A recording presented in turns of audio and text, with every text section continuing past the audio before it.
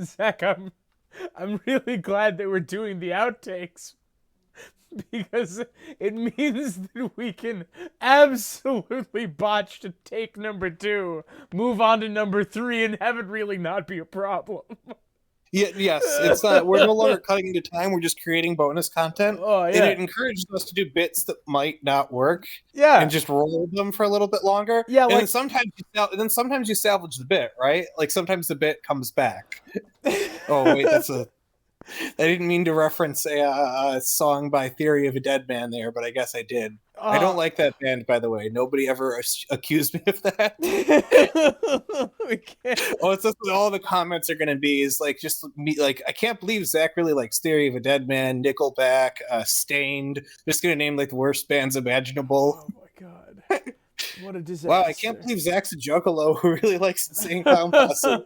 Didn't see that one coming. No, Zach, they would never accuse you of that. I've seen you play Dota. You're not a jungalo, you're a bot. Oh God. Yeah. Oh, that's terrible. Yeah. That's horrible. I haven't played the new patch yet. I'm a fake fan.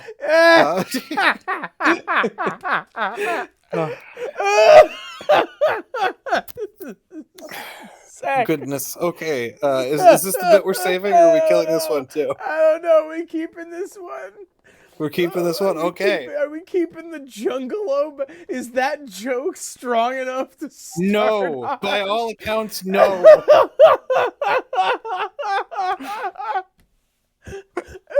Zach, like when you play MOBAs, sometimes you go into the jungle. Yeah, yes. like walking in front of Roshan, and Roshan's in just full clown makeup. Oh my god, I'm crying. Oh my god, I'm crying. Zach, do the thing. Tell us, what are we doing today? So today, first of all, thank you to all our patrons. We got everybody who submitted to the forum. I don't know if it's everybody who paid for that tier, but everybody who submitted how they want their name written, style, color, like little piece of art. You're on the board now. Yeah. We moved you around because we didn't want anybody's name to be in the I hate it column because we don't hate any of you. Although we are going to go write some of our friends down there. Is that there we go. Oh, I'm sorry. No, see, that's really rude. Yeah, you don't believe Zeb. There it is.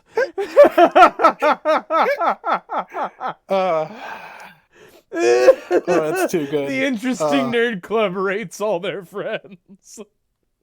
The guest stars tier list. That's what we'll do. Anybody who's ever appeared on the show, we'll do a tier list ranking. This is a beef I'm channel. sure it won't upset anybody at all. This is a beef channel, and I want you all to know that we are feuding with Captain Time. And you go What's tell up, him. Interesting Nerd Nation? Yeah. Okay. Oh god. Zach, Okay. we're doing a thing. By the way, I would like to compliment you briefly, extremely briefly. This is a great Ewok.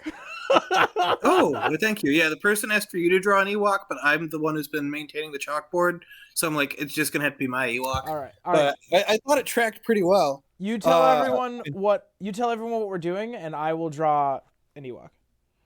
Go for it. Yeah, so today it's the Secret Targaryens NerdPoll. We've had this NerdPoll up and running since January. Very late January, but since January.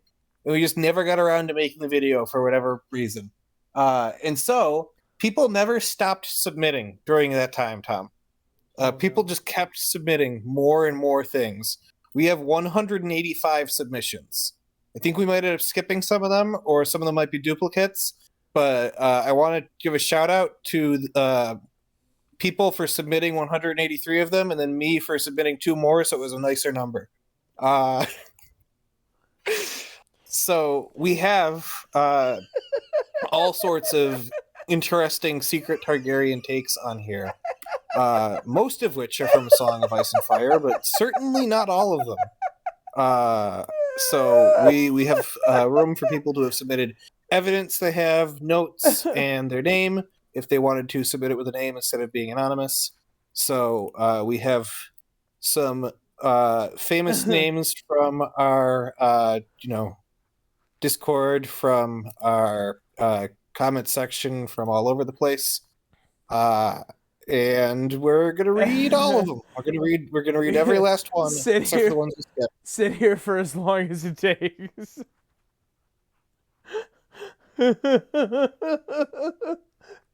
I was looking at the spreadsheet and not seeing that your Ewok was an E with legs. Look at him. Look at him scoot. Now it's an E run. No, I'm sorry. I'm sorry. Does not fit with the spirit of the prompt at all. There we go. This is the kind of hard-hitting content that you come here for. Yes. Yes. Yeah. Okay. All right, Zach. I would love to get started. I'm very excited. I think this is going to be great. Okay. It's going to be wonderful. Is this in any particular order? It is an order of submission. So we are starting with the first one, which came in at 12:25 p.m. on December 28th of this year. So we're going all the way to the ones I submitted minutes before we started recording. Oh my God! What a disaster! Yes. Tom, do you want to guess who the first name is going to be on this poll? I'm gonna. It's got to be you. No, I don't know if anybody submitted us. We're gonna find out. I hope you're strapped. We are going to find out. The first person that somebody submitted as a secret Targaryen is, drum roll please. Yeah. Mance Raider. Okay. The evidence. Is it Reyder or has Ray from Star they Wars? wrote it as ManceRayder. They did not also capitalize his last name, but I presume that was a mistake. Okay, perfect. This needs to be smaller font. Yes, I agree. There we go. I would even do like an 11 instead of a 12. Oh my goodness. Just save some space for All right, future Zach. Okay. names. I need a beverage. Oh, I need a beverage also. I have plenty. Here's another fun bit while we're making a really long video where we can afford to do that.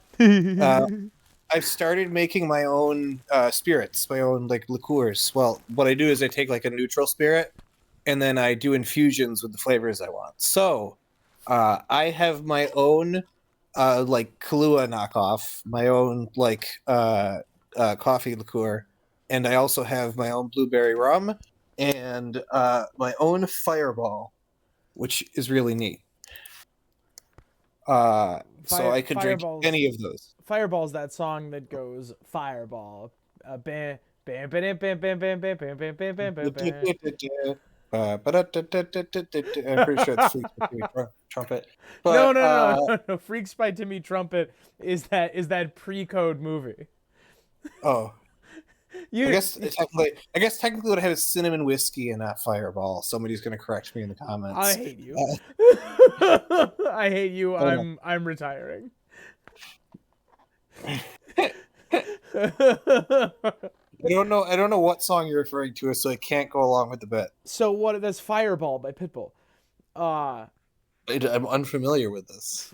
How can this possibly be true? I've never heard of this song before. You are jesting. Fireball by Pitbull. I've never heard it. It's the one that goes Fireball. Bam, bam, bam, bam, bam. Bam, bam, bam, bam, bam. Maybe I've heard it before. Maybe I just think. I mean, I'm combining multiple Pitbull songs in my head. It's the song that goes, "I saw, I came, I conquered," or should I say, "I saw, I conquered, I came." You know the song. I'm gonna re-listen to it after this video for sure. I probably have, and it's just been forever. Here's a fun fact. If you start this video and Fireball by Pitbull at the same time, they actually sync up really nicely, and the brain damage makes them sync up even more. Excellent. Yeah, you just need to put it on a 4-hour loop, so it's the duration of this video because we're still on our first Fire, page, 185. Fireball. Zach, we have Mance Raider. Yes. Why So do they here's the say evidence. Mance Raider? During their visit to the wall, Jaehaerys gathered a bastard at Molestown. I presume they meant fathered.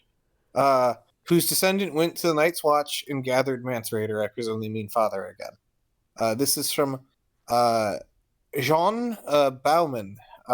They said to pronounce it French. That's my understanding of how it's pronounced in This French. is my understanding of the French language. My understanding of the French language is to say the first consonant and then just make a couple of soft vowel noises and hope you nailed it. Don't say soft vowel noises. Jean. No, geez, no, definitely don't do that. Don't do a French accent. You get canceled for being French. And sorry to all the French people in the audience. Man, Zach, I'm so excited. We're going to be able to put so many more things in the I hate it section this time. Yes. You can put my French accent down there. You hate it and you don't believe it. Okay. Wonderful. Mance Raider. No, we have to accept the submissions at face value, right? Yeah. Mance. It's not a Mance Raider. It's a Mance Raider is separately a Targaryen. It never says that Mance Raider is the child of Jaehaerys the Conciliator. It says no. What it says is Mance Raider's presumably grandfather was adopted by Jaehaerys the Conciliator. No, it says fathered. No, I heard you. I heard you. It says gathered. That's true. He's a twice adopted Targaryen. Yes. Assuming that they meant fathered, though, that would make him a Targaryen. But do we have any evidence that Jaehaerys fathered a bastard at Molestown? No, the only evidence we have, we don't even know that Jaehaerys went to Molestown. I don't believe that Jaehaerys ever visited the Wall. His wife certainly did. Yes. I remember that. I think he might have gone. He had a very long reign, so it's not inconceivable he went to Molestown. But, we don't have, Jaehaerys wasn't really the one who fathered that many bastards. Unless we're talking about the second Jaehaerys, but even then, we don't know if I'm fathering any bastards, I don't think. Zach, you're putting words in this human being's mouth. As we know from the story of Jon Snow, an adopted Stark is still a Stark. I don't believe it, but I do like it. I'm putting it up there.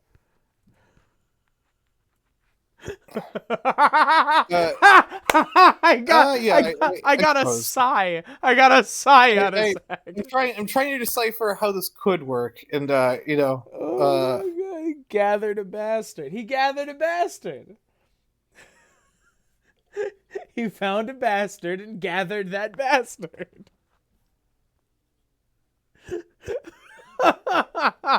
Fine. Yes. Okay. We certainly can't do this with all of them. So this is 1 out of 185. Next one. Okay, let's. I have to keep us on task, Tom. I'm sorry. Taking it realistically, so we have the I believe it up there. I don't believe it, but I don't hate it. I'm gonna put it in here somewhere. Yeah, I'm not sold on it, but it's him having a Targaryen ancestor is interesting because in some ways you could make a comparison between him and Aegon the First, right? He's conquering Westeros just in a different way. All right. Next on our list. Yeah. Septa Lemore. Ooh. Wait a minute. That's interesting. Okay, go ahead. Notes or submit any evidence for this. Related to young Griff Blackfyre, mother or aunt, gives a reason for her traveling with him. Whether or not Lemore or Targaryen is a Shardane depends on the discretion of the reader. Submitted by Anonymous, in parentheses, my name.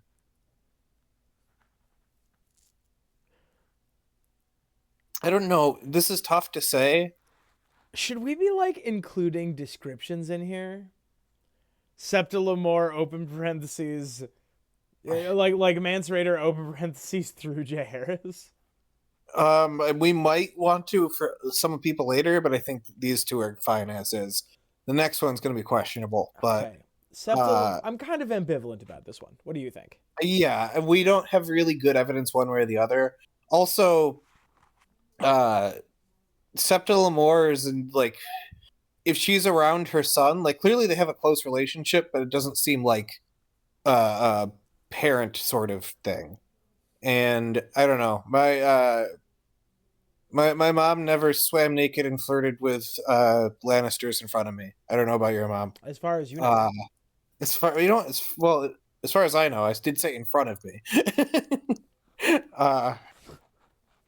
I'm gonna put it.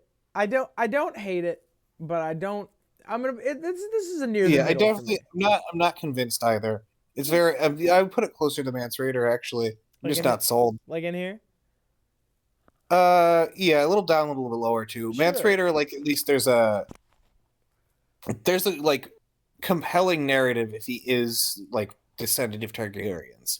He is just as plucky as Aegon was. He just doesn't have the dragons. Septa Lemore, if she's related to like wait, why are you moving only some of Forge?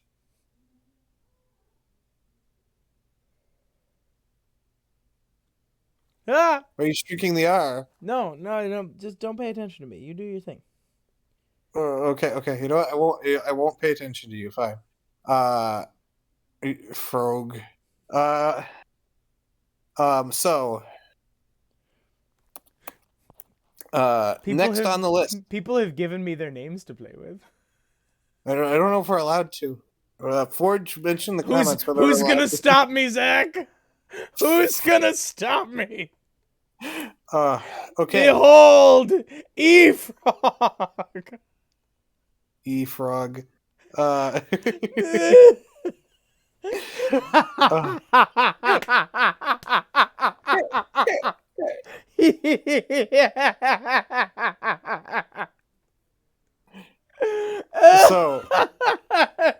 oh my god, I lose my mind already. We're not even like in the double digits. It's so fucking funny to me.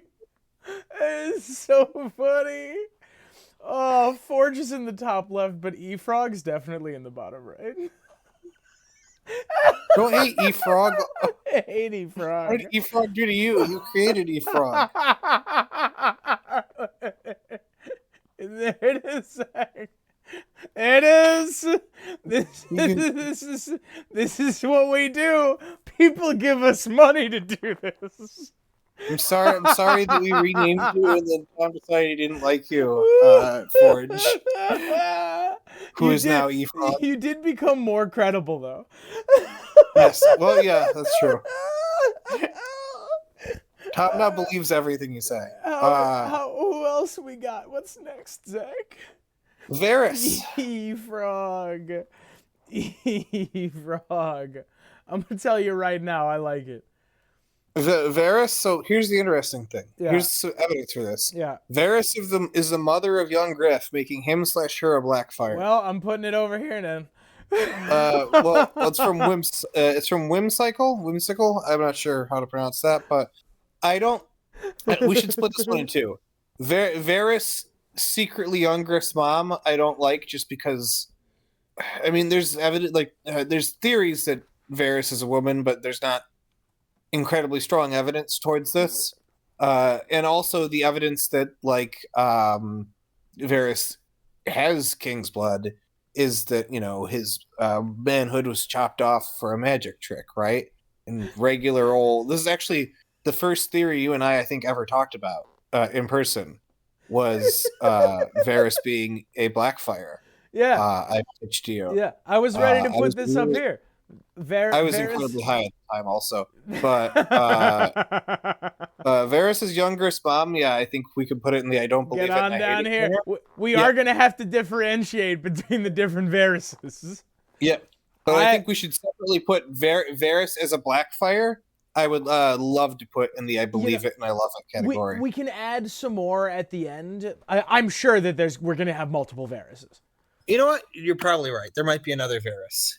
All right, So so we can put that safely in the middle of that you right, quadrant, I right down think. here. I honestly, Yeah. I'm gonna bring it even a little bit down if that's okay.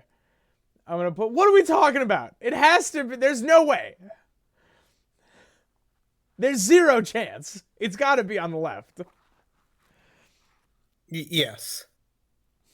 I'm putting it. That's I'm putting it right there because I do kind of hate it. yeah. I think that's fair. Oh my lord! Like Septa Lamore as young Griff's mom. Fine, right? I don't like it, but fine. Varys as young You Griff's feel like the mom. character that we've known for as long as Varys, George R. R. Martin would have put some sort of like We winking hint towards we that, would right? have we would have dropped a hint. No, Zach, I lied. I'm sorry. I lied. I can't misrepresent. Ah, no, I shrank it. Yeah. It's going all the way up there. Why? Because I've decided I like it. It would be the craziest reveal of all time. Yeah, you're right. It has some real giant robot energy, you know. Yeah. Next one on our list. Uh-huh. The Tattered Prince. Why? The evidence says not only that he speaks High Valyrian, was a part of the Second Sons, which Aerion Brightflame and Bittersteel were briefly a part of, which I'm pretty sure we don't have any evidence for that last part being true at all. No, I I don't think remember that. no, I don't know about Aryan Brightflame, but Bittersteel, yes, he did spend a little bit of time as a second son before he founded the Really? Volk Oh, I family. forgot Yeah. about that. Yeah. My Bittersteel knowledge is lacking. Everything about it was great. Oh no, I was totally wrong. Aerion Brightflame also does join the Second Sons. All right. It says so on the wiki. There's a history of exiled Targaryens. Joining the Second Yeah, Sons. strictly speaking. Uh, Okay, perfect. So, is that it? Is that the end of the? yeah, that's it. Um, I mean, I already believe that the Tattered Prince is a Targaryen. I totally already believe that. Or at the least he has some sort of Targaryen blood. Like, I've believed that for a while. And also, as I just outed myself as not knowing a ton about Bittersteel, Aerion Brightflame, or at least not as much as I should, and uh, the Second Sons as a company. Wow, yeah, it kind of fits. It kind of fits that he was he once a second son? Yeah. He was in the Second Sons, the Iron Shields, the Maiden's Men, and now he runs the Windblown. I'm gonna put I don't know this who he would be, but like right in here somewhere. Yeah. yeah. I yeah, we'll put it right there. Perfect. Okay, yeah, I like it. I like it. It's fun. It kind of tracks, um, because like we don't have like any character motivations for him at this moment. Yes. We just have his like. Now see, hold on. He wants dragons dead. He wants what? He wants dragons dead.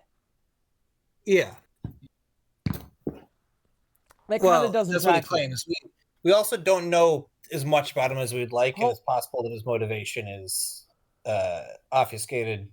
hold the fucking phone there, bud. He tries to kill the dragons. Well, he does try and kill the dragons, but he was also teaming up, if I recall correctly, with somebody who wanted to steal them, Yeah. or at least it could have been the case that he had a greater plan that just went awry. Right. Potentially stealing one and killing the rest, so he's the only person with a dragon. This is something I would imagine Euron doing, for example.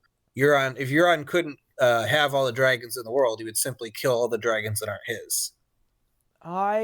Fine. I'm happy with it there. Actually, that made me like it a little bit more. Also, I've come around on E-Frog. Can you move E-Frog up to the I like it and I believe it quadrant? Um, I'm starting to like E-Frog. no. Oh, I covered up a little bit of Zelzar. I'm That's sorry, fine. You can Zelzar. do that. Wait, hang on. You can There we go. That's fine. you can move E-Frog up. There we go. I'm not. No, Efrog can go up to here.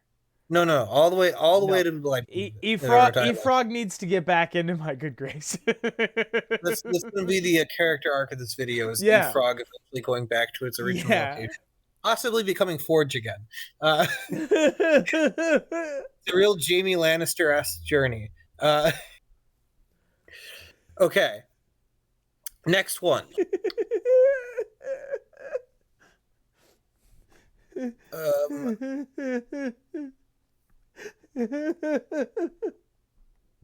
The next secret Targaryen is Rhaenys Targaryen. Wait a minute. Hold the phone. Why? And also what? Varys wasn't lying to the dying Kevin Lannister. Aegon is the real Gon the Sixth. Varys would have just kept Rhaenys as a power piece and is hiding her. Notes. Varys enjoys torturing Kevin. It's dramatic and theatrical. He wants to do it. He has no reason to lie except out of character to the audience. Submitted by Victor, son of Sebastian. And that's, well, I mean, like, I do believe that Rhaenys Targaryen is a Targaryen. Like, I like and believe that. I just think she's dead. I think that's ridiculous. Well, you think she's Sorella Sand, but however, we can both agree on one thing, which is that Rhaenys Targaryen was a Targaryen. Correct. That does seem to track with the story as written. What are you doing to Nick What are you talking about? Get out of my stream. What are you doing here?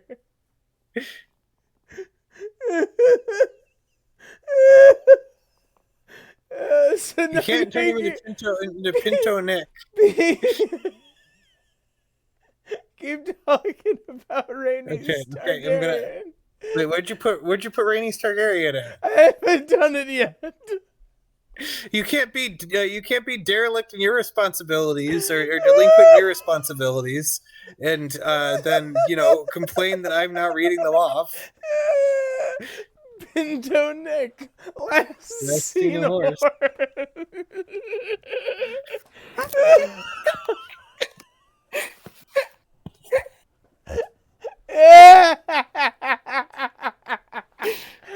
Yeah.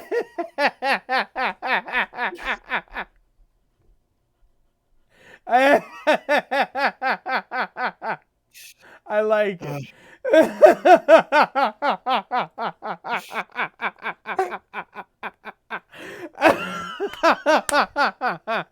I don't know if more people are going to join the Patreon to get their names messed with, or if everybody who gets their names messed with is going to fully ghost us.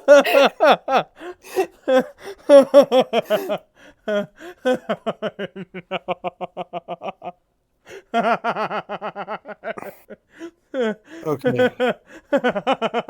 Rhaenys Targaryen, we believe, is a Targaryen. I don't know how we would have believed otherwise. Rhaenys, what is it? As whom?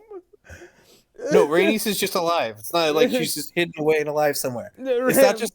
It's just Rhaenys, which the prompt was secret Targaryens, which yes, yeah, Rhaenys was okay. It's a very poorly kept secret. Rhaenys as an alive person. I don't believe Rhaenys being alive. You do. I should note that you do believe it. I love this one. I think it's great. I don't necessarily believe it, but all right. I'm comfortable putting it right up here, right on the left side of the line. If that's I certainly like Rhaenys as a Targaryen. That's true. And if she's alive, that could be a cool reveal. Pinto Nick. So, oh boy, we have a second Septa Lamore.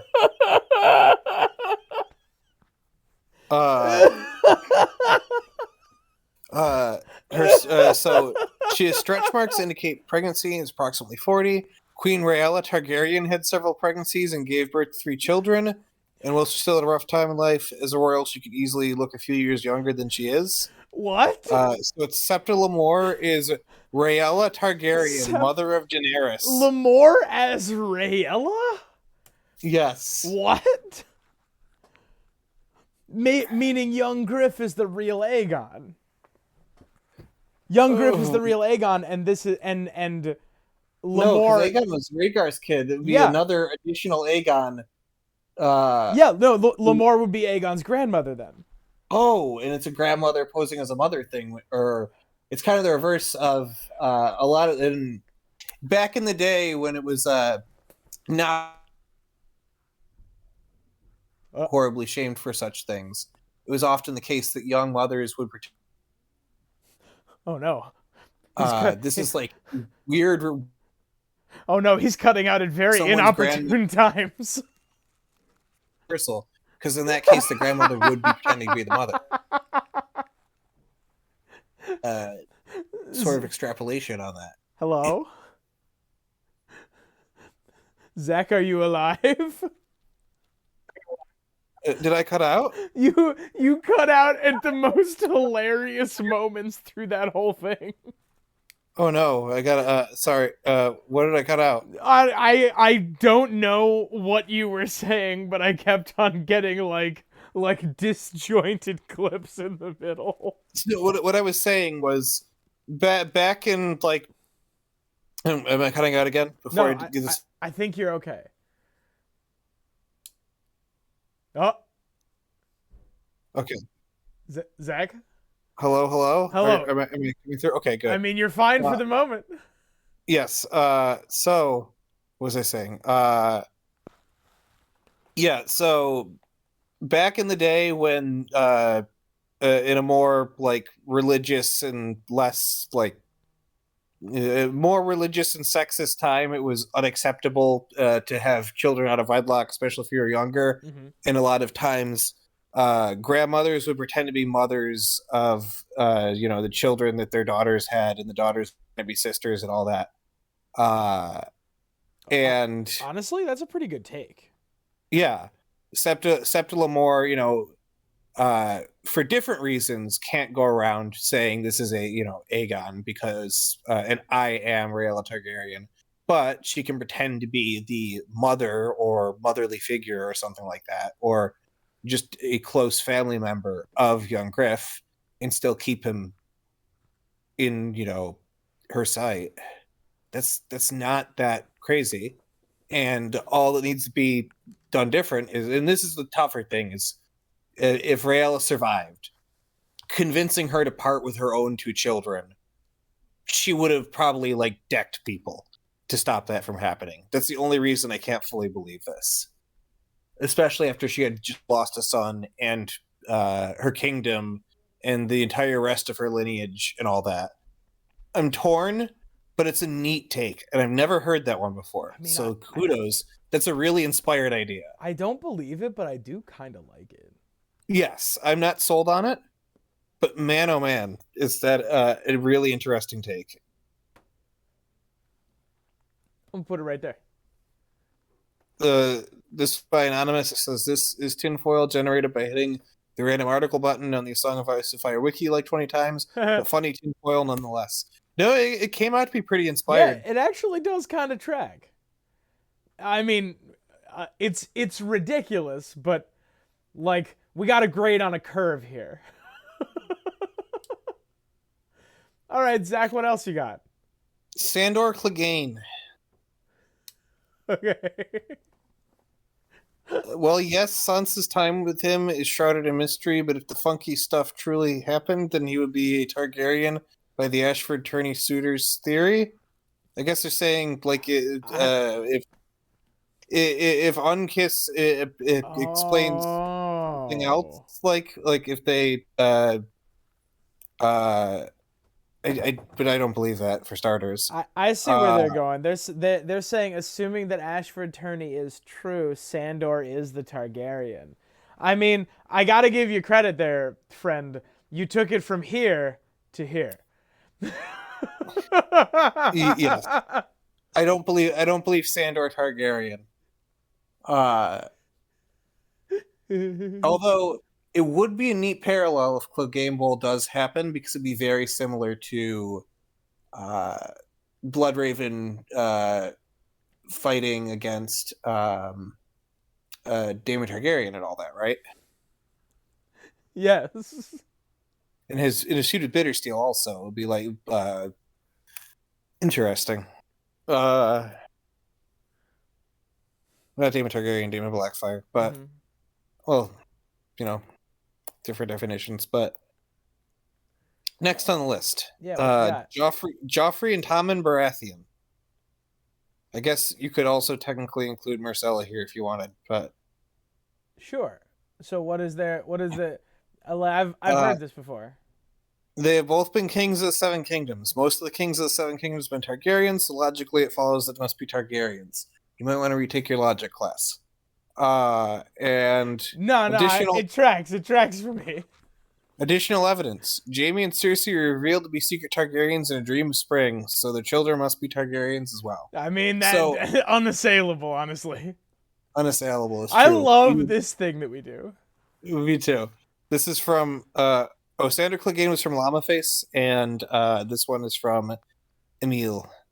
And this So is Joffrey, Tommen, Myrcella. Um, I mean, so I only I okay. Let's talk about I like it. I am only gonna say that I like it if we are saying that Jaime and Cersei are secretly Targaryens. Do we like that theory? I've always liked that theory. I don't know if I believe it, but I always like the because that makes Tywin's hatred of Tyrion all the more ironic. Yeah, If Tyrion's his only actual son, and then Cersei and Jaime are not his. but it also doesn't Like that really seem to track. was that It also doesn't really seem to track to me. You know? yeah, if there other than well, there are some concerning signs that like, Cersei has a little bit of the Mad King in her, but I've always seen that more as a like absolute power corrupts absolutely sort Yeah, of thing, it's a right? it's a thematic parallel, right? Yeah. I recall an alt Swift X quote. Yes, she likes fire. Not all people who like fire are Targaryens. I'm gonna put it right above Mance Raider. I like it a little bit more, but I don't believe it anymore. Yeah. You're also starting to cut out for me a little bit, but Oh no! What a disaster! no, you're good. You're good. Uh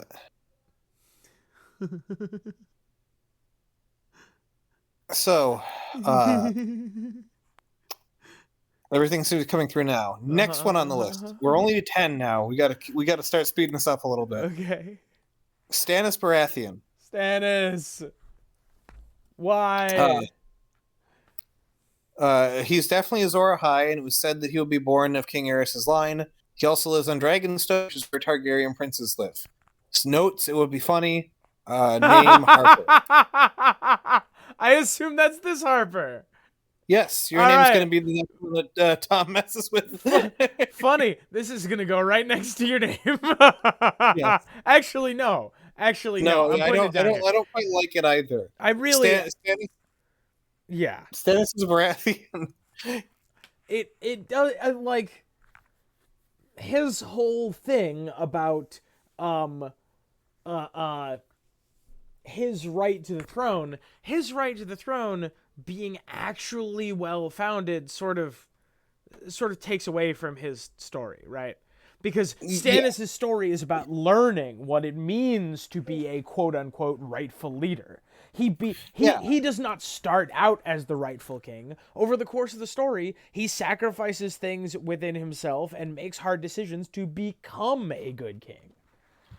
yeah, and part of like George's writing here, if we're getting into like not just the neat storytelling stuff, but like the politics of it, like he's showing that in a feudalistic system where a bigger army diplomacy and cutting deals with power players is the only way to advance, uh, the best king possible might not end up on the throne strictly because he doesn't have enough troops or he loses a crucial battle or something like that.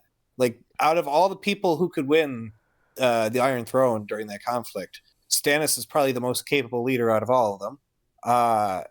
And he doesn't get it because it's not a meritocracy, nor is it a democracy. It is decided by a bunch of fighting and the last man standing, and then hopefully that person's kid if there isn't another power struggle. Duke, I'm not messing with yours because yours is good. Everybody else's was good. Oh no, I cut off the bottom of Pinto Nick.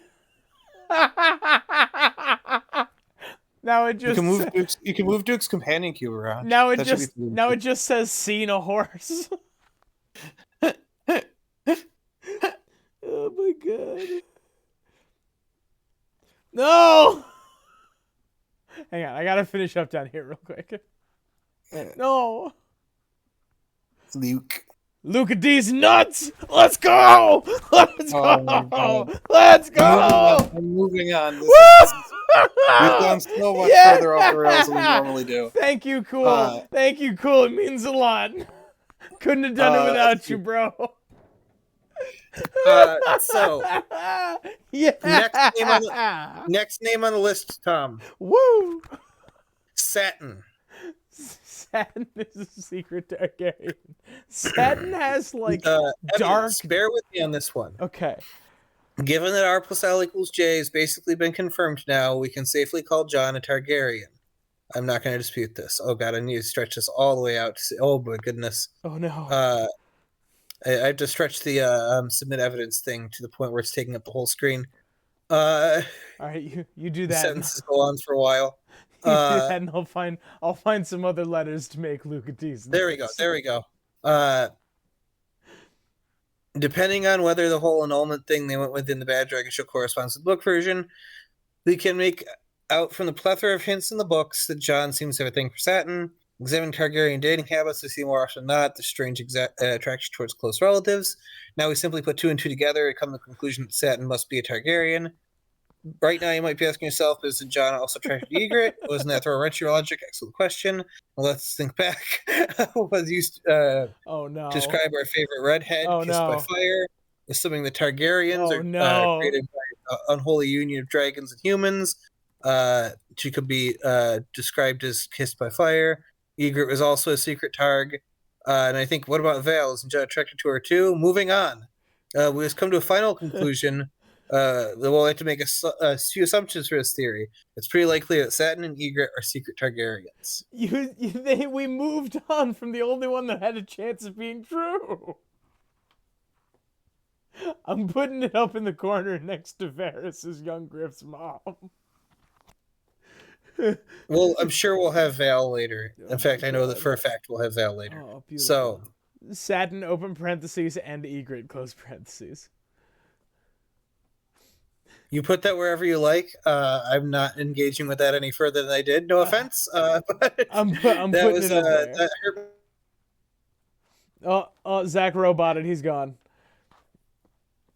Everybody say goodbye. It's a Tom show now. That's right. Nobody can get me off the mic. I'm not roboting anymore, hopefully. Hello? See, maybe if I just keep talking, maybe he'll think his mic still isn't working. My mic is clearly working fine. Fuck. Yours is. You can move Zelazor down into the I hate it category? No, this is the workshop. Oh, okay. This is where you make Frankenstein-esque abominations of people's names.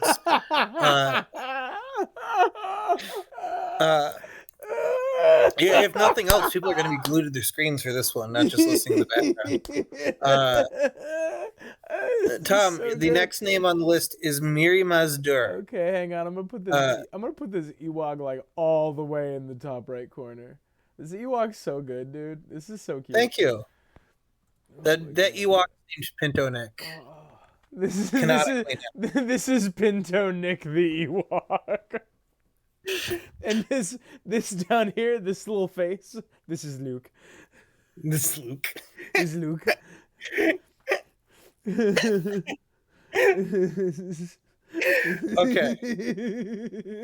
Miri Mazdur. I need a drink, damn it. I squished it. Oh no, I did it again. Luke. Stop squishing Luke. Luca D's nuts.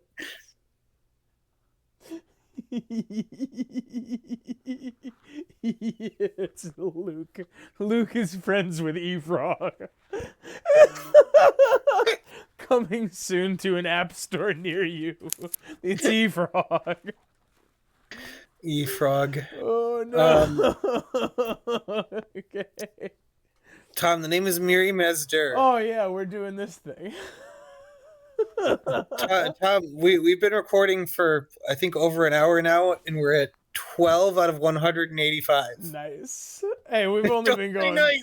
We've been going for 45 minutes. How do you spell Miri Muster? Mirrimazdur is how this person spelled it. So we're just gonna assume that's correct. Yes. Okay. So are we gonna reference D plus M plus M equals D? My favorite theory. The evidence submitted was maybe Under, who's obviously the kid of Bloodraven and Shiera Seastar. I don't know. You guys make it make sense. I don't know. You guys make it work. From Thomas. I don't know if I said, but Satin was from Maddie. I'm kind of. Is it okay to make ligmas off of other real humans' names? I don't know. Should we test that hypothesis? Okay to take the chalkboard names of our patrons and stitch them together into admittedly really funny bits? Because I'm gonna be honest, I'm kind of mad these nuts aren't hitting your face.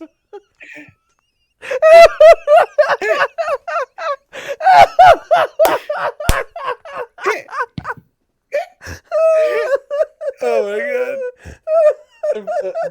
Tom, vamp for a little bit. I need to go get a drink. I can't breathe. It's just gonna be me laughing. Oh no.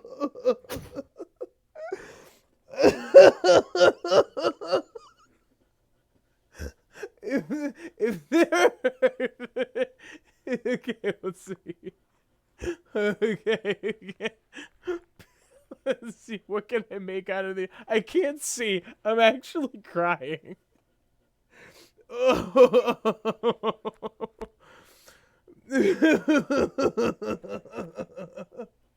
Yeah.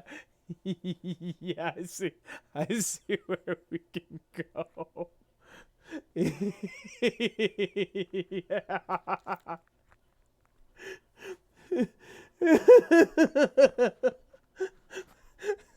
I hope this is what you guys signed up for.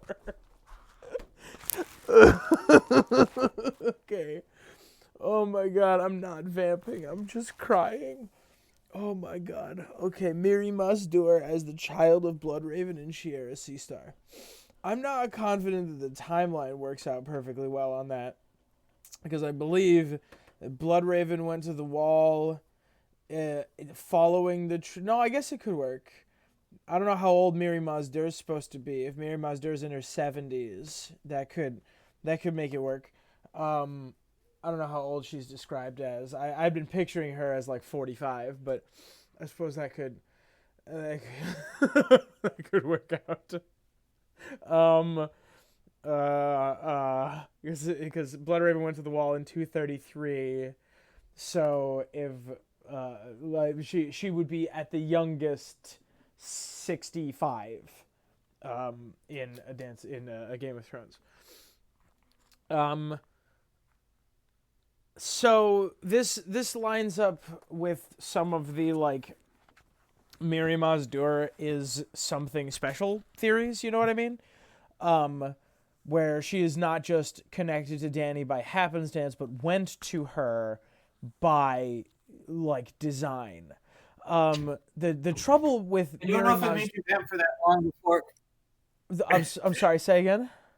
I said I don't know if I've made you vamp for that long before. Oh my god, please don't worry. The first 60% of it was me crying. That's good. That's good. So I was talking about Miri Mazdur. It's plausible that like the timeline could work out if I calculated it to 65. If Miri Mazdur is at least 65, she could be the child of Bloodraven.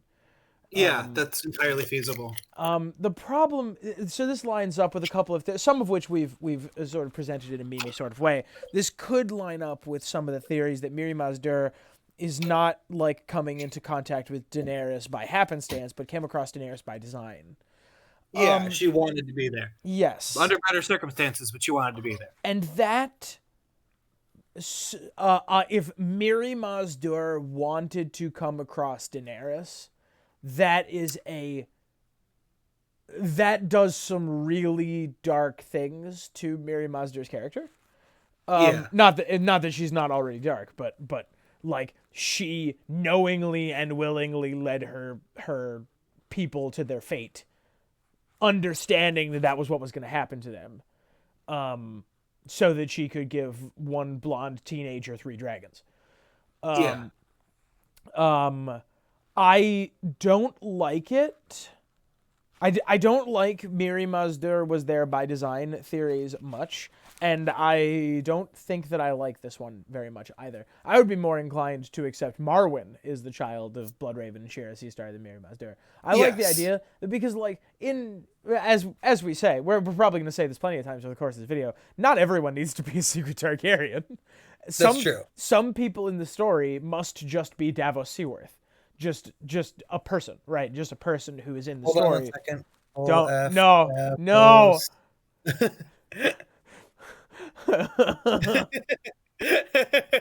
Well, we're not there yet. All right. So I am probably gonna put it. It's not unreasonable, but I'm gonna put it like down here. Okay. Somewhere down there. I like it more than Stannis, that's for sure. I'll put it right there. And that was from Thomas, if I didn't say. Okay. Okay. These next 3 come from Rage Unicorn, so they all come from the same place, the same human. This is Rage Unicorn. I do believe that this is Rage Unicorn. Thank you, Rage Unicorn. Let's see. So, is Tom drags another person to the workshop? No. R plus L does not equal J is the submission. Don't look at my screen. Which feels like it's the incorrect format, but yeah, we haven't been dealing. We don't deal with enough like algebra in the A Song of Ice and Fire community. Captain Time, who we've established we're feuding with, one of the best videos in the A Song of Ice and Fire community is his solving the math problem of R plus L equals J. We don't do this enough. Okay. So go ahead. How can we turn this into like an inequality? How can we get like R plus L is greater than or equal to J? Well, what we need to be is anti Jon Snow. Whatever the opposite of Jon Snow is that a Targaryen? Which I would say no. The opposite of Jon Snow. Yeah, for sure. Negative James Lava. Negative Jon Snow has got to be Jon Snow, the British newscaster. Yes, sure. Let me know if that joke tracks for anyone. Go ahead, Zach, do it. Okay. Do you want me to read the evidence? It's like a lot. Oh, it's a lot for something that we're not going to be able to categorize. I did forget that we're doing this. Okay, so what's the pitch? That Jon is not a Targaryen, basically. Oh, so we're doing the opposite. Sure. Yes. Sure. Not Jon. Not Jon. Not Jon. I know where this is going.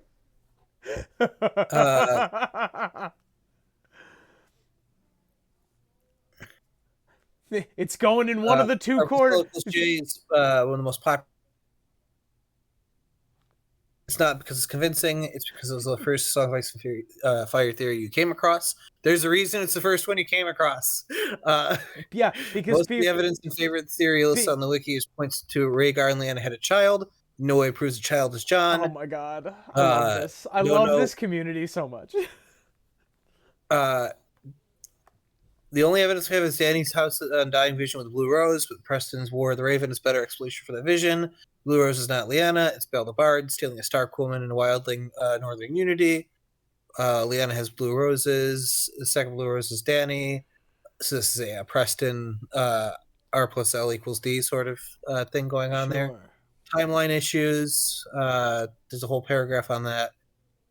Jon has no dragon Targaryen imagery. Doesn't Jon have that whole thing where he and Rob would pretend to be Targaryens? Or He does. Now, I don't know that that is the best evidence, but he does have that. I'm sorry, Rage Unicorn, you wrote a whole like paragraph and nuanced argument that I don't have time for.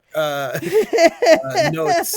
I'm not sure who was born at the tower. Maybe Dany, maybe Fagon, maybe the baby died. I'm gonna vamp here.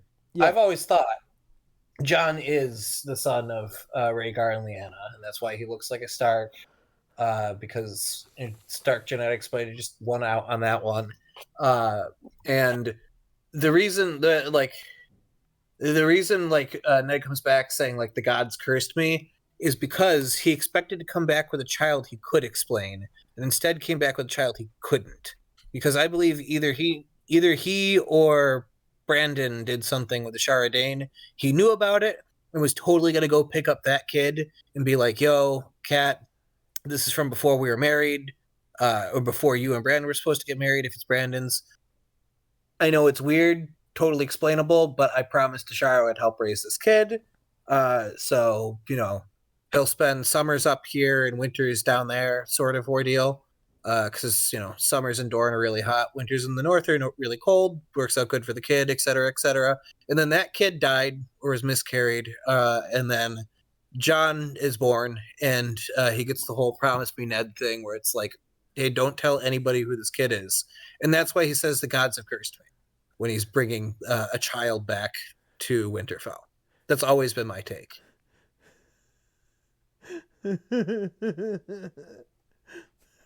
No.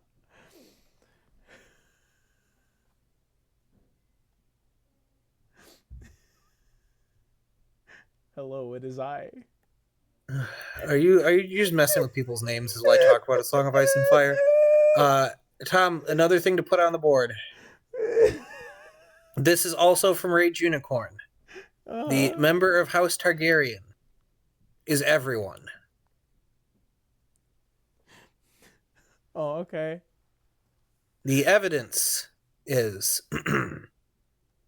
Aegon the Unworthy fucked. Right, everyone is what's happening.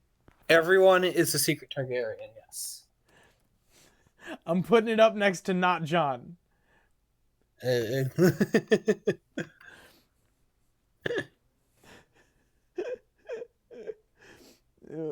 Come here, Redist. Get on down here.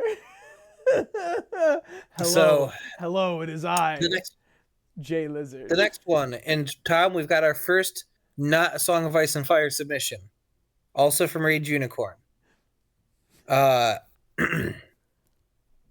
Enemy, Darkness, Dementia, Ravenway. Ebony is spelled wrong, but that happens a lot in the fanfic also. This is the main character from My Immortal. Yes, I am aware.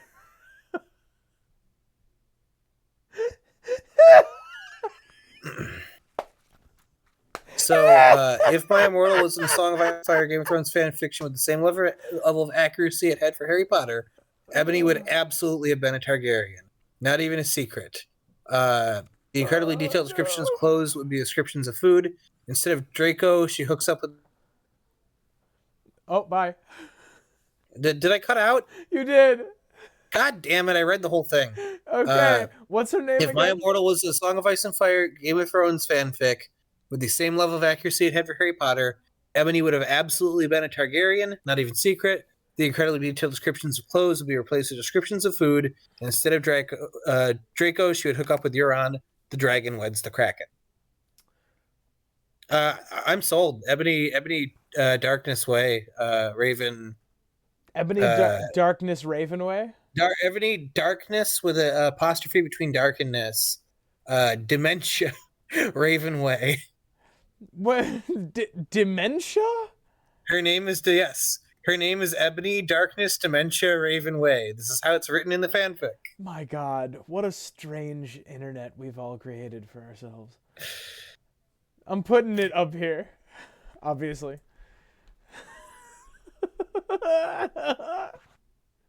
There's nowhere else Another one. to go.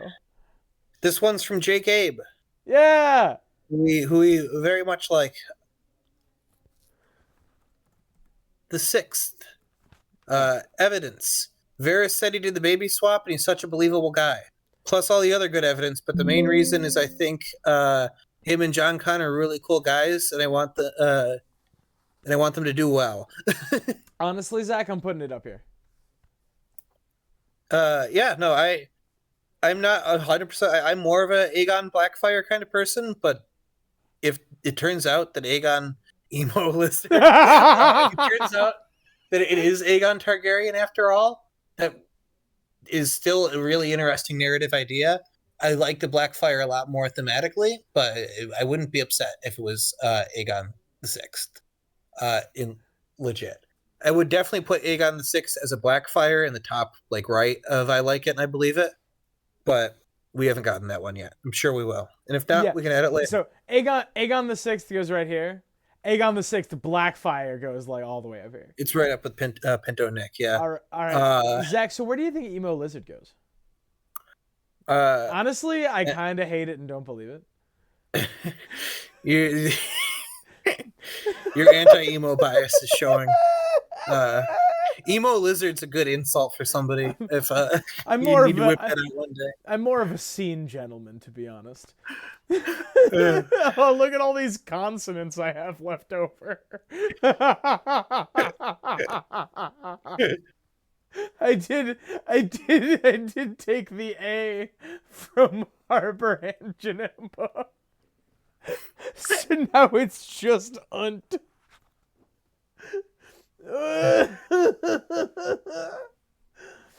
Oh my God. Oh wait, hang on. We can do a real quick one here. Hang on. Shoot. Hang on. I got you. Hang on. Don't go anywhere. Hang on. Don't panic. It's fine. Okay, we're gonna do this, right? We're gonna do one of these, right? And then we're gonna go back up. I'm gonna let you go through this while I read the next one. You can do your thing. Here. I'm holding you hostage. You gotta hang on. We're gonna take this one, right? We're gonna do this, and we're gonna go up, and then we're gonna up, and we're gonna take it, and we're gonna haunt Janemba. Oh, I thought you were gonna try and make haunt,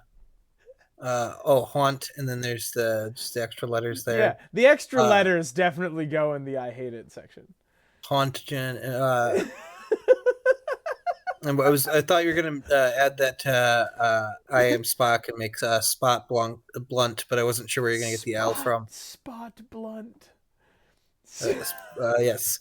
Anyways, Jake Abe also submitted Satin and made the same argument. Jon Snow is a Targaryen. Jon Snow is attracted to Satin. Targaryens are incestuous. I don't think we need to relitigate that one.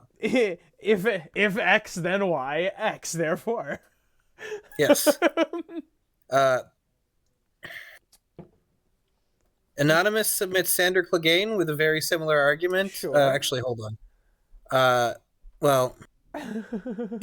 When Sandor was a child, his older brother Gregor has face in the fire, causing severe burns. This is his Clegane half of his face. The other side of his face did not burn because it was his Targaryen side. As we know from show canon, all Targaryens are fireproof. The other side of his face didn't burn. Why again? It was his Targaryen side. That's extremely funny, and I'm moving this up the list. That's good. It's up here now. Hey, it's over the line. Keep pushing Sandor, everybody. Next one, submitted by Patchface Fan 72450, is Patchface. Sure. The evidence is he's Patchface. He is. And the notes is, under the sea, the men feast on starfish soup. Starship and all Troopers. The swimming men are crabs. Starship Troopers. Under the sea. And all the swimming men are crabs. Under the sea, the Tim Allen's feast on Starship Troopers. I know. Jim Allen's not in Starship Troopers. He's in Galaxy Quest. Damn it! Damn it! Damn it! Damn it! We got to start over. Just the whole video. Hang on, I'll end the recording. Listen, we'll be fine. No, we would lose so much. Okay. We will lose all 16 names we have so far.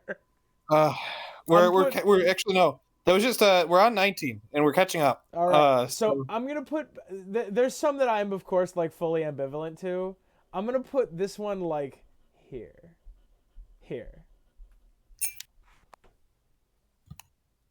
Like it's of course silly, but it's silly enough that it doesn't deserve an edge. If you know what I mean. Yes. Next one on the list, Garyon Lannister. He has blonde hair and traveled to Valyria because he's a Targaryen. He just really liked it there and never left. Holy shit, Zach! I'm putting that all the way up in the top left corner. Garyon comes back riding like Grey Ghost. The reason why nobody returns from Valyria is just such a nice place. No one ever wants to leave, even the crows. Next one. Zach, that was this thing that was submitted by Gary Lana fan 291. Zach, this thing we do is fun. It is. This next one is Daenerys. Sure. Notes. Very similar last names. She claims to be the queen, and Targaryens have been rulers of Westeros historically. She has dragons as their house symbol. There's a lot of other evidence here. She knows some High Valyrian, which is the language Targaryen spoke in House of the Dragon. I don't know if the timeline works though logistically. And notes Conwen. There's probably a good Ocean's 11 joke here, but I will be trying to make it out to Con of Thrones this summer. It's in Orlando.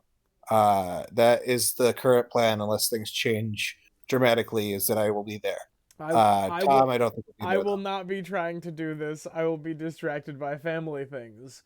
However, Zach, you can put me on an iPad and I'll video chat in. Sure.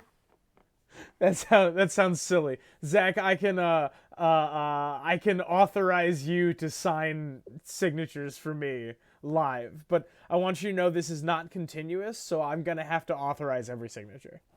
Okay, it's not rolling permissions. It's individual.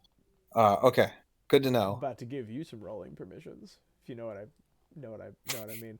Zach, where am I putting Daenerys Targaryen? I mean, I like it and I believe it. Daenerys Targaryen, secret Targaryen. Right. It's just a very poorly kept secret. Here we go. I'm moving these guys. Come on, guys. Come on down. Oh no, I can't cover up Perk 101. The Fallout class I'm teaching. Oh my gosh. This is the most fun thing we've ever done. Oh, thank you everyone. I don't know if Reddist and I Am Spock are grateful or upset that their names haven't been touched. I'm sorry. I'll get to you guys. I'll get to you guys. We did mention Duke, although I'm sure there's stuff to work with there also. Don't you worry. I want to leave. This is a great sentiment, but don't you worry. I'll pick it apart in a minute. Good. Next name on the list. Yeah. J. Jonah Jameson. Oh, good God. The only the power of the dragon can run the Daily Bugle is the evidence. Submit any notes, pictures of Spider-Man. This was submitted by not Peter. Submit any notes, pictures of Spider-Man. We don't have any evidence that Jonah Jameson is a Targaryen. But it doesn't jive with his whole personality. He's just some regular ass New Yorker, right? Yeah.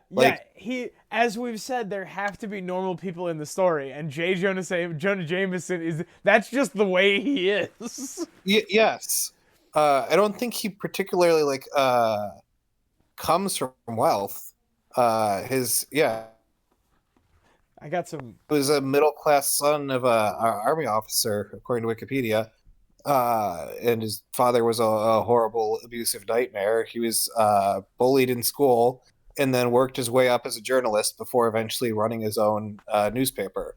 Like he has a pretty like he could be like parallel wise, maybe he's secretly like a Targaryen bastard from like King's Landing, if King's Landing is New York City, but we have absolutely no evidence of this. He is supposed to be just a guy who came up based on his skills, is kind of an asshole because of the hardship he went through, probably. But like, I don't know. His son is an astronaut, which isn't quite Targaryen either. I'm trying to find something here.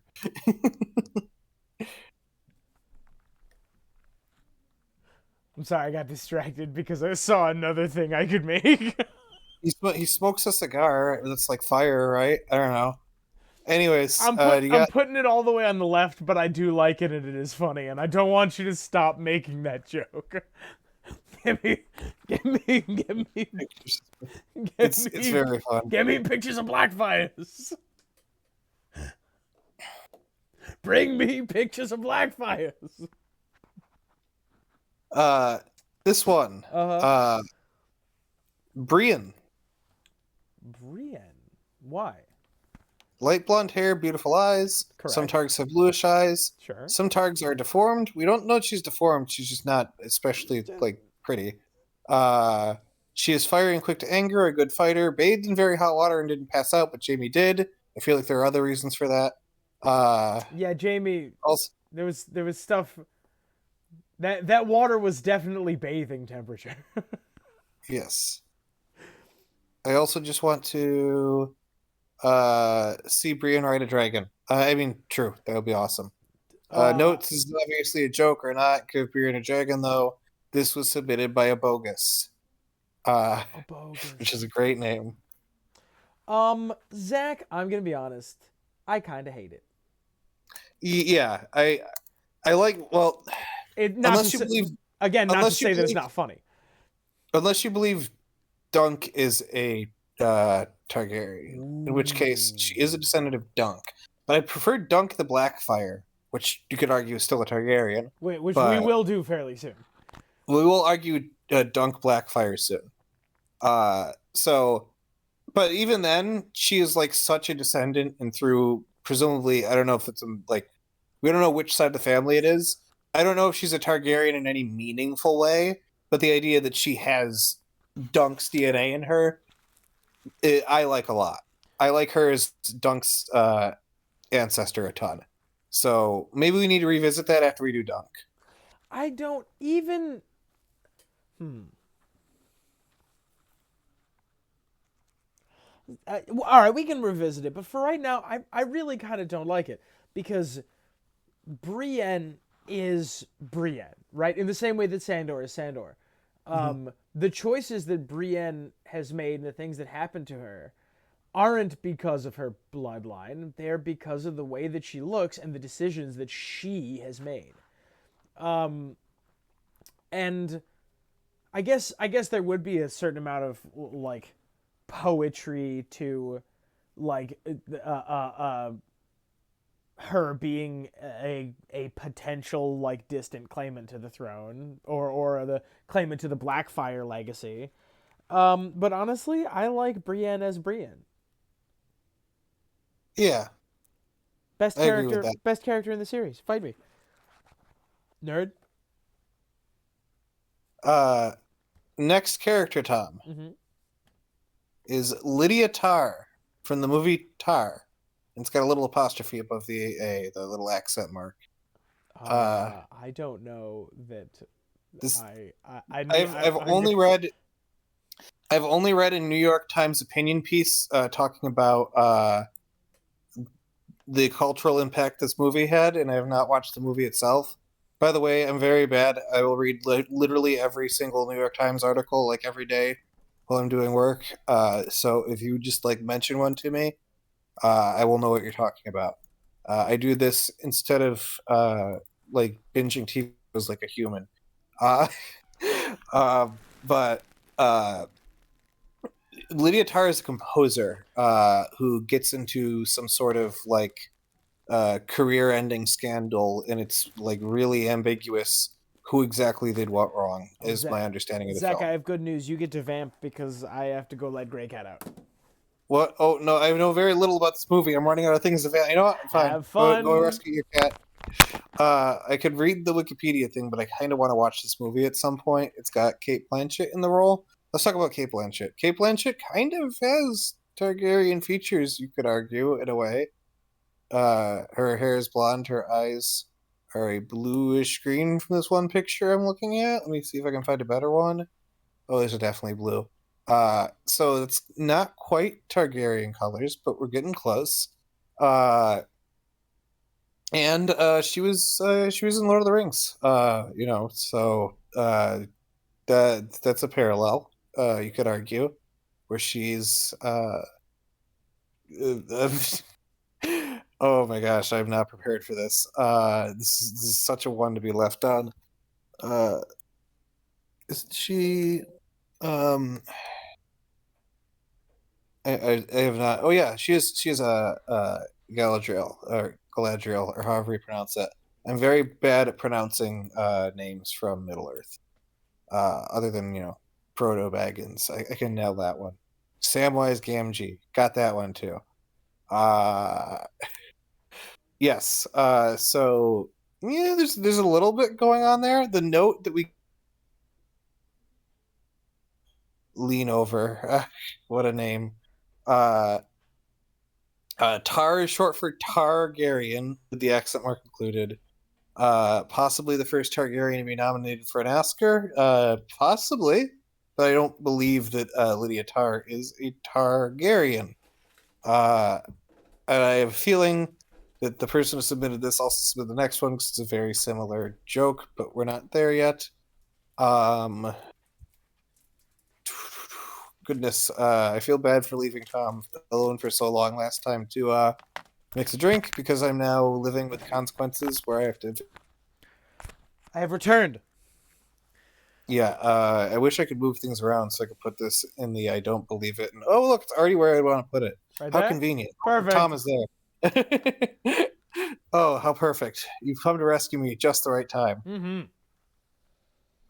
We were talking about Kate Blanchett plays this character, which is the only reason like I'm giving it any amount of like consideration. Is Kate Blanchett would play damn good Targaryen someday, if she ever wanted to.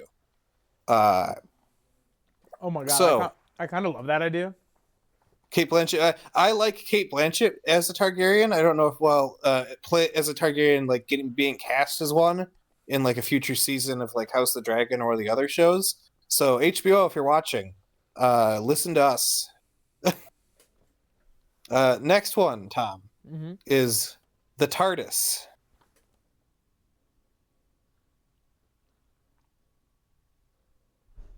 I'm sorry? The TARDIS. Ah. Okay. Uh, obviously stands Oh for no, I'm dying. Targaryens always ride dragons in Sotheros. Uh, any sufficiently disguised magic is indistinguishable from technology. Uh, is what we have for. Hold on, let me. There's something else I think in Sorry. the. Oh, that's from Galagus the Librarians and the Rule of Three. Uh, Targaryens always ride dragons in Sothorios. yes, that's what it Zach, stands we're gonna run out of space in the top left real fast. for. This was submitted by Doctor Who with a question mark. Uh, I believe it's actually Doctor Whom. uh, Anyway. Jon Snow. The evidence is L plus R equals J, which is addition. It still tracks. Jon Snow via L plus R. Not R plus L. No. L plus R. Um that's Okay. that's still the same thing. Yeah, I mean, yes, but why? It's true, and we like it because Yeah. we like the book. All right, I put it up there. It's like clearly true. I put it up there. I did Uh, it. Next one, Duncan the Tall. Evidence. Duncan. We'd all be bastard sons of old King Aegon if half of these trails were true. Oh, Maynard Plum, who is undoubtedly Bloodraven, and who's to say we're not? I mean, I was about to cite that same passage, to be honest. It would be awesome for Egg to be Dunk's nephew. Yes, it would be awesome. I've always liked Dunk as a Targaryen bastard. I've always liked that. And he doesn't need to be, and it's still a very interesting story if he's not. But man, I kind of like the idea of because like the whole like at least the first book from like I still haven't read it, but from everything you've told me, part of it is the perspective of like the entire kingdom just went through a war not that long ago where they fought on either the Blackfire or Targaryen side, and whoever ends up ruling needs to rule over both of them, even though they disagreed, even though there is a violent disagreement. A good ruler has to rule both of those groups. Yep. And it'd be really interesting if it was obsessively a Blackfire teaching that lesson to a Targaryen. Yes. And like, man, those books are good. Yeah. You still haven't read the Dunk and Egg books? Not yet. They're really good. It's on my list, but my list grows very, very frequently.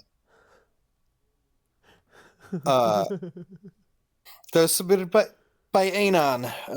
In the next one is Brienne of Tarth again. A descendant of Duncan, previously mentioned to be Secret Targaryen. Any notes is what they submitted. Any notes, and this is submitted by Anon with a Groucho disguise. Those hilarious little, Oh my God. glasses, nose, and mustache. Yeah. Yeah.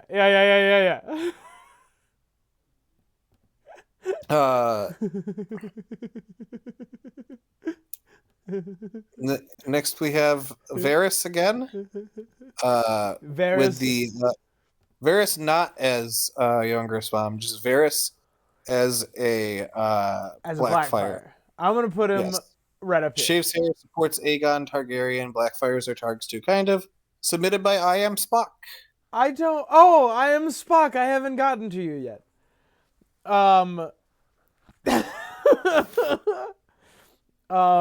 Varys, I'm putting like up here. Yeah. Yeah. I like it and I believe it. I think Varys is a Blackfire is a good theory. I don't know if we can say confirmed or something like that, but we can say that we definitely like that theory a lot, and there's good evidence for it. Yeah, if he is not a Blackfire, then he is going to have some other quite compelling reason for supporting the Blackfires. He has some reason to be loyal to the Blackfire cause that it appears young Griff seems to be resurrecting. I Am Spock says Jon Snow, evidence, come on. Yeah, we agree. We can move right past that one. I Am Spock also says Sorella Sand, submit any evidence, Sorella Greyjoy video. Yes. And notes, the idea of Sand Snakes being Oberyn's traveling gang of misfit orphans is much more compelling than them all being his children, and him rescuing his niece is pretty cool. I agree. That's what I keep saying. Oh, goodness, who joined? Oh, hello? Hello. Hello, Mandy's here. Hello. Yes, I am. Everyone, please go subscribe to Nefanda Astra. We're in the middle of our Secret Targs video, and by middle I mean not at all the middle. We are 1 hour and 23 minutes into this video. We're on number 32. Yeah. We're picking up pace, though. We're picking up pace incredibly. Oh my god. Oh my god. Would you like to give your thoughts on some of these? Zach, what's next? Okay, yeah, I guess. I can't believe Patch Face is so low and and you don't love it.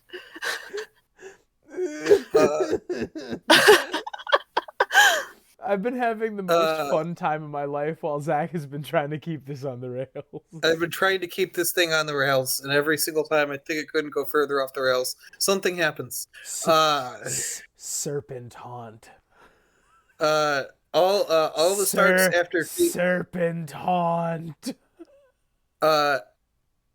This person submitted all of the Starks after Cregan's third wife on a technicality. Serpent haunt.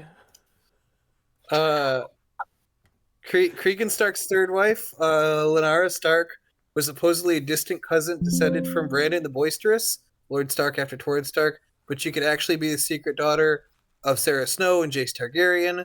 Cregan had a bunch of kids from prior marriages, but they're all girls or died before. Hold on.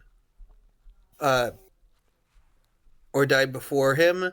All the current generation of Starks are descended from Cregan and Lyanna. I mean, I've always thought that Sarah Snow was made up and Jace and Cregan were just gay. But extremely well founded. Based.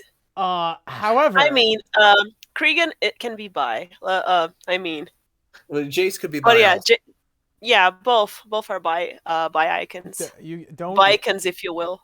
Bicons. That's that brand of earbuds that YouTubers keep on trying to sell me. Yeah, the Bicons. Yeah. This theory has popped up from time to time, and there's previous Reddit post about it. This was submitted by D. How do we feel about every Stark being a Targaryen? Okay. At least past Cregan. So who's the first Stark that we're asserting? Every Stark after Cregan.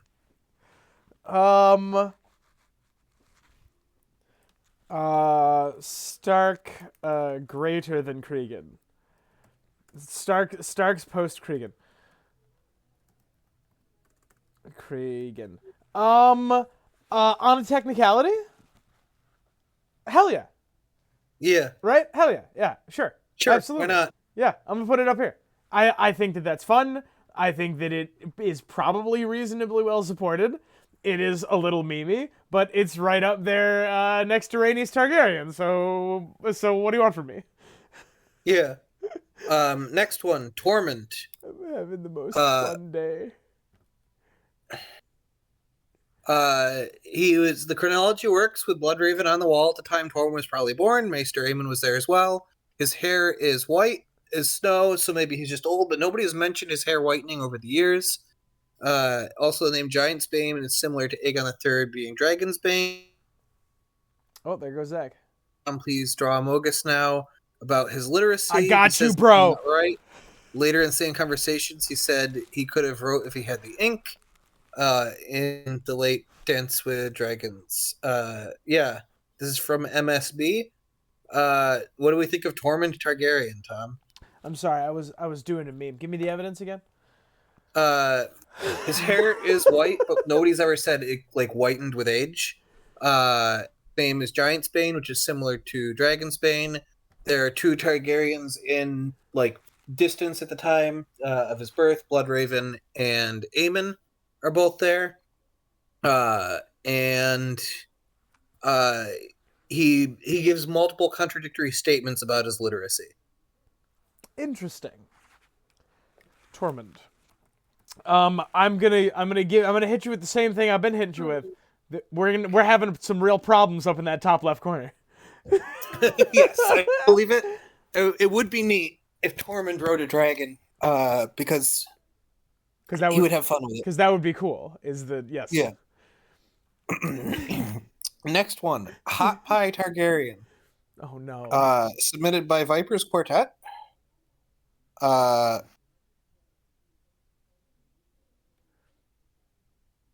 Okay. Is that it?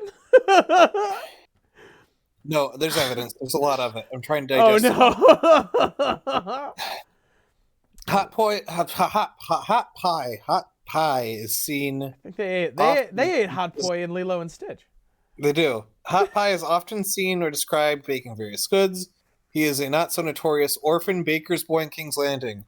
Yes, he's described as having a straw-colored hair, but I don't believe this is a very clever way to say that his hair is secretly white. George R. R. Martin, you sly dog. No, I believe this is a very clever way to say his hair is secretly white. I've seen white straws at McDonald's. I'll send you a picture if you want proof. I do want proof. Anyways, want more evidence? All right, Hot Pie is described as a poor horse rider. Arya even asserts that Hot Pie is stupid and craven. Who else in Rishi's history was described as all these things? That's right, folks. We are looking at a descendant of Darien the Drunken. This may be a poor drunken descendant of Darien's thinking. All I have is this amazing horse. Do you know what would really pair well with this? A nice pie. That's right. It's the supposed Darien's descendant, probably, almost certainly. Forced upon Hot Pie to learn the craft of baking to satisfy his own gluttonous needs. Because Darien the Drunken is long dead and the Targaryens don't have power anymore, it would only make sense for Hot Pie to be an orphan, but not just any orphan. I would surmise that Hot Pie is the real Aegon Targaryen, son of Prince Rhaegar. It is speculated that Aegon is Blackfire, which begs the question, who is the real Aegon Targaryen? If Varys would keep the rightful heir to the Iron Throne so where no one would think to look, King's Landing itself.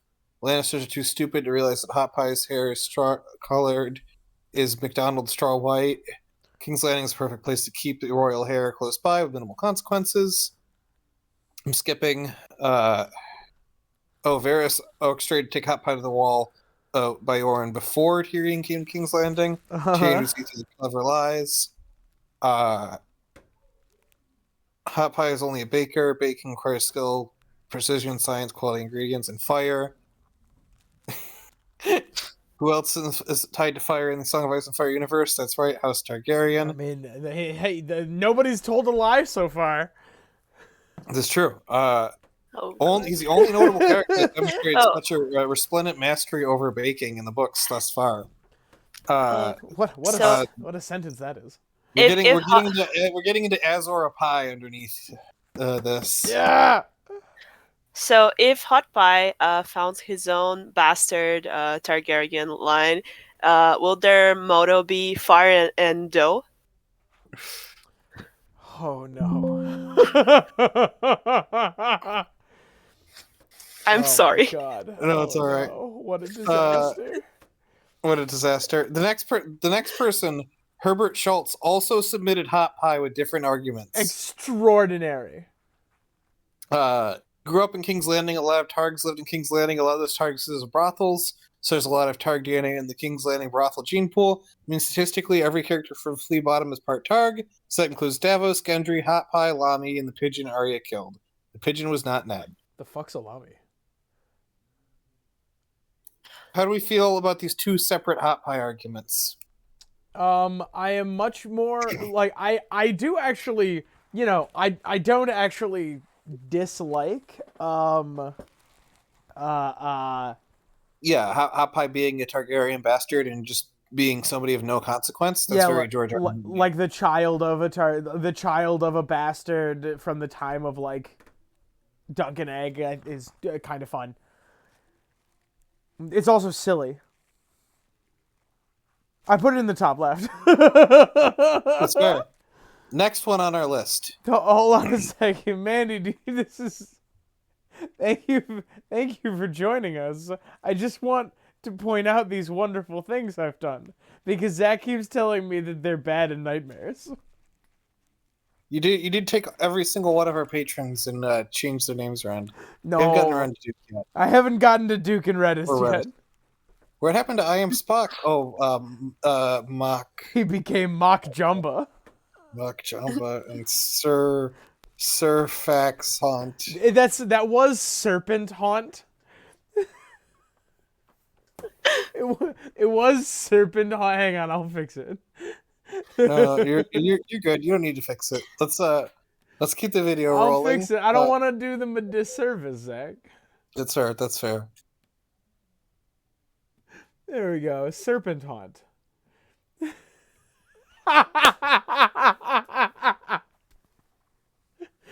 And of course we have E-Frog. Emo Lizard. The good news is the more we go on, the more repeats we get, and the more poorly thought out submissions we get. So Yeah. and the more time I have to do this. Go ahead, Zach. What's next? Mandy, Next one. can you field this one for me, please? I need to take apart Duke's name. Okay, What? Mandy, I guess you're subbing in for Tom on this one.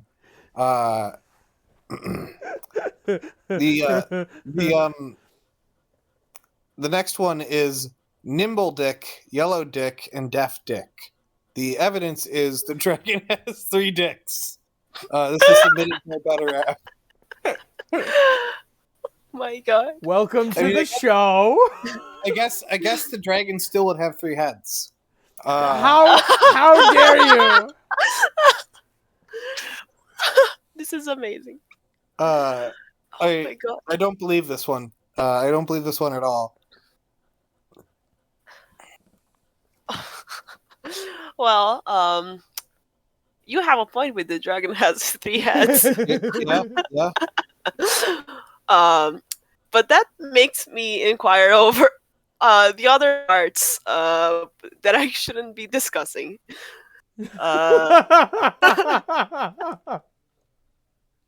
Maybe, So, but maybe the dragon has 6 balls then. I'm gonna say that.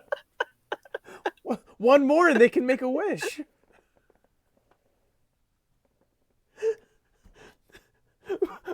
I hate you both. That joke was good. Is this like That is joke? this like No, the- I'm not letting us move on until you acknowledge that that. was a very good joke. Until you acknowledge my Dragon Ball joke, Zach. I don't want to. I did. I mean, it's a very good joke. I was thinking about the anatomy of what the dragon has 3 dicks would look like. Is it just a 3-headed one, or is it 3 separate ones? But I realized I don't want the answer to that question. I think it would look a bit like a fidget spinner. Oh no. my God, this is awful. This is awful. Sometimes Okay. turns to camera too. You ever think up a joke and like you have plenty of time to stop the joke before it comes out of your mouth? You got just so much time, and sometimes you just like I want to let that one fly.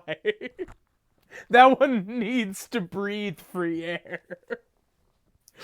Zach, I'm putting the dicks in the bottom left. I hate it. I also hate it. Yeah, that's where it belongs. Oh my God. Next one. Jake Sully of Avatar. Jake Sully. Jake Sully becomes an AV by accessing an avatar, which is short for Targaryen. He rides large dragon-like beasts. He have unique hair and are hybrids. Open parentheses, Targaryen.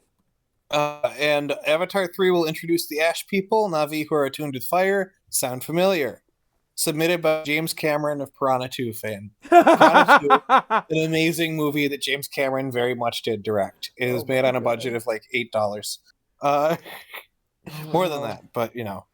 Zach, I got some real problems in the top left, and they're not getting better. Yep. That's just gonna have to be how it is. It's fine. I say this with some frequency, you guys. This show is just shitty improv. And sometimes you get something like Targaryen. And that's really funny. Tom, we're about to start 38, and I'm gonna have to speed you up. I'm sorry. Oh my God! I don't want to be here my entire night. This is my last day off for a very long time. That's exactly what I want to do. Go ahead. It's fun, but I also want the video to be done before 3 a.m. All right, let's rapid fire like 15. Go. Ones I can. You're also cutting out for me a little bit. Luckily, this next one goes well for rapid firing. This next little bit. Okay. Aegon Frey. According to the Bad Dragon Show, Secret Targaryens are named Aegon. Catelyn only came back because of Valyrian blood sacrifice. This was submitted by Walter, the OG. I don't disbelieve it, and I like it a little bit. Go. I don't believe it, but I kind of like the idea that it was Targaryen blood sacrifice. Yeah. That brought Lady Stoneheart back. Makoro. The Alt Swift X totally accurate Song of Ice and Fire theory generator said so. Notes, I'm sorry. Submitted by Grayson Hazelwood. Mandy, give us a rating. What? Oh no. For McGirl?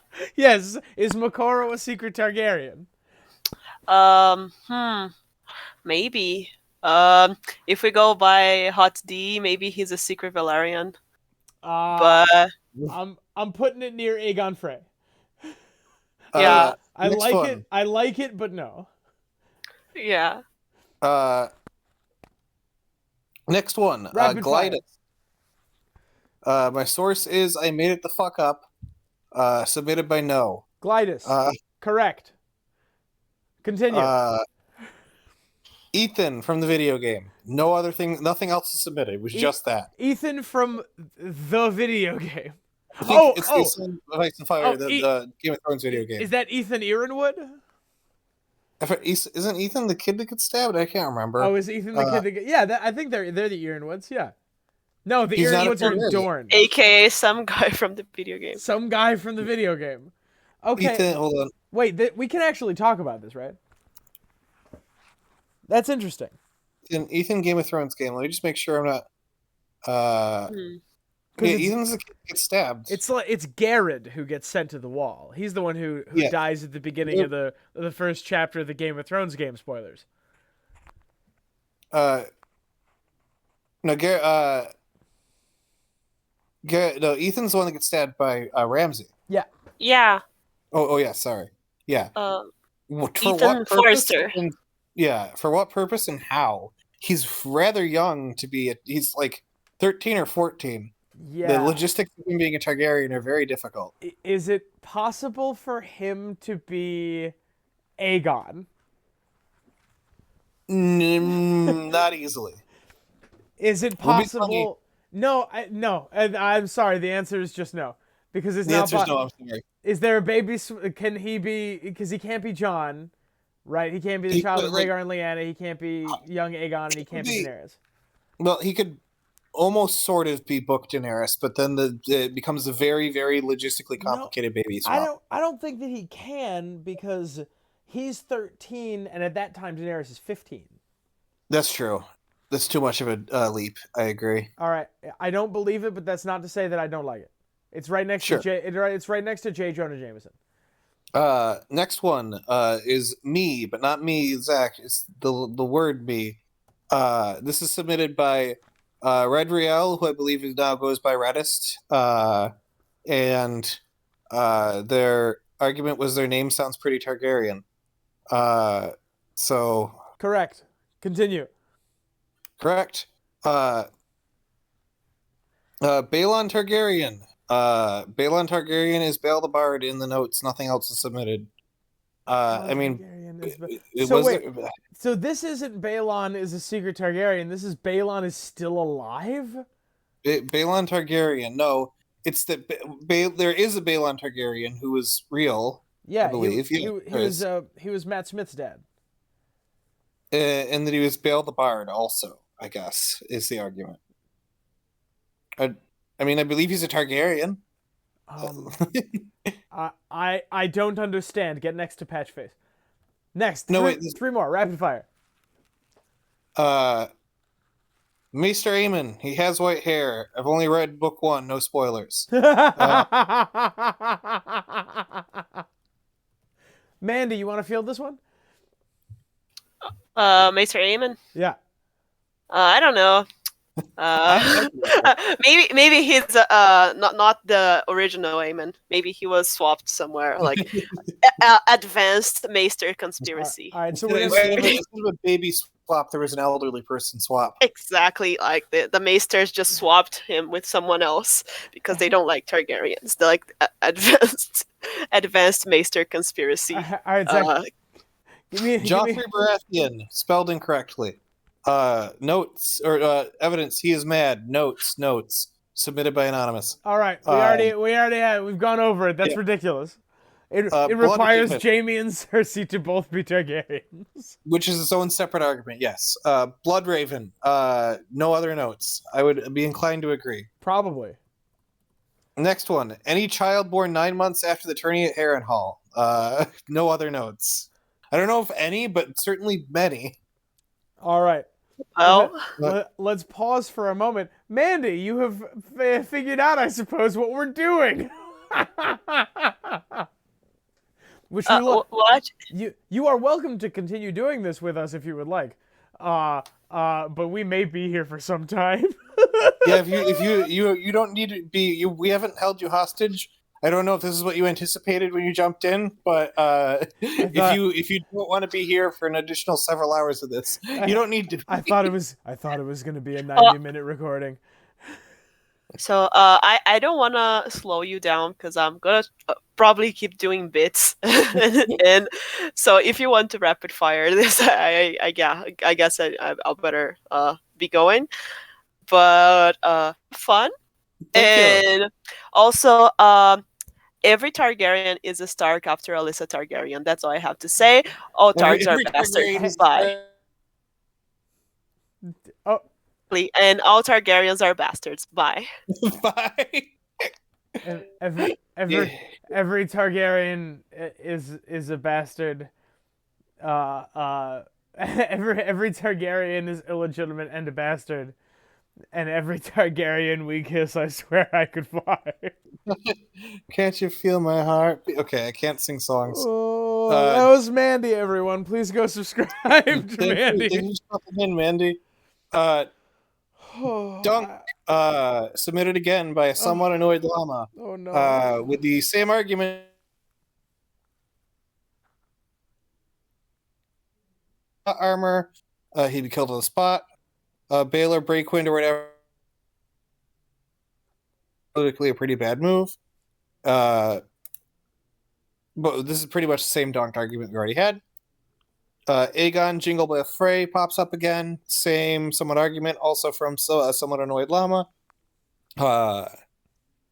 His name is Aegon. Also, his sons that Big Walder gets confused about are being secreted away because they're Target claimants.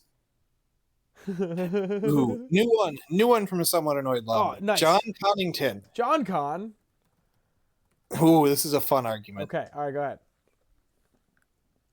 Rhaegar and John Connington switch places Renly style in more ways than one. Wink, wink. And John Con died at the Battle of Trident. Rhaegar fled Westeros disgraced as John Con, went mad with grief and low-quality cider until he believes he is John Con. Varys, who's spirited away because, of course, he'd be a pretty... hold on, I lost my spot. Varys, spirited away disaster. Successfully to break him out of it and eventually gives up. It keeps around and keeps he snaps out of it. Actual Rhaegar thus is helping some random kid he thinks is Rhaegar's son take the throne, despite him having a much better claim. I guess he got a makeover back when he switched with John Con originally. Grayscale makes him the Stone Dragon from a somewhat annoyed llama. This is unhinged and should have been submitted as a theory video because I would have loved it. Zach, it's going in the top left. You know where it's going. It's not true, and I love it. Man, who is that person? That's a somewhat annoyed llama. Somewhat annoyed llama. Thank you so much for bringing us this joy.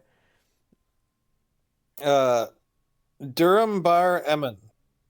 Oh, Zach, I have some great news. What? Hang on, what is it?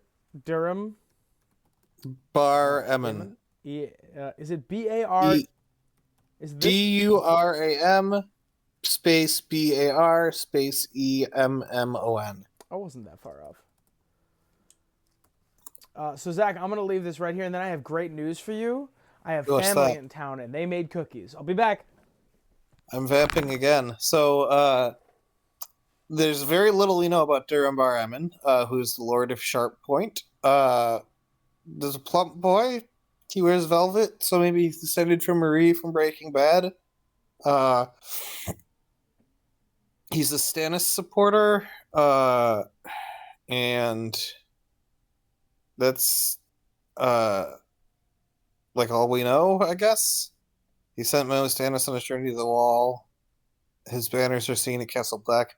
It's hard to tell whether he's there. He's only a teenager, but he could be there at the wall. And so let me read the evidence submitted by a somewhat annoyed llama here. Born 284, when Rael gave birth in Dragonstone, and he's a vassal of Dragonstone. Whew.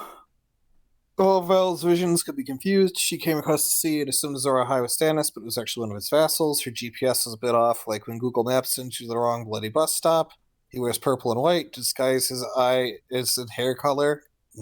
Tempting argument. Notes. Durham Bar Eminem is an anagram for Mr. Damon Ra, obviously hinting he's a Targ and he's going to dance around the Great Council at the end of June or spring. Announces claim dance straight back out again, probably to slaughter by a waiting horde of sparrows high on their own.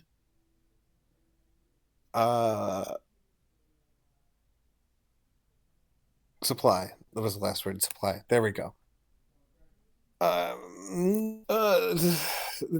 Interesting. I'm not sure about this one. I don't think he's a secret Targ. I don't see any real evidence for this.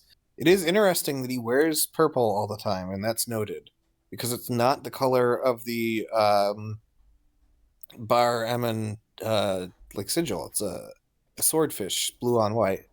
Him wearing purple all the time is curious, but it could just be, he's a plump boy who wears purple. It could be a symbol of opulence. Purple was a color associated with wealth in ancient Rome, especially the Byzantine Empire, and plump royals are usually associated with opulence, with an abundance of goods, usually contrasted against peasants who have less. I fell over.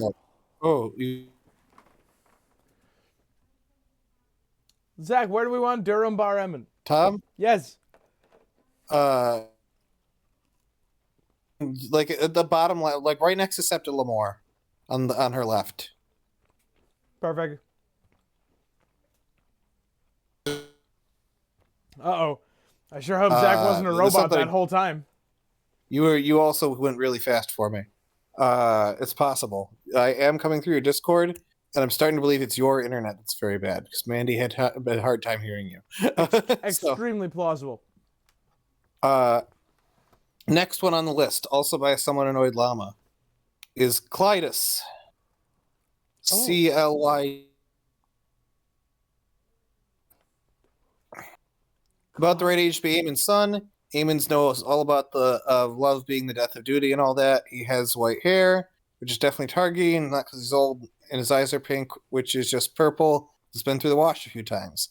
Aemon actually did the baby swap deliberately to get Aegon, I presume, to get the Craster Targ's son in range, knowing Mel really didn't want Mance's discount King's blood, he wanted the good stuff. The triple bastard for bastard of bastard blood. It's like whiskey that needs to be aged. Aemon did this to keep Clytus safe from being burned, but joke's on him because Mel will burn him anyways or something. Maybe Clytus wrote the pink letter too, why not? How do you feel about this, Tom? Holy shit, I kind of love it. Holy shit, wait a minute. Okay, so, Clytus, it could be Aemon's son. That's entirely possible. And he does mention that, I once loved a woman. He implies it's before he came to the Night's Watch or became a maester or all that, but he doesn't explicitly state it. Also, Clytus is in his 60s. Clytus... Oh, also, Maester Aemon is blind and Clytus is half blind and reads his messages to him. I mean, honestly, Zach, I don't think it's true, but it's kind of cool. I'm putting it up at the top. He brings the pink letter to Jon unopened, with an entitled bastard. He's frightened by it. Maybe it's because he's also a bastard. Ooh. I'm starting to come around to this one. This one, the note from someone or Lama is I need to sleep. But you might have been onto something. Yeah. Next one. Seymour Skinner. You're not going to get me with a Ligma that easy. This is the notes or the evidence here is Armin Tamazarian sounds suspiciously similar to Aemon Targaryen, if you ask me. Oh my god. Notes the principle that was promised, submitted by Bowen and Marsh, did nothing wrong. So I have to dispute. This is based on one of my least favorite episodes of The Simpsons, The Principal and the Pauper, where it turns out that the Principal Skinner we knew this whole time is not actually Seymour Skinner, but a man who stole his identity in Vietnam. The episode was so poorly received that they never bring this up again and ignore the episode like as part of the continuity. I don't think it's ever like mentioned again that he is stolen identity or all that. Zach, you have described the plot of Mad Men. I want you to know this. Yes, Mad Men legitimately stole this idea from The Simpsons and made it better. Can't prove that the writers of Mad Men knew that they were copying this and did that on purpose. But what I'm saying is they did, and it's true. What marvelous madness. Yes.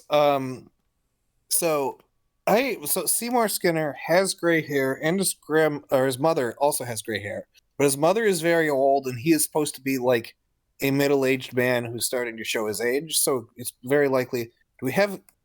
Hold on, young Seymour Skinner. Let's see if we can find what he looked. When he was young, he had brown hair.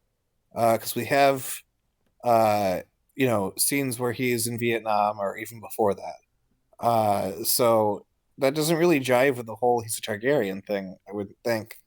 So I'm gonna have to say I don't believe this. Okay. I took am it a lot more seriously than I probably should have. I'm willing to defer to you. Where do we like it? See, I don't get this joke. Is this joke funny? It's very funny. It's quite perfect. good. And I'm putting it up here next to Jake Sully. It's reminding me of a very controversial Simpsons episode, which is always a good thing. What was I gonna say? Next one. Brian Griffin. Oh my god, I love the people who watch our show. In season 15, episode 8 of Family Guy, it is revealed that Brian was the member of the Night's Watch killed in a mutiny. Is this person in A Song of Ice and Jon Snow, then Brian and Snow, a secret Targaryen, the same person, making Brian Griffin a secret Targaryen by the transitive property. Zach, we're really going to have some problems in this top left. He also has the white hair and periodic complex of Targaryens. I don't believe it in the A Song of Ice and Fire universe, but you know what? You sold me on the Family Guy universe, and as far as I'm concerned, this can go in the top right. Well, you heard him, everybody. I mean, it's true, right? Like if he is Jon Snow, which they made a very compelling argument, then Brian Griffin is a secret Targaryen. And we don't know what dogs his parents were, so it's possible they were named Rhaegar and Lyanna. I believe that the episode that they're referring to is the Game of Thrones special. Wait, they made a Game of Thrones special? They did. I quit watching after Not All Dogs Go to Heaven. Let's see. Rapid fire. Next one. Uh-oh. Septa Moelle is one of the most devout. She has stiff white hair, indicating either Targaryen hair or age. Oh, sorry, Stewie Brian Griffin. I forgot about that. Either Targaryen hair or age, I submit both. Perhaps Moelle is either Vela, Darren, the Drunken's child. Her name is sent to the Sept to remove her as clan, or alternatively, she be one of Ray or Dalla, Aegon the Fifth's sister's children, simply set to the Sept to reduce the number of heirs for their respective houses and to remove their claimancy to the throne. I don't have a problem with that, honestly. Moelle is a Targaryen-sounding name. This was submitted by Rougarou? Rougarou, yeah. And yeah, that's the submission. How do you spell Moelle? Moelle, Moelle. I can't believe I got that. Yeah, I don't disbelieve it. I kind of like it. So, bottom corner of the I like it, believe it, I guess. Sure, why not? Yeah, okay. Sure. Well, we'll fill out that section of the corner. Garrett Tuttle from the game. Oh my god. Evidence. His family owned a pig farm. According to the prank Aegon Jason Luke played on Aemon, House the Dragon, pigs are nearly indistinguishable from dragons. All right. I am putting it next to Stannis because taking it seriously, like looking at it from a genuine critical lens, it does take away from Garrett's character a little bit for that to be the case, right? You would need to ruin what makes him an interesting character to make him a Targaryen. Yes. Although they did make the argument, if he wasn't a Targaryen, why else would they have made a Song of Ice and Fire game around him? I mean, they do make a good point. This was submitted by Telltale Incorporated. I knew it. All right. What else? This one is Viserys, Which one? the Dany's brother. Oh. We all know that Viserys is a Targ, no secret there. But did you know he's still alive and is going to come back to rule Westeros? Viserys is obviously still alive because it wasn't molten gold poured on his head, just caramel or something. But if molten gold, the kettle would have been too hot to lift. It also probably would have been too heavy to lift. This is true. There's a lot of fishy things about that scene. Are we suggesting that that scene was, like, cooked up, so to speak? Yeah, Danny just doesn't remember him running away with severe burns to his face, but otherwise being alive. The melted caramel is really hard to wash off, though, so it does look like he's covered in molten gold. This means when he gets back to Westeros, he meets the Stone Death. Meets the Golden Company. He'll be reminiscent of Better Steel with his golden skull. They'll reject Fagon and side with Viserys to put him on the throne. Oh, perfect. This is not true, but it is kind of memey.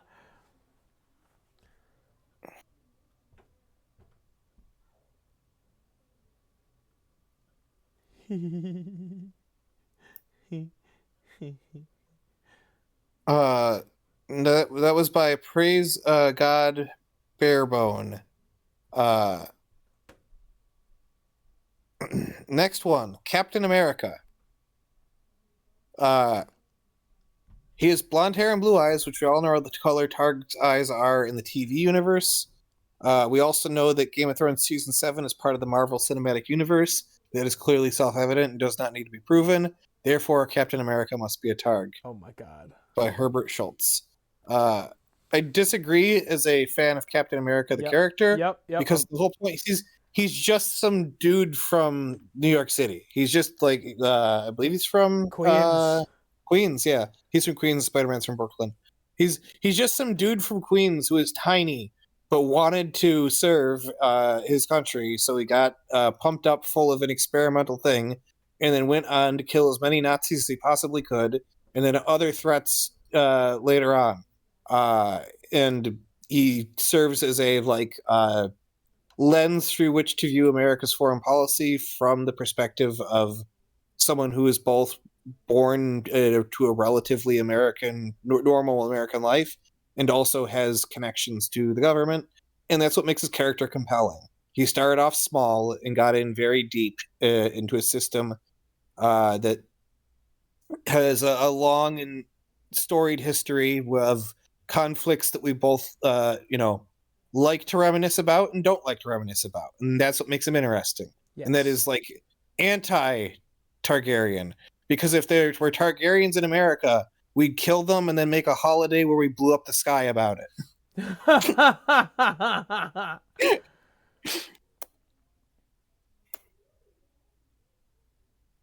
Zach, ukuleles are in a relationship, I think. Ukuleles in a relationship? Yeah. What? I think uke state peppers.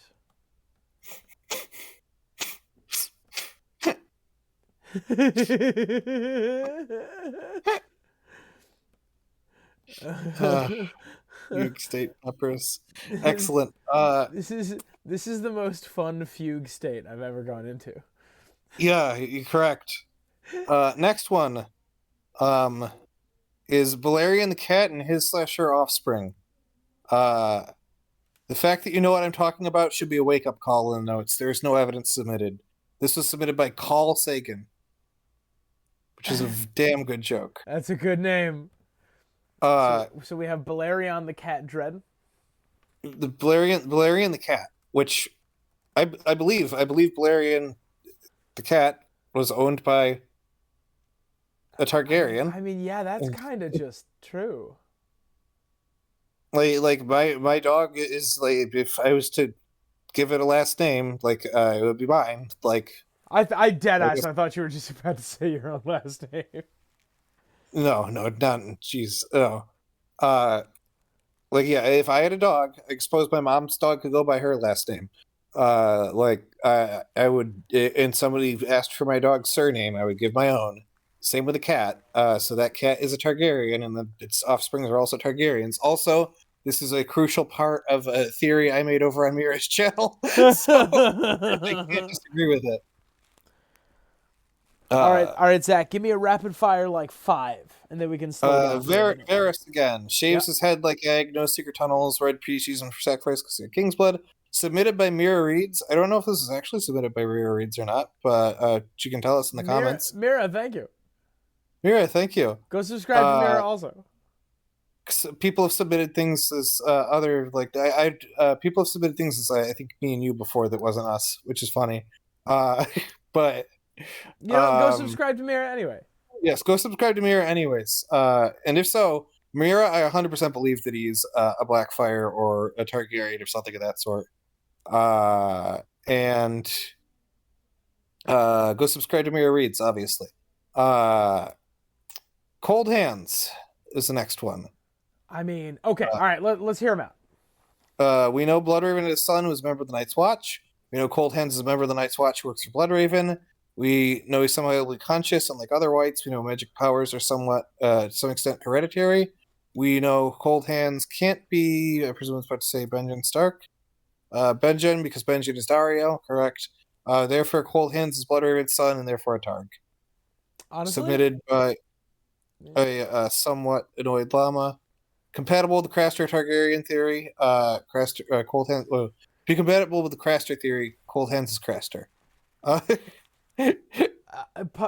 hold on. Well, Bloodraven can have more than one kid. He's a Targaryen. They did that. Oh my god, Bloodraven and Craster are twins. Wait, Cold Hands and Craster are twins. Ooh, I like that. Well, that would make sense. Like he kept one son and gave the other to the others. That kind of slaps, honestly. I kind of dig it actually. It's up there. There it is. All right, what else? Lysano Mar, lad with the Golden Company. He looks like a Targ, silver hair, lilac eyes, and Arianne mistakes him for one. He comes from Lys, so he could be Arianne Brightflame's grandson. Maybe he had kids in Lys. Arianne must have went the men of House Targ. He says he's only seen the one, ostensibly Fagon, but maybe he knows he's fake. And might have been a little joke. He's keeping his secret identity until Aegon dies, so he can claim the throne as Lysano the First, and the reader will be dazzled as their expectations were truly subverted. Well, not this reader. Somewhat annoyed llama. What's this person's name again? Lysano Mar. Lysonomar.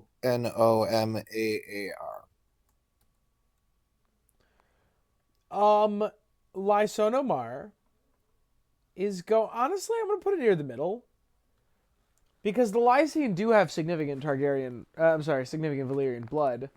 Yeah. So it's not impossible, but also why? Yeah. All right, Zach. Are we powering through? Yeah, we're powering through. Okay, let's do it. Although the problem is we're about to hit some that actually require some serious thought. Okay. We haven't hit yet. Give me 1 second. I'm gonna reposition Emo Lizard. Right, Emo Lizard, you're going right there. I'm gonna reposition Join the Miner Ship. Get down. I don't know why I was not certain that Mira sent that one.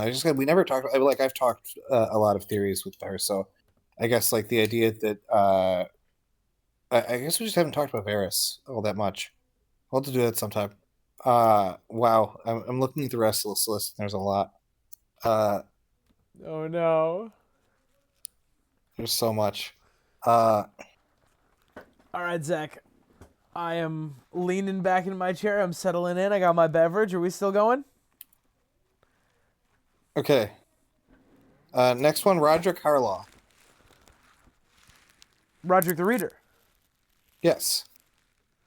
Roderick is actually an embodiment of you, the reader, and is sort of a demigod of the story, and thus can decide to be a Targaryen.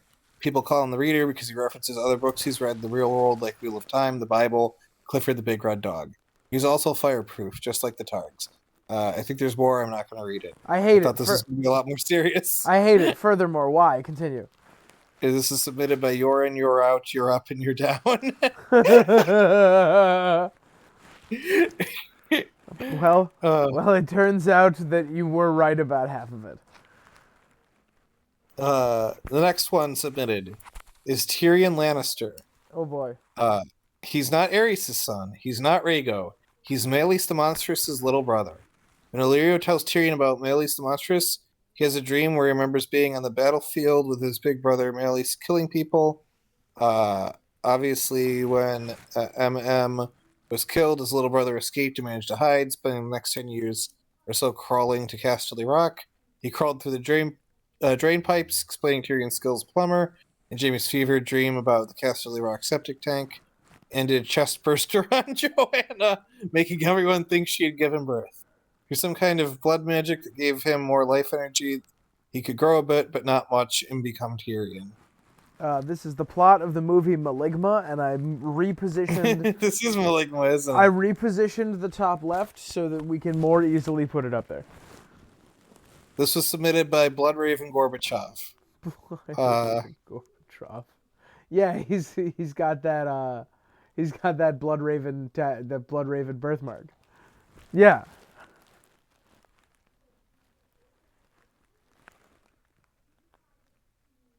Oh, did I lose Zach again? No, I'm here. Okay. I'm in awe of this list and all the things on it. I just occasionally get lost looking at things. The next one is Einar, Gaiman, Daenerys, Aegon, Elena, Magon. Well, this is just literally all the confirmed Targaryen names. All right. Submitted by MB. Okay. I'm also realizing these were submitted back in early February, which is crazy. Zach, what number are we on? That explains why Mira submitted something before we had that cover. Before we talked about A Song of Ice and Fire, we hadn't yet talked about A Song of Ice and Fire. we're at number 66. To be with John. Everyone check your timestamps. We're a third of the way through. Yep. Somebody submitted Jon Snow. Somebody had to say it. It's already on there. Okay. I Am Spock says Vale Targaryen ? Val. And then the evidence is Song of Ice and Fire, motherfuckers, when George R. R. Martin says blonde hair. Submit any notes. See above. Above is Jon Snow. I'm putting it right here. I love Val Targaryen. Yeah. I don't necessarily think that it's true. I'm actually going to move it over here. I don't necessarily think that it's true, but I do love it. No One is the next person. Which I believe the Targaryens were people in Valyria that suddenly found themselves wanting to leave. The first Faceless Men were people in Valyria that really wanted to not be there anymore. Also, they're both full of weirdos, magic obsession, and influencing future events. This is suggesting the people in the House of Black and White are also Targaryens. I kind of hate it. This is submitted by the Creepy Lantern. I put it down here. Thank you, Creepy Lantern. Creepy Lantern leaves very funny comments. Tom, you there? You cut out for me. Oh, I'm here. I'm ready to rock. Good. You cut out for me again, but you're ready to rumble. R plus L is not equal J addition. This is just more evidence for that previous argument that they came back and remembered. One drug-filled vision of blue flower at the wall could mean Danny is R plus L kid because it needs to go to the walls because dragons. These two line up with other visions of Rhaegar. Cool. Next one, Matt Smith. Evidence. He looks so hot, he seemed really into the incest. He looks so hot. Comma. He seemed really into the incest. Yes. Zach, I'm having problems in that top left corner. This is for the actor. We already know Damon is a Targaryen, or is he among us? Sorry. Was what they submitted. This was anonymous. Dalla, sister of Val, who looks Targaryen. Possible they are both children of Bloodraven. Notes, Dalla could have blonde hair. Submitted by Dwayne. I put it right next to Val. Aemon Steelsong, child of Mance Rayder and Dalla. Neither one of them could be a Targaryen, the child of Bloodraven. His name is already a classic Targaryen name. It'd be cool that his name is Targaryen. That his given that his name is Targaryen. Also submitted by Dwayne. We talked about this before. Yeah. That Mel actually has the baby she wants, right? Yeah. Well, actually, no, because we said that Monster has King's blood. But, Correct. Yes. the sports too. Yeah, the thing we're looking at, if Val and Dalla are Targaryens, then Aemon Steelsong is a Targaryen. Yes. If Craster is a Targaryen, then Monster is a Targaryen. So Coincidentally, it's possible they swap one Targaryen for another. so is Gilly, by the way. Yeah.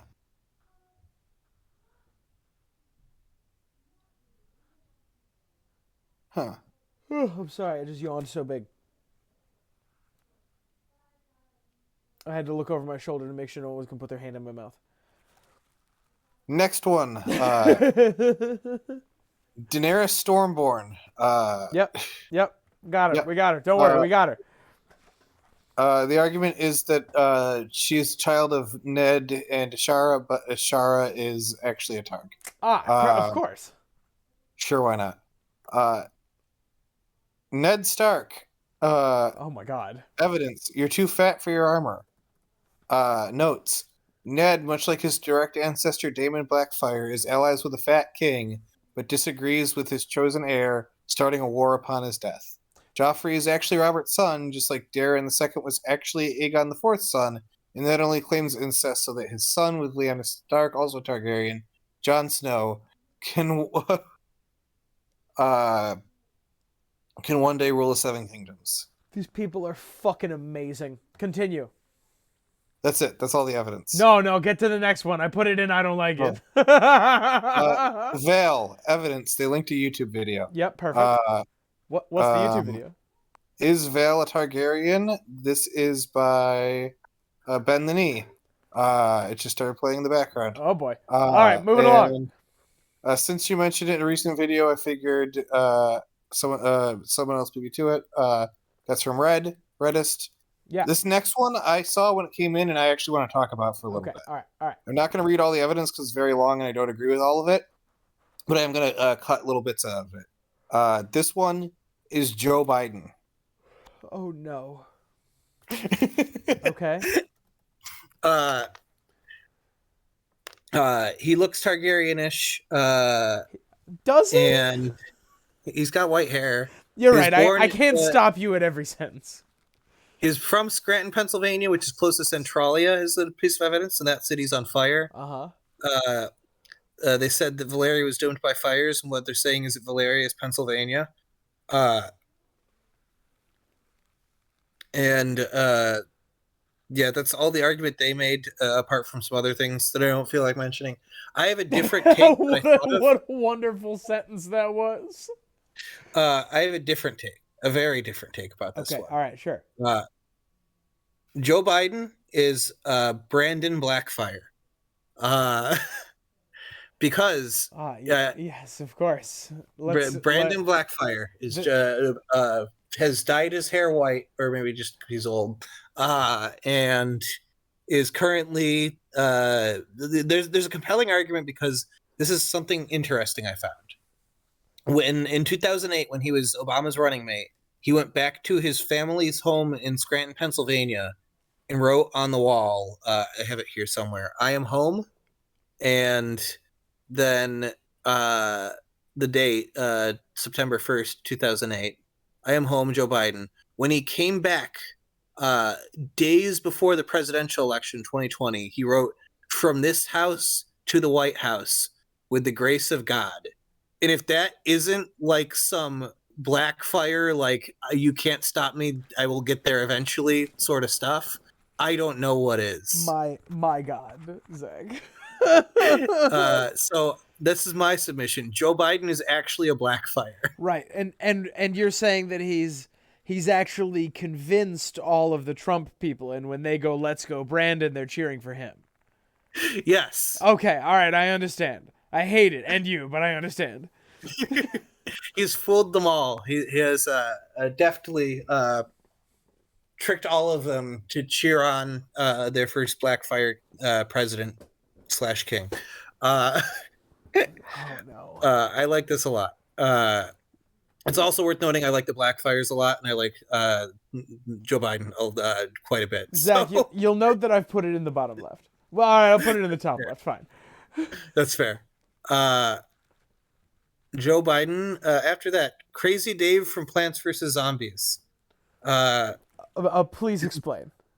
His insanity can come from extreme inbreeding, and he used blood magic to control the plants, similar to the Targaryens and the dragons. I'm sold. Continue. MSB submitted Joe Biden. This is 100% true, according to and confirmed by George RRP Shooter, says the notes. And this was submitted by Cowboy Mike. George RRPG. So I don't know how you feel about Crazy Dave. I put it near the middle. Next one. The protagonist of Skyrim. It calls them the Dragonborn. This is notably an argument that Jackson made. The Dovahkiin.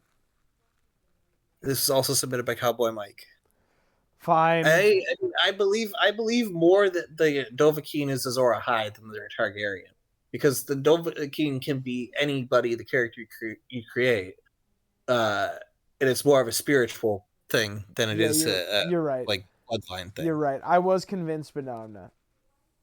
Yeah. My chicken, Cluck Norris. Chickens are like dinosaurs. Dinosaurs are like dragons. Does that make me the Targaryen, or in him my dragon?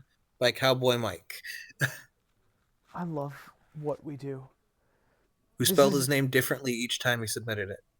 It was Cowboy Mike without Mike capitalized, and it was Cowboy Mike with Mike capitalized, and it was Cowboy Mike with Mike capitalized, but the I mysteriously missing. See, Zach, the problem is we need to have, like, there needs to be normal people in the stories, and Cluck Norris is one of those normal people. His story falls... just a normal chicken. Yeah, his story falls apart if he's a Targaryen. These were all still submitted in early February. Wow. We can't spend time thinking about how much time we have to spend. A horse is the next one. 2 ways. If Lyanna Stark actually married Rhaegar Targaryen, she is a member of the Targaryen family. Lyanna is a Targaryen, is a horse. Or by a similar way, Khal Drogo is married to Dany and thereby part of the Targaryen family. Khal Drogo is definitely equals a horse equals Targaryen. Either way, some or the other way, one or more horses are Targaryens. And you know what? Going by the pet argument earlier, any Targaryen that ever rode a horse and kept it as their own, that was a Targaryen horse. A horse, open parentheses, by marriage, close parentheses. Yes. Sure. And you know what? Anybody who married in and had a horse, that became a Targaryen horse by marriage. That's a Targaryen horse now. Yeah. Aegon the First. Conquered Westeros with dragons, lived on Dragonstone, had Aegon's crown, sword, prophecies, and wives, has 3 dragons on a banner. You ready for this? I believe it, but I kind of hate it. Continue. This was submitted by My Name Is Your Dad, but you can call me Ross, which is not the name of my dad, so it's not my dad. It's somebody's dad, presumably. Yeah, it's Ross from Friends.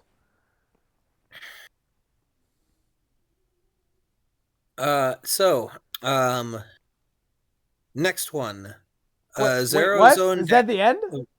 What was that? That was all the evidence they had for Aegon the First. Oh, okay. All right. Okay, go ahead.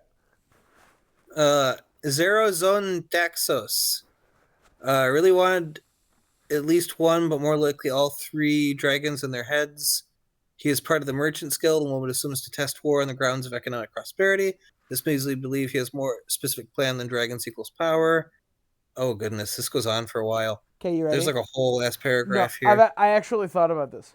Uh-huh. The idea that Zaro is a secret Targaryen I find somewhat poetic. Um um uh uh in the same way that I find it poetic that Marwyn could be a Targaryen, that some of Daenerys's first actions could be killing members of her own family. I don't believe it. It's very silly. Uh Yeah. but sure. Continue.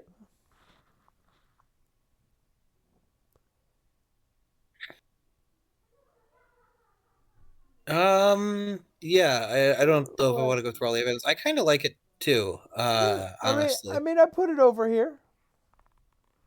Yeah, I'm reading through the evidence. I don't want to read it all out loud, but it's not bad. This is from Ross. I pull theories from my ass, and I'm all out of ass Temby. Uh, the next Where are one, you getting the theories then, bud? yeah, the next one is DB Cooper. Evidence: R plus L equals DB. Notes: you did this. Uh, R I plus L have equals. speculated in the past that my grandfather is DB Cooper. The timeline kind of works out, and he was in the Air Force. However, he was in the Air Force as a mailman and never piloted a plane in his life, which kind of, well, I don't know if he jumped out of any planes either. Probably not. He did break his leg, but that was from like tripping. Uh, Wow. Why? you've learned a little bit about my Why grandfather. was he carrying mail on mushrooms? Just gonna You'll have let to that. ask him. Gonna let that You'll have to joke ask him about that one. simmer for a minute. Where am I I know. putting? Where am I I got it. putting? I got the joke. It was Where am I? good. It was good. Where am I putting DB Cooper? So let's talk about DB Cooper, the person. He shaved his head, but he probably had dark hair. He wore sunglasses, which would cover up his eye color. So we could say that we don't know his exact eye and hair color, which is usually a tip in the direction for somebody being a secret Targaryen. He mysteriously disappeared with a bunch of money, which is not what a Targaryen would usually do. That's more of a Littlefinger sort of ordeal. Uh, and that's about all I have to say. Yep. For that Uh, reason, it's in the bottom left. Right. A Targaryen yeah. would take the money.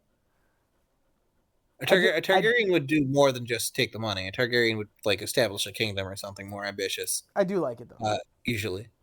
Uh, Next one, Tommy Wiseau. Evidence. XKCD number 1400. R plus L equals DB. Are you familiar with this XKCD comic, Tom? Because I didn't even No. need to look it up. It's one of my favorites. I did pull it up again to laugh at it again. It is the argument that DB Cooper, nobody's quite 100% sure of his age, where he went, or any information about him other than he disappeared with a large sum of money. And Tommy Wiseau, people aren't quite sure where he came from, how old he is, and he just shockingly had a large sum of money. You're. What? Okay. We're suggesting that DB Cooper. Oh, We're suggesting that DB Cooper made the room. yes. I'm in. He if we look it up, I can send you the comic. It is number 1400. It is one of my favorite XKCDs. I just sent it to you. Yeah, background unknown from somebody whose fate was unknown. He had an ambiguous, possibly affected speaking style. For example, DB Cooper said he wanted his payment in negotiable American currency, which is a weird phrasing of that. And Tommy Wiseau once said, "You're tearing me apart, Lisa." uh, and they both wear sunglasses, and Tommy Wiseau does kind of look like DB Cooper in a wig. I mean, he does kind of look like DB Cooper with his hair grown out. Yeah. Uh, I that's all I got. mean, I mean, Zach, I kind of love it. I mean, this isn't what we're talking about, and it's not relevant to what we're talking about. But I do kind of love it though. I do. It's one of my favorite XKCD comics of all time. I think I need to find out the number of the other one. It's a bunch of different takes on the myth that Newton came up with the laws of physics by an apple falling on his head. It was like Charles Darwin notices that his children who have beaks have a harder time opening cans or something like that, or drinking out of cans. All right, moving along. Yes. Let me get back to the Secret Targaryen poll. The planet Earth. I know for certain Ares had intercourse with the Jupiter and the Mad King created the Earth. I don't want to think about that. I want to think about that.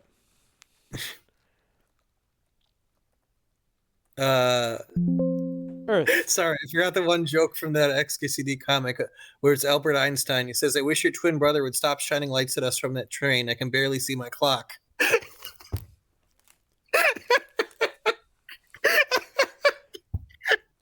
Tom checks the length of the recording and We don't have returns. time for this. We don't have time for this. I know. Oh, here we are. Yeah. You, both of you. You are lying to us and have come through the pages of the books and know for truth what happened because you lived there. You are actually the children of Jon Snow and White Walker Egret. This is submitted by Cowboy Mike. I guess the theory is that we are the two descendants of Jon Snow, which doesn't track up with how my family lineage is explained to me. I'm putting Zach in the bottom left, obviously. Tom is going in the top right, obviously. I don't believe you're a Targaryen either, from everything I've heard about your lineage. Yog. Well, if we're going off the Yu-Gi-Oh depictions of us, I'm a Blackfire in that one, so I should also be in the top right. No, I'll put you in the bottom left. Oh, how unfortunate.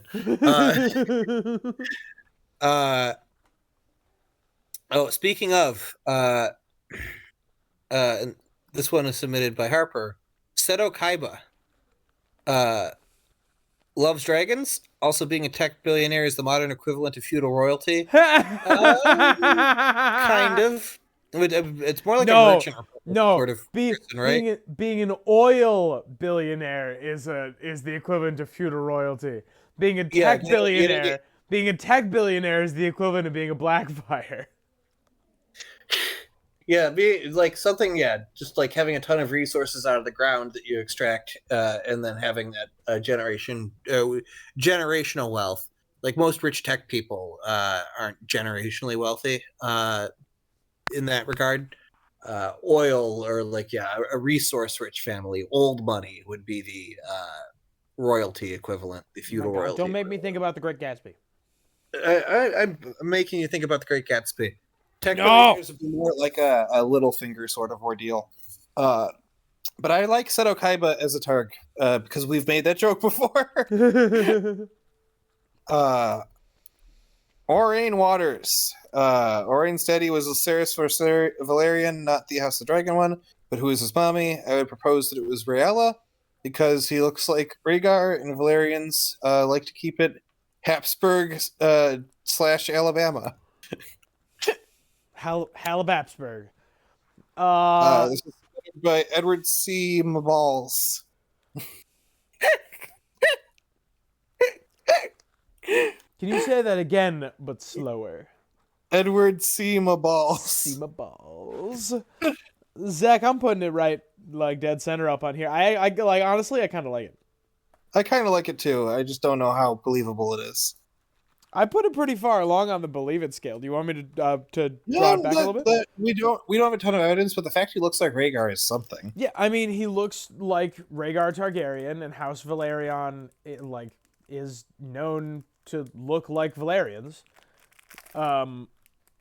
There are known dragon riders in their lineage. like one tryst with oh, can he be Aegon? That's not impossible. Does Well, the timeline work for him? Because that is a good place to hide a Targaryen. on Driftmark, yeah. Yeah. Moraine Waters. How old is he? He might be too old. Yeah, I remember He's this. born 277 or 278. Yeah, he's like 22. First in that same year, Renly Baratheon, and Garland Tyrell. So I don't think so. Because this is. Oh, hold on.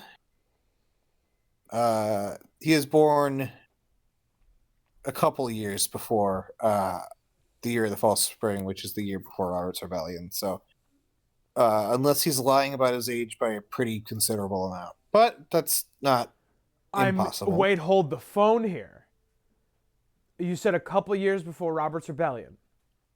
He was born 277. Robert's Rebellion was 282. So 5 years. He's pretending he'd be lying about his age by 5 years.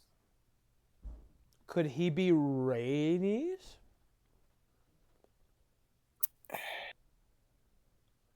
Honestly, the better argument is he is one of like the many quote unquote stillbirths Aerys the Mad King has that they hid for political purposes because they already had an heir and a spare, right? Don't need any more extra targs running around after you have the two. But could he be Rhaenys though? I mean, maybe. Being lampshaded by the fact that Sorella Sand is Rhaenys. Of course. I love this thing we do. I'm on non-alcoholic juice beverage number 3. I'm having a great night. Please continue. Number what? I only had one, although I had multiple earlier today. So, who's keeping count? Nice. So my last day off for a while. I gotta make it count. So you might be. I didn't read this one before I started reading the hints. The next one is Aegon and Aemond Targaryen. This is specifically Aegon II and his brother Aemond One Eye. Is this person suggesting that these people are secret Targaryens still? So you might be thinking, wait, I thought they were already Targaryens. Well, you'd be right, but not fathered by the likely culprit. It is rumored in The Rogue Prince that Autobot Hightower and Daemon Targaryen's quarrel started because Daemon deflowered Alicent. Yes, I'm suggesting that Daemon fathered the two elder children of Alicent that explain Aegon's whoring and Aemon's all-around giga chadness. This would also mean that Daemon and Aemond was a father and son fighting to death sort of thing. Honestly, this is a fair spoilers. Honestly, this is a fairly common position held. Really? Yeah. That Aemond at least is the child of Daemon and Alicent Hightower. Yeah. It is like a middlingly popular theory, you know. I mean, it's interesting. They do share certain similarities, but sharing similarities does not mean that you're related. Yeah, I think those parallels are more thematic than anything. I agree. I like it. Also, let's be very clear about this. I love this idea, but you are answering a different prompt. Yeah, the question is whether they're Targaryens, and the answer is yes. Yeah, either way. Well, I mean, I guess the actually no. You're saying that they're not Targaryens; they're actually Waterses. Yeah, well, but then we have a lot of we accept Targaryen bastards as Targaryens, yes. The secret Targaryen sort of thing. So. You're saying that they're less Targaryen than they are right now. Not that they're not Targaryen, but that they are slightly less Targaryen. They're an equal amount of Targaryen. They're just far less legitimate. Yes. Same level of Targaryen, less level of claimant. Yes. This was submitted by Imus Debate. I don't know why this person must debate, but I hope we get a lot of opportunity to do so.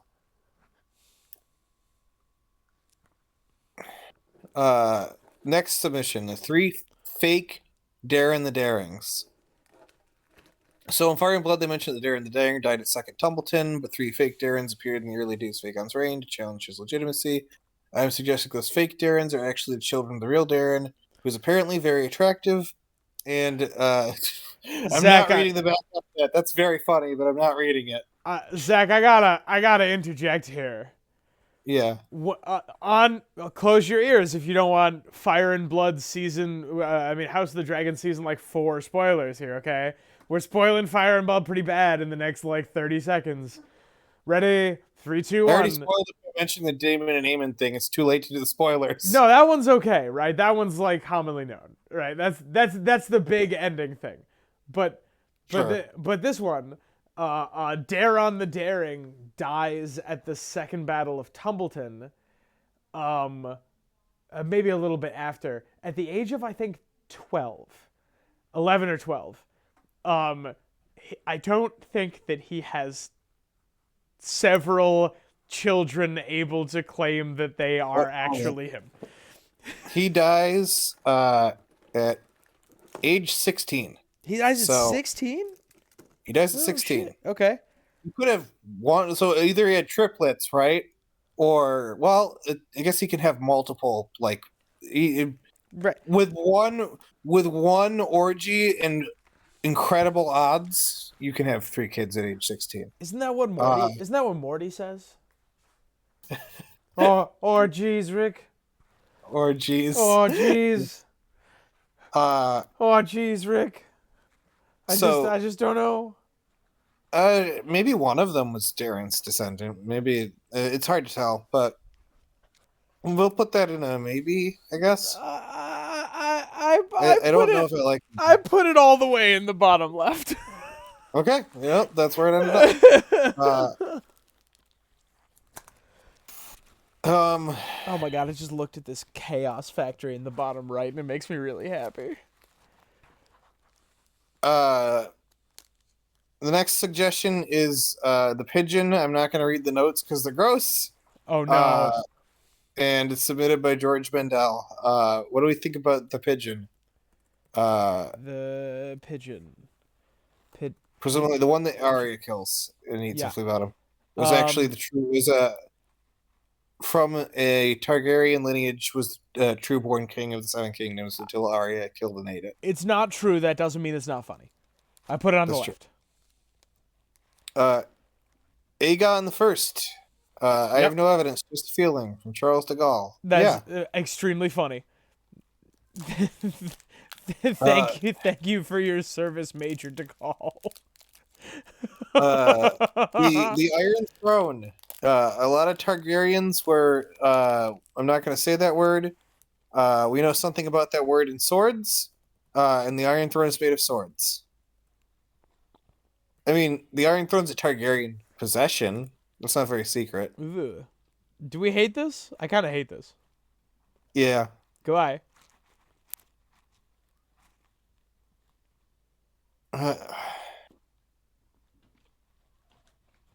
Zach, you can't sigh. You asked for this. This is your doing.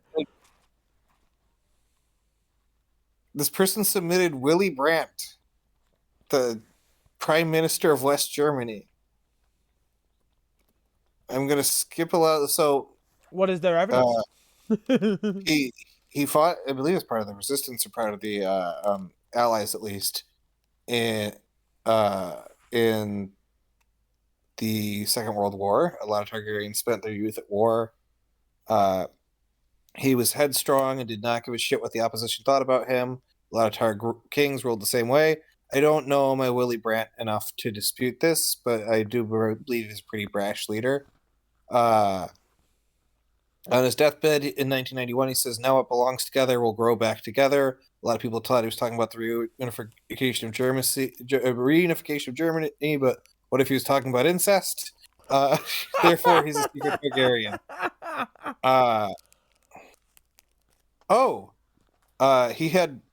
He dyed his hair while on the run during World War II. Interesting. I don't believe it. I believe that Willie Brandt's a very interesting person you should read about. I need to learn more about him.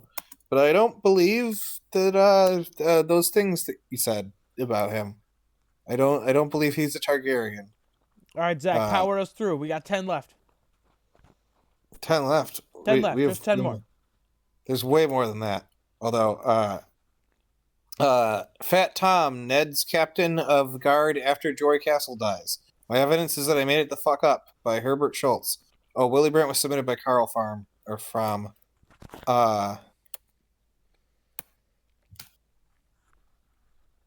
I put Fat Tom right next to Tom. okay, yep, you know what? That's fair. Yeah, gaining weight doesn't make one less of a Targaryen. That's true. Next one. All blonde people that have ever existed. A derivation of everyone. Continue. Next one. We have a whole deleted video about this one, and we're not getting into it again. What? You. No, Pat, go, skip it. Pass. I'm skipping this next one. Also, we've already done too many presidents, and we're not going to be able to do this one without clowning on him the whole time. It's an interesting, stepping back one, interesting conversation topic, that is much too serious for this lighthearted ass channel we have. Yes. Thank you for your submission. No. Thank you for submission. No. The next thing was another U.S. president who I don't feel like talking about because he's an asshole. On top of other things. Next one. The porn actress Eva Elfie. There's no evidence. I'm gonna look her up, even though I know what she. I mean, I don't have any idea what she looks like. Yeah, just give us some just based on vibes. Tell us where we're going. Oh wow, she really looks like she's got the right hair color. Her eyes aren't the right color, but very few people are. She has something on her face in that one. Excuse me? And nothing. And yeah, you know what? Sure, Eva Elfie can be a Targaryen, I guess. Right, I'm gonna put it next to Crazy Dave. That's fair. Joanna Lannister, daughter of Jason Lannister. Oh my god. Joanna Lannister is one of the ladies in waiting of Rhaella Targaryen. The only other ladies in waiting we know of are an yet unnamed Princess of Dorne, who is a distant cousin of Targaryen through Daenerys, daughter of Aegon IV. After Summerhall, perhaps they wanted Targaryen cousins to remain close. After Jason Lannister's birth, his mother, Rohan Webber, fled, perhaps because Jason was not fathered by Gerald Lannister and Rohan did not want to face the wrath of Gerald. It was rumored to kill his brother and his niece to inherit Casterly Rock. That's not a horrible argument, honestly. No. Zach, I remember this. I remember this story. Give me that again. She was the lady in waiting for Rhaella. The other ones were Targaryen cousins. And after Jason Lannister's birth, his mother, Rohan Webber, fled. And that his Gerald Lannister was said to have killed his brother and niece to inherit Casterly Rock. Mm-hmm. All right, I remember this story. So, honest to God, yeah, I'm putting it not here, but like up here. You know why? Why? Because Rohan Webber, is the quote unquote antagonist of the second Dunk and Egg novella. Yeah. She becomes embroiled with the affairs of Dunk and Egg, and later in life, Rohan Webber marries a Lannister, has kids with that Lannister, and there is a succession dispute between Rohan Webber and her kids and the other Lannister claimants, and Egg supports Rohan Webber. And Rohan Webber's two sons, squire for Dunk and Egg. We're saying Joanna Lannister is the daughter of Jason and Rohan? Is the daughter of Jason. Jason is Rohan's child. So the granddaughter of Rohan. Yes. Okay. Yep. I buy it 100%. because it appears to reasonably there appears to be some level of speculation that there may be some Targaryen meddling in that whole affair. It would not surprise me if all of that particular branch of Lannisters, if all of those kids are Targaryens. If they're all like Neat. fucking yep, I like it. This would also give some Targaryen blood to all of Tywin's kids. It sure would. Now that you, of course, could also argue the other way that it may be likely that all of these people are actually secretly Duncan's kids because Duncan has a bit of a romance with Rohan. But you know, we got like 15 Duncan egg novellas before we figure it out. Turns to camera 2. If you are thinking about reading the A Song of Ice and Fire books, read the Duncan egg novellas first. They are incredible. Next one on the list, not to pivot away too fast, but we got to keep up speed. Davos Seaworth, unknown portion of Kingsmen contemporary literacy could be dragon seeds with 300 years of Targaryen bastards who have all the frequent brothels. Melisandre is motivated to follow Stannis to his king's blood. It's implied that specifically king's blood for Valyrian lineage. She also makes the offer to Davos about some sort of sacrifice. Notes Davos, someone who workers are like. This is the problem I have.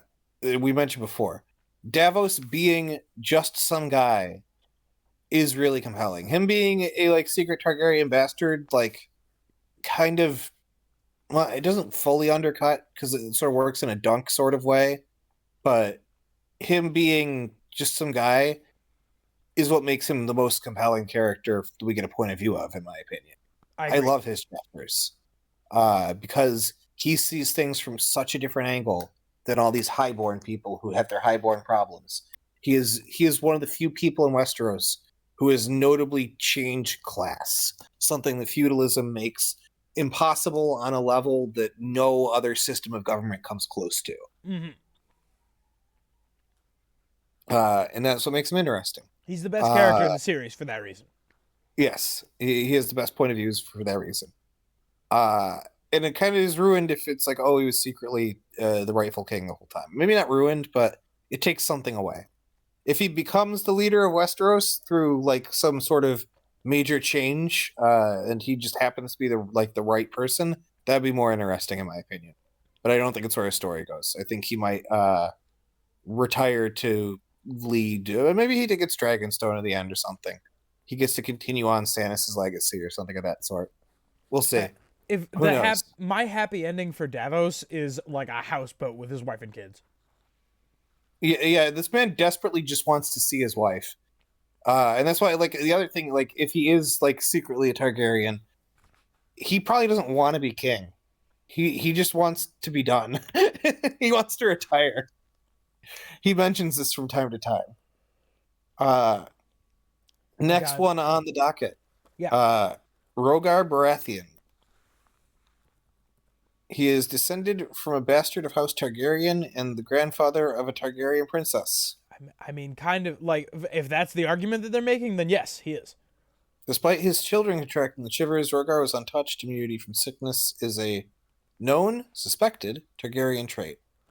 I forgot the last one submitted by Rougarou, as was Joanna Lannister. Very good theories. Thank you, Rougarou. Thank you, Rougarou. And I like your argument for Davos. I just thematically, I don't like the idea. Yep, like total fine theory, honestly, but like his character, like if you want, I'm happy to break most characters in the series for the sake of a silly theory. I can't break Davos. He's too good. I love him. Yeah. Yes. What's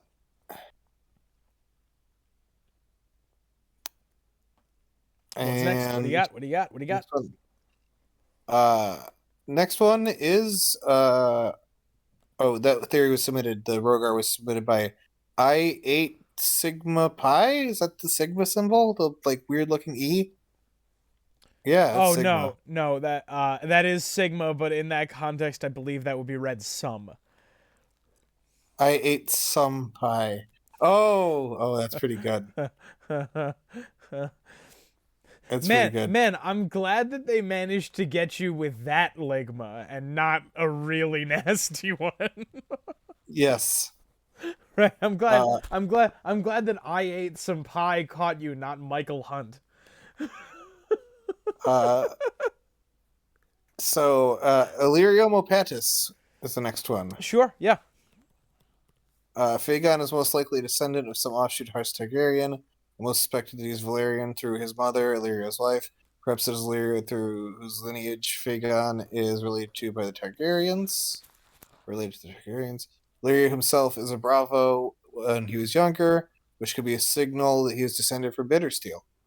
I mean, yeah, like that's a totally fine Yeah, supposition. and the right? idea that the idea that young Griff is his son is totally believable. And young Griff being a Blackfire through the female line is a possibility, but descendants of Bittersteel wouldn't be descendants through the Blackfire line, but they would still be Targaryens. So yeah, that's totally believable. Yeah, cool. I can't see a reason to disagree with that. I don't know if I fully believe it, but it's a fun theory. And this is submitted by Suo Manana. Zach, you were just asking to get Ligmud here. I'm correct. We got Vale again. We've talked about Vale several times. This is submitted by Maury. Drogo. Sure. Evidence it is known. Notes by marriage, obviously. Yeah. Drogo enter open parentheses by marriage. It's not really a secret, but Jace, Luke, and the baby. Don't make me do the work for you. Jace, Luke, baby. They put a recipe for Google Hup in. Is that how you pronounce it? I swear to God, you are just asking for it, man. I know. I'm asking for the ligmens. You're asking for it. Next one, the Red Viper. Evidence. It will be funny. What if the Red Viper was the Red Dragon, the Sand Sticks were the Sand Dragons by Llama Face? Do I hate it. I hate it. I hate it also. Keep going. My weird cousin Nickel. We're on number 108. Okay. We're actually speeding up quite a bit. Let's go. My weird cousin Nicholas. He wears purple contact lenses from Herbert Schultz. No, I don't think he's a Targaryen. Nicholas, probably not a Targaryen, but that's not to say that's not funny. Next one, Dario and Harris. Evidence. He has dyed his hair as a common thread of in books of Targs dyeing their hair to hide it. He has bright blue eyes, which can almost appear purple. Despite working with the Stormcrows for a long time, he suddenly turns on his fellow men to back Daenerys. Who, though? The Targaryen to help family makes sense. Blackfire line didn't die in the females. It's easy. One of them had a poor son who joined the sellsword company in order to afford survival. There are many mainline Targs who went over to Essos over the years. Wait a minute. So he could be a descendant. And he wants to marry Dany, classic Targ incest move, and reclaim the throne, so he could be a Blackfire. Hang on, that actually kind of tracks. Yeah, that tracks pretty clearly and makes a lot of sense. Yeah, is this a commonly held position? I don't think I've never heard this one before, but it fits perfectly. Yeah, if you believe you're descended from Targaryens, right?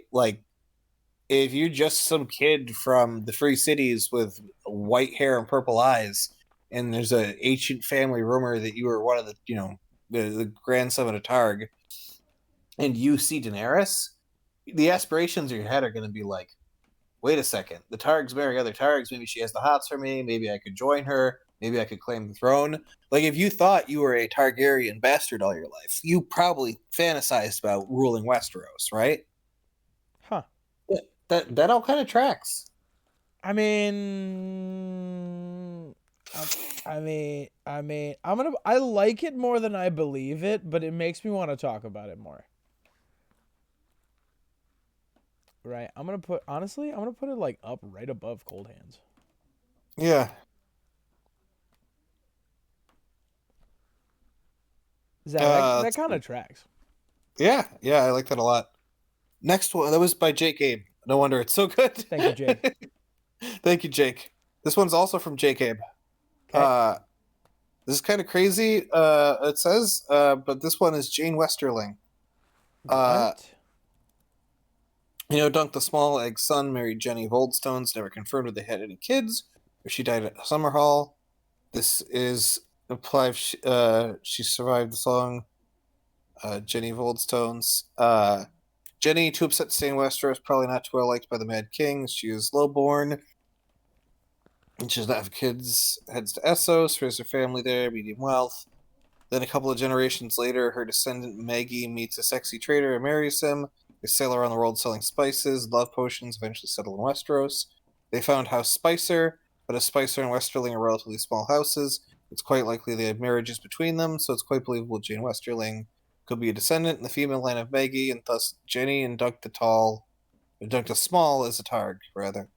I'll submit evidence for Maggie separately. Jane and Jenny have a lot of similarities. Firstly, their names are very similar, and Jane could be named after her great-grandmother.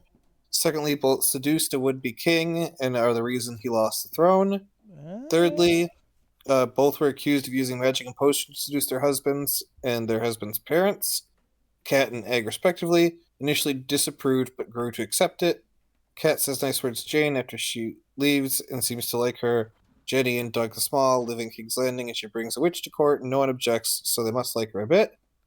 The connections of Maggie are, again, that she is accused of using love potions, which Maggie sold, and we have rumors and theories of Jane's mother brewing potions like moon tea to stop her from getting pregnant.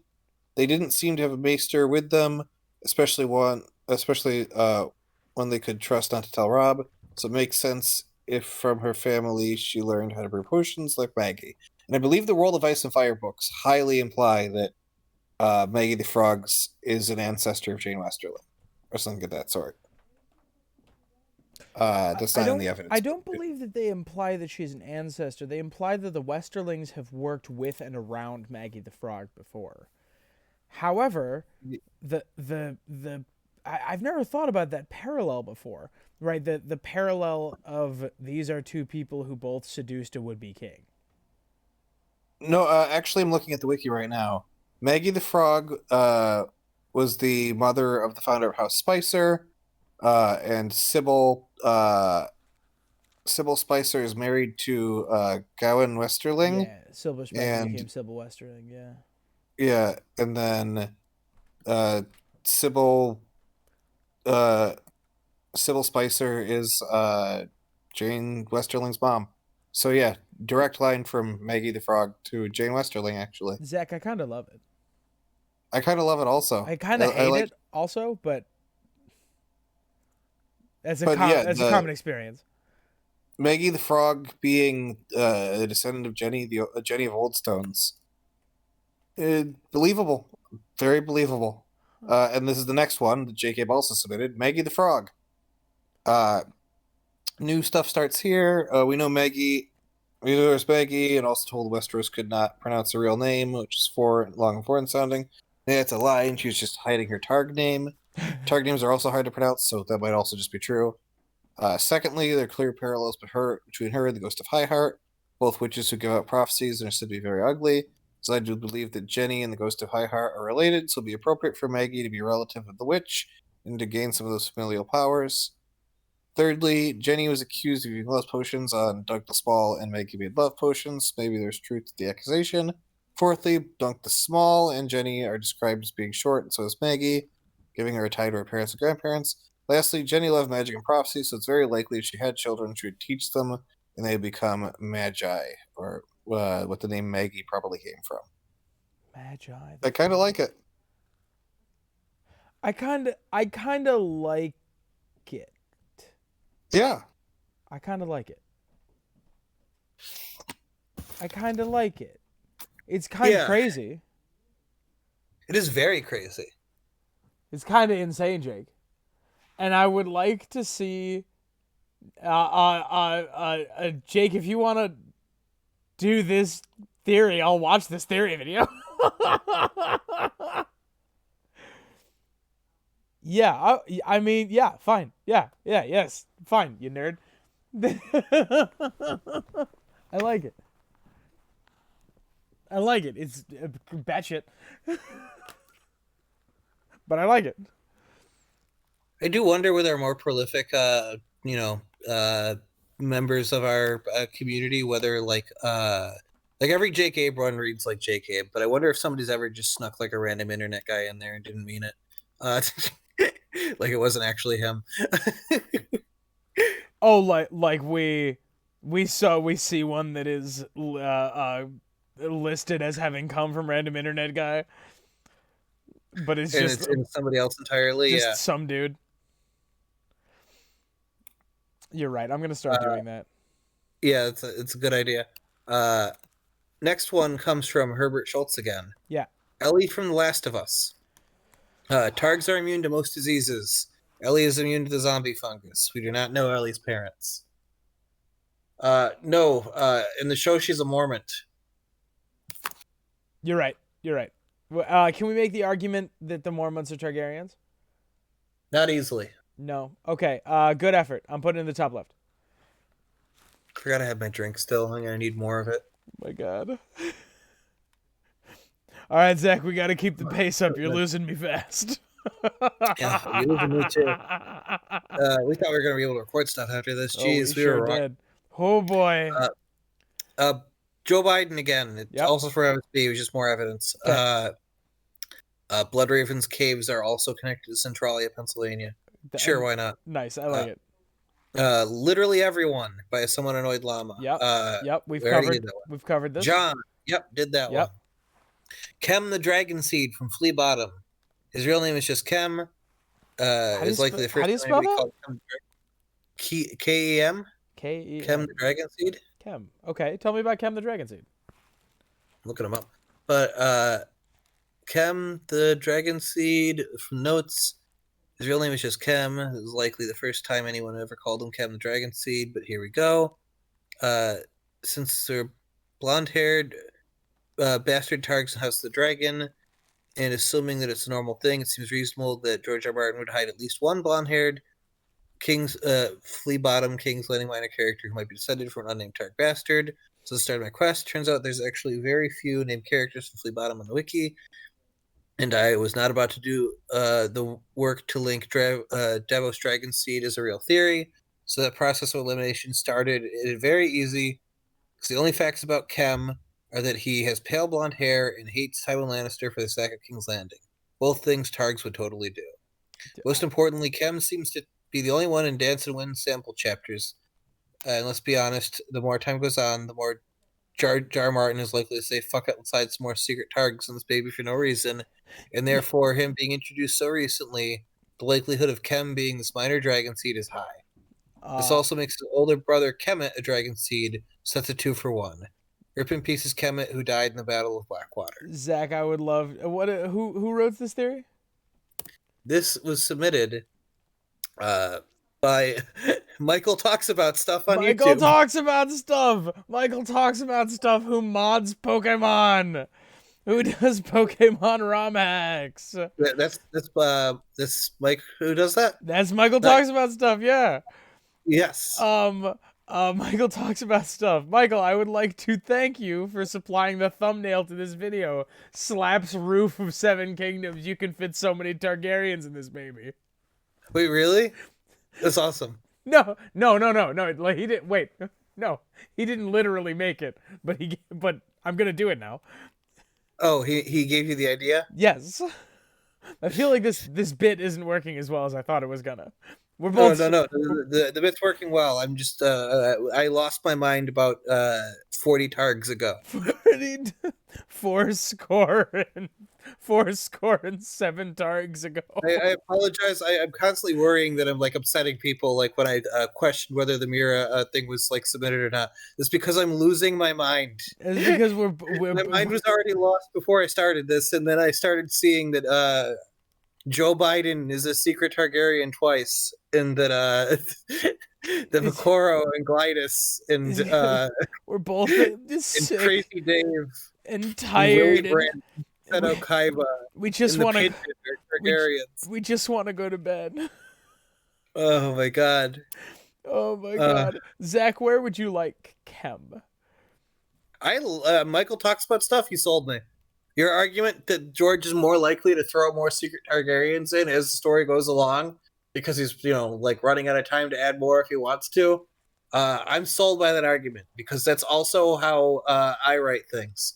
If I want a cheeky reference or like a neat little nod to something else, and I realize I'm running out of story, I try and sneak it in there. Zach, can I turn to camera 2 for a moment? Do it. Turns to camera 2. I would like to thank you for watching. Because if you weren't watching this silly stuff, Zach and I would just be working. Would just be working. We'd just be working. That's what we would be doing until 1 o'clock in the morning instead of this nonsense. We would just be working.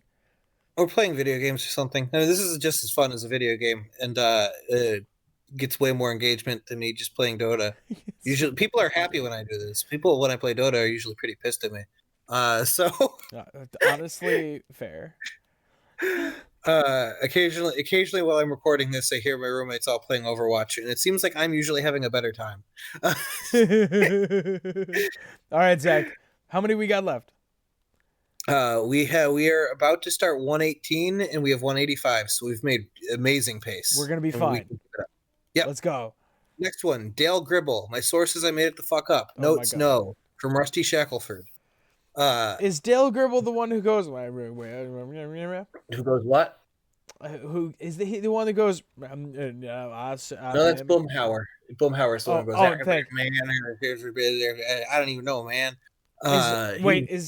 Is Dale Gribble the one who goes? Bah ha ha ha ha ha ha? That's Hank Hill, but you're doing it weirdly. No. Dale Gribble's the one with the pocket sand. It's one of the greatest scenes of all time. Yes, he's the one who goes pocket sand. So someone I once chatted with about that show for a while started to be like, the more I think about Dale Gribble, the more I realize he's not insane. This should have been a warning sign that this person I was talking to was insane. Dale Gribble has Targaryen madness in him, and also he's more of a Baratheon because he doesn't realize that his only son is clearly not his. So I'm gonna go with Dale Gribble as a Baratheon instead. Zach, and that's also how Dale Gribble, Robert Baratheon, won at the Trident against Rhaegar Targaryen. Was pocket sand. Now, Zach, we have to ask ourselves, which character in the story is most likely to utilize pocket sand? And I think we know the answer. It's Oberyn Martell. That's true. That would have changed that trial by combat if Oberyn Martell just reached into his pocket and said, pocket sand, and threw it at the mountain. That would have been amazing. Who gave you the order? Throw sand in face. Dale Gribble does other things, but I could watch that pocket sand scene on loop for an hour and not be bored. All right. It's so good. All right, Zach, this is unhinged, and I'm putting it all the way to the right. I'm more up here somewhere. Yeah, up there. I like I think it's a good spot for it. I like it a lot more if it's Dale Gribble. You're looking at the pocket sand video. Briefcase. I like what more the hell are you doing? Dale Baratheon than Dale Targaryen. He threw the pocket sand. Oh, sorry, I'm losing my mind. We'll move on to the next one. Tom, the next one is Young Griff. I can't breathe.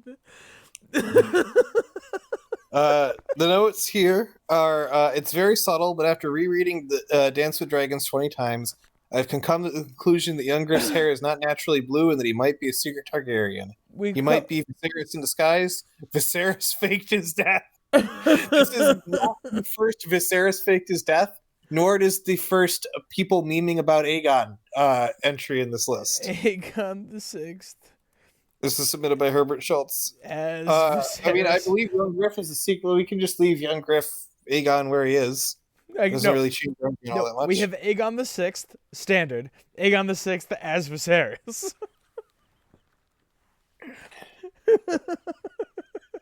Which I don't believe. I don't believe it, but it is funny. It is funny. Uh, Pocket sand.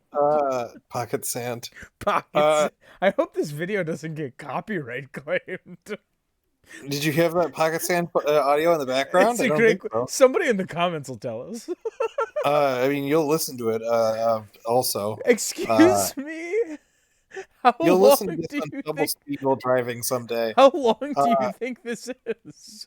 very, very long. Pocket sand. Philip J. Fry. Submit any evidence. Time travel. Submit any notes. No. By Rupert Muppet Man Murdoch, owner of News Corp. Philip J. Fry is not a Targaryen. Philip J. Fry is Bran He's Stark. Move not on. only features Philip J. Fry. I don't. Yeah, as a enjoyer of Futurama, he makes way more sense as like a Tully or some sort of like. Well, he's from New York City, so King's Landing ish area, but like I don't know. He's Bran He, Stark. yeah, Bran. he's a time traveler. Yeah, He's he could one be of the time traveling. He's one of Fry. the many time traveling Brans. One of them just had to go to the year 3000 and meet Bender. One of them just Uh, had to go to the year 3000, and not much has changed, but they live underwater. And your great granddaughter is Shiera Seastar. Zach, continue. Next one. Get us out of here, please. Jesus Christ. Submit evidence for this. The Bible. Notes. John 3:16. I don't remember that one. Although, I haven't really read the Bible. Hang on, I so- got this. For the Lord so loved the world that he gave his only begotten Son. For the God so loved the world that he gave his only Son, that whoever believes in him should not perish but have eternal life. I can't believe that that's still in my brain. Whew. I had that. Did you hear that? Yeah, you got it. Did you hear that must that? I got that I don't- exactly. There must be a different version of it than the one I found online because there's slight differences, but that's common in the Bible. And you nailed it. Oh God, that I feel worse about that than I do about the fact that I can recite most of A Dance with Dragons. That's the correct feeling you should have. I believe it, but I do hate it. Yeah, that's true. Jesus was a bright flame. Yeah, he's an abandoned plotline. Yeah, he was supposed to come back by now, and the writer forgot about it. Everyone, can I please ask everyone right now, and everyone who's still watching, please, in the comment section right now, I need you to quote as many Jonas Brothers songs as you can in succession. Go. Next one, Varys, already covered. Got This one is a bright flame. Submitted by Andrew. Yep. Well, all right. Hang on. Varys as a bright flame. Yeah, Ariana's exiled to Lice and is Varys' grandfather.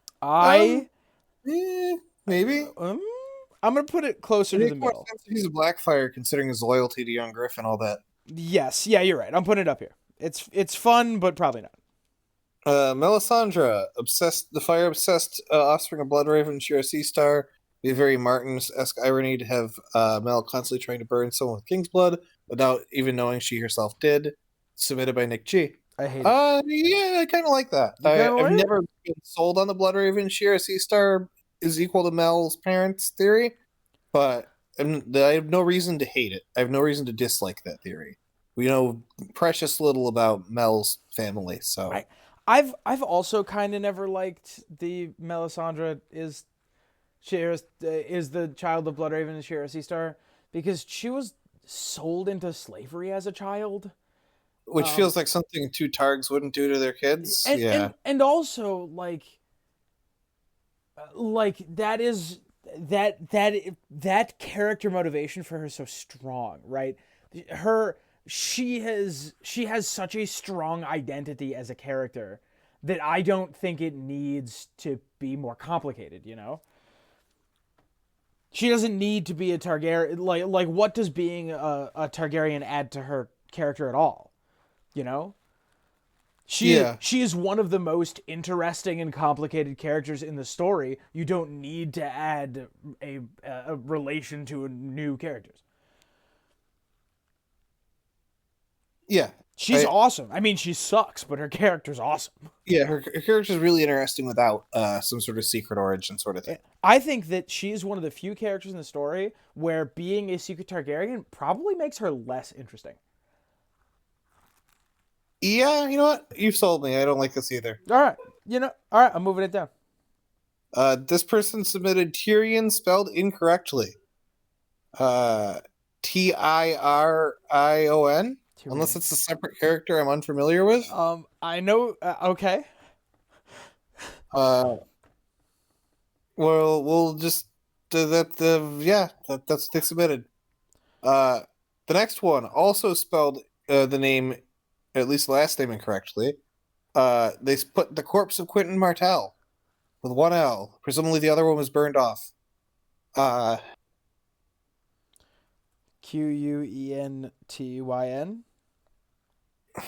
We'll go with Quentin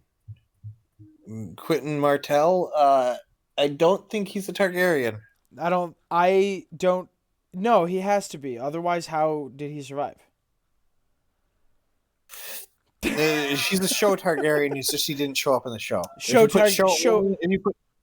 Put show only in parentheses next to that, and I'll write off on it. Quentin, parentheses, show only. There we go. Perfect. The writers just forgot to include Quentin. The writers kind of forgot about Quentin Martell. Next one, Penny. No notes, no evidence, no name. Penny. Just Penny. Get that shit out of here. I hate it. I've heard that before and I hate it. Yeah, it sucks as a theory. Penny just being a normal person is the most interesting thing you can do with her character. And again, like, this is different from Melisandre, right? If Penny is a secret Targaryen, her character becomes more interesting, just worse. Yeah. She just becomes like you didn't expect her to be a princess of a major royal family, which is like a young adult like writing cliche. You know what? Actually, I take it back. I am moving it. No, I'm moving it closer to the middle. Because I have heard the take that Penny could be Tyrion's kid with Tysha. And then if Tyrion is a Targaryen, which is disputed by some, it becomes more believable. Yes, it becomes more believable, and like it becomes more interesting then, right? It becomes an interesting, although decidedly unpleasant, direction for both of their characters to go. That's true. I still hate it. I still hate it. We hate it equally. The next person said probably all royals in Westeros, Essos, and a big amount of peasants. That's just a variation on everyone. Yep, and also correct. This one says Arya, and evidence is Targaryen kill Night King. You know what? This is going to be the first one that I'm legitimately putting in the bottom right corner. Right? I hate it, but I have to believe it a little bit. Yeah. Yep, it has to be down here. She is Azor Ahai by the show's definition. Yeah. Yep. From the and like we got all that they're still barking up that tree. They got the whole prophecy. You got the House of the Dragon. You got Aegon's dream, which appears to have been fulfilled by Arya fucking Targaryen. So there it is. It gets to Arya Stark Targaryen. It gets to stay. It gets to hang out in the quadrant with Aegon the First and Jesus Christ. This next one just says, Tom, I found you in the submit a member of House Targaryen. Evidence says you can't run. Submit your notes. I am inside your walls. This is submitted by and behind your eyes. Hang on. Hang on. I'm moving a little bit closer to the wall. Hang on. I am inside your walls. I am inside your walls. I am inside your walls. So next one is Sir Pounce. Zach, did that bit not come through? Oh, you moving closer to the wall? Yeah, what? I moved close to the wall and I did the shave and a haircut knock, Oh, no one oh, knocked back. I didn't hear it, but it's possible Okay. it got picked up. All right, fine. No, Uh, no worry. It wasn't very funny anyway. Sir Pounce, Yep. we don't need to go through this. We agreed that Balerion is a Targaryen, and Sir Pounce is very likely a descendant of Balerion the cat. Oh yeah, So yep. sure, So where's Sir Pounce is a Valerian? Targaryen. Yeah, I like it and I believe it. Yeah, strictly speaking, like kind of mathematically. Yeah. Nerd. Enderman/Ender Dragon, evidence purple eyes. Submit any notes, Inc. Minecraft server 1, submitted by Rage Unicorn, who I Uh, believe solves that problem I'm. themselves. Uh, I mean, my friend, I have some great news for you. You can go into the description right now. Hang on, I'm getting my red pen. You can go in the you can description join the minership. right now. You can go to the Discord and you will find the Minecraft server IP. Get on in there. Yeah, get on in there. You can do it right now.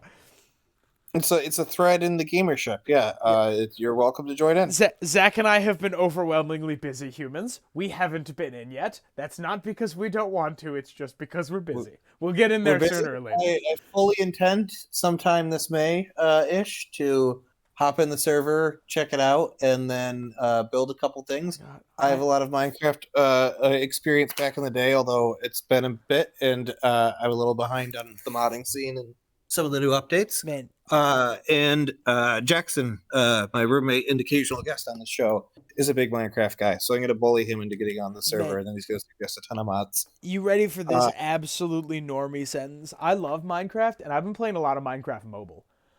You've been playing a lot of what? Minecraft on mobile. Oh, wow. And honestly, the mobile port's really good. Oh, nice. It's actually great. The movement feels really smooth, and it does not tax your battery like I thought it was gonna. So I love Minecraft. I understand someone just recently set up a slime farm in the server. They've been like there's like a city. They made Wow. Rage Unicorn made custom banners with all of the I don't know about all of the, but many of the A Song of Ice and Fire house sigils. It's a really cool place. Come and join the Discord. If you're not in the Discord, come join the Discord. It's a flipping party over Please there. do. It's a party over there. Yeah. To that end, Rage Unicorn. We're taking Ender Dragon. We're putting it right up there. Next one on the list, submitted by Cowboy Mike, is Santa Claus. Notes or evidence. He has white hair and an immunity to fire. He seems to be able to fly and rules the North Pole with an iron fist. His white hair is part of it, and due to the fact people often keep their chimneys on in winter, he goes through the fire. Must have immunity to fire. He might not be driving the sled at all, but on a dragon. And yeah, the description of Santa Claus as immune to fire is really funny. I see how you got there. No. No. Santa Claus is another. Wait. Oh, okay, yeah, fine. I'm putting it over here. I was gonna say Santa must be a descendant of. He must be Egg, right? He must be Egg in his old age, being charitable to the common folk. That's a possibility. Next one, number 133. We're getting there. Okay. The dragons. Evidence the weird tapestries in the House of the Dragon show. Submitted by Herbert Schultz. I mean, like, strictly speaking, yes. Yeah, in the same way, yes. Dragon D's nuts across your face. Ooh. Destroyed. Next one. George R. R. Martin. He writes character inserts. Since every character in A Song of Fire is a secret Targaryen, then George R. R. Martin must therefore be a secret Targaryen. QED. Has anyone ever seen George R. R. Martin fail to tame a dragon? And this was submitted by Secret Targaryen submission number 233. You're off by a little bit. It's 134. So you're off by 99. Oh, wait. Not 99? Wait. Math? Yes. I Okay. am putting George Martin in the top right. Yeah. There it is. Next one. I did it. The Ghost of High Heart. 1. Aemon Targaryen alleges to have fathered a child with Ellis Rivers, possibly evolving magic on her end. They have a son, but we don't know anything after him. After Alice takes Harrenhal, we can assume they don't. Opens bracket, spoilers. I'm gonna skip the rest of that, but I'm sure it's good evidence, but it's very spoilers. the Ghost of High Heart is never given a proper name. We have no idea how old she is. She's a wood witch with a gift for prophecy. Comes from one of the children of the forest. Ghost of High Heart also has albinism, which means we don't know what her hair or eye color would be. Had she not had albinism, her prophecies are symbolic, kind of like Helena's in the Good Dragon show. Thematically, you have Bloodraven, who also has albinism, is really all goes by nickname, is associated with magic, friendly with the children of the forest, and has a Targ father, and at first been Riverland's possibly witch mother. If you really want tinfoil, then he also has one eye, like Aemon. To sum everything up, assuming Aemon's son was living on the Island of Faces, he could have a kid with the children of the forest, who grew up to be the ghost. I'm not great at timelines, but Alice is rumored to be much older than she looks. In the Bad Dragon show, Belle glamours herself and is apparently old enough to turn to dust when she stops doing magic. If Aemon's son is younger than Viserys, then you could place her around the same age as slightly older than Bloodraven. That's not a bad take. I think I gotta dig into it more. I'm gonna give it one of these. I like it, but I'm gonna be on the fence about it for a little while. It's a really cool take though. This is by Alex C. with the Millhouse profile picture. It's in the comments sometimes. Thank you, Alex C. That's an interesting one. I kind of like it. I kind of believe it, but it's a very kinda sort of thing. Millhouse is my favorite kind of magic deck. I think putting that right above Eva Elfie there is a good spot for it. I forgot she was on there. What did this one used to be? We'll never know. Carry on. Yes, we're carrying on. Let's see. We're still only in mid-February as far as these submissions go. It's kind of crazy. Okay. Tormund Giantsbane. We talked about Tormund. Taken care of. Next one. Captain Picard. Picard shaves his head to hide his Valerian features. By this one submitted by Herbert Schultz.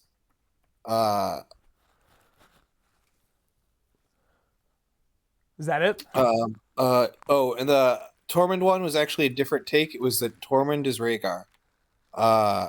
And the reason he's too old is because Qyburn gave him a space machine. Okay, all right. We'll say Tormund, in parentheses, as Rhaegar. I think we can probably put that next to the other Tormund. Yeah. It still doesn't track all that much for me, but I kind of hate. Well, hold on. Where'd you put it at? I put it top left. No, I hate it. Put You it hate down it? lower. All the way at the bottom? I hate time traveling Rhaegar Tormund. You feel like he would have made a time travel member joke at some point, right? Like, if he traveled back in time and had a huge penis, there are so many jokes he could have made, and he's made none of them. So I hate it. So far. If at the beginning of the Winds of Winter, it's all Tormund making time traveling cock jokes, then we'll move it. Okay, fine. We'll come back and move it. All right, there it is. Yes. I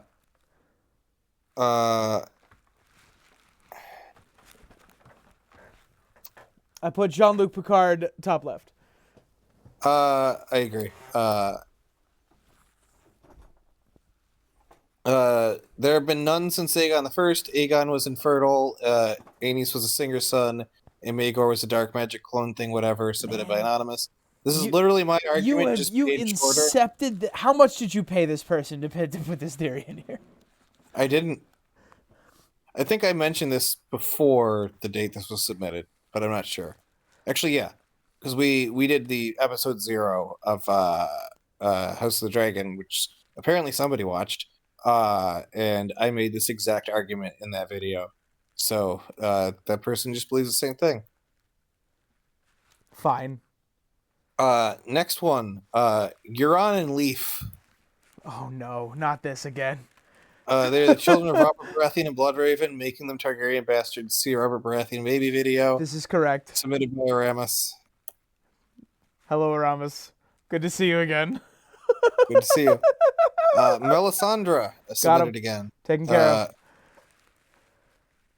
Sir Ilyn, joke answer. This one from Jake Abe. Okay, first thing. Through Bran, all things are possible. So you should write that down. This series should go all the way in the most believable spot. During the Sack of King's Landing, the Mad King knew Tywin was going to kill him, so he needed a body double, and who better than a mute who can't protest? Therefore, he kidnapped Sir Ilyn, who we don't know. Maybe he was in King's Landing for the whole war. No can be 100% certain. Dresses him up in the same clothes, hides him in the corner of the throne room. He loudly shouts to Jaime, "Hey, I'm going to kill everyone, including you, cough, non-biological cough father. Please don't try to stop me, woo." And then runs around the corner, pushes Sir Ilyn out, and hides. Jaime comes, stabs Sir Ilyn, so tired he doesn't even check the body. He goes for a nice little nap on the Iron Throne. Then the Mad King does some face-off style surgery and swaps faces with the corpse, rips out his own tongue, the thing we know he loves to do, and runs away. He then visits Tywin, we all know he secretly loves, which is the fighting was just unrequited love bubbling through. Tries to profess his love to him and asks to be with him forever, but Tywin misinterprets the charades-esque declaration. Instead, thinks he's asking to stay in King's Landing. So Tywin asks Robert if he can be the executioner, and Bobby agrees. The Mad King does love killing, so he accepts his new role in life, went about killing and killing. Many years later, he killed Ned because revenge is just best served ice cold. Traitors gotta get stitches. He then goes on a father-son bonding trip with his illegitimate son, Jaime.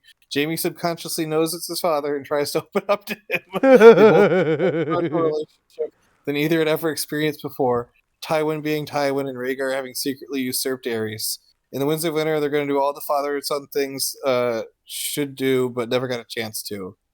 Throw a ball, murder their daughter/sister, get ice cream, all classic bonding experiences. I love this fucking stupid thing we do. Yes, it's great. I hate almost every single thing about it, with really the sole exception that you said with Bran, all things are possible, and it's impossible for me to argue against that. So I hope you're proud of yourself. You're in the top right. I hope you're fucking proud of yourself, Jake. Next one, Quaithe. Via her being CRC star, so whatever proof there is for that. There's a quick thread I found. There's a thread I found with a quick Google. Links to a Reddit thread about it. I'm kind of ambivalent about it. I don't know if I believe this. My money is on Alyssa Farman. This submitted by Reddist, formerly Red Real, that was submitted as at the time. Who submitted the next several? They also submitted. Hold on. Should we talk about Quaithe? No. Or do we have Quaithe already? We don't actually have Quaithe yet. I'm kind of ambivalent about it, you know. I put it near the middle. The idea of Shira Seastar still being alive because Bloodraven is interesting, but if she found immortality another way, like we don't have a good direct evidence of that. But if she is alive, I think Quaithe is the most likely answer. Okay. I do like that Quaithe is time traveling Daenerys, though. That's kind of crazy and neat. We already have so much fucking time travel in the story. Yeah. Well, I say we already have so much time travel, like, on the way in the story, is what I mean. Yeah. So yeah, I do kind of like that one. The children of literally any house that married a Targaryen woman, Valerian, Martell, Hightower, etc. That's just everyone with extra steps. Yes, it's everyone with extra steps. Every Baratheon, that's just everyone with extra steps. Sorry, Reddist. Drogon, Rhaegal, and Viserion. These are Daenerys Targaryen's children. Adopted family is real family. We made the horse and dog and cat argument earlier. Yep, we got the Drogon, dragons. Rhaegal, and Viserion. The dragons, yeah, I would say for sure top right corner. Yep, absolutely. Correct. And those are all the Reddist theories. That little clutch there. Next one. Joffrey / Varys is Rhaegar. What do you mean? What? Wait, hang on. Say that again. So some people think Rhaegar is Mance. Others think he is inside of Ghost. Others think he is Thomas Seven Strings. They are all wrong. Rhaegar shaved his head, put on some weight, and started speaking in a foreign accent. He also calls himself Varys. Varys slash Rhaegar has access to the tunnels in the Red Keep. Uh, this is insane. This is unhinged. No. Vagar No is the answer. as I'm sorry, Varys. Herbert Schultz. This is not true. Hang on.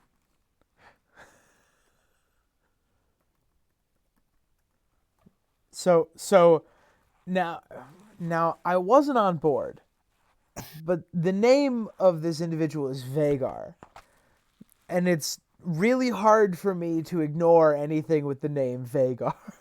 I think that's the only reason this is here. Yeah, I think you're probably right.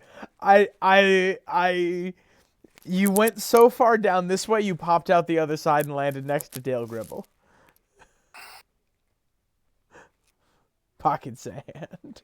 Pocket sand. Zach, will you please do the Hank Hill Baja Blast noise? Wah! I can't do it. I Super. gotta go get a Baja Blast. I sell propane and propane accessories. Propane accessories. Bobby, put that down. That is a propane accessory. It's okay, Dad. It's know, okay, Dad. I That's can't do that That's voice. actually a really good Bobby Hill. Oh my god. Oh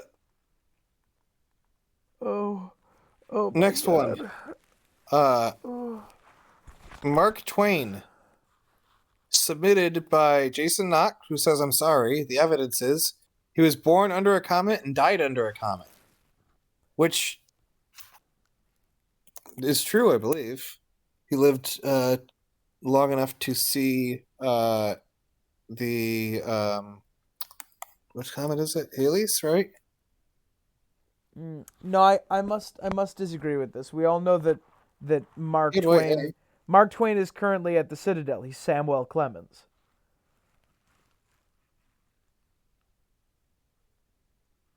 Are we going to be around for the next? When was the last one? The last one was 1986, and the next one is 2061.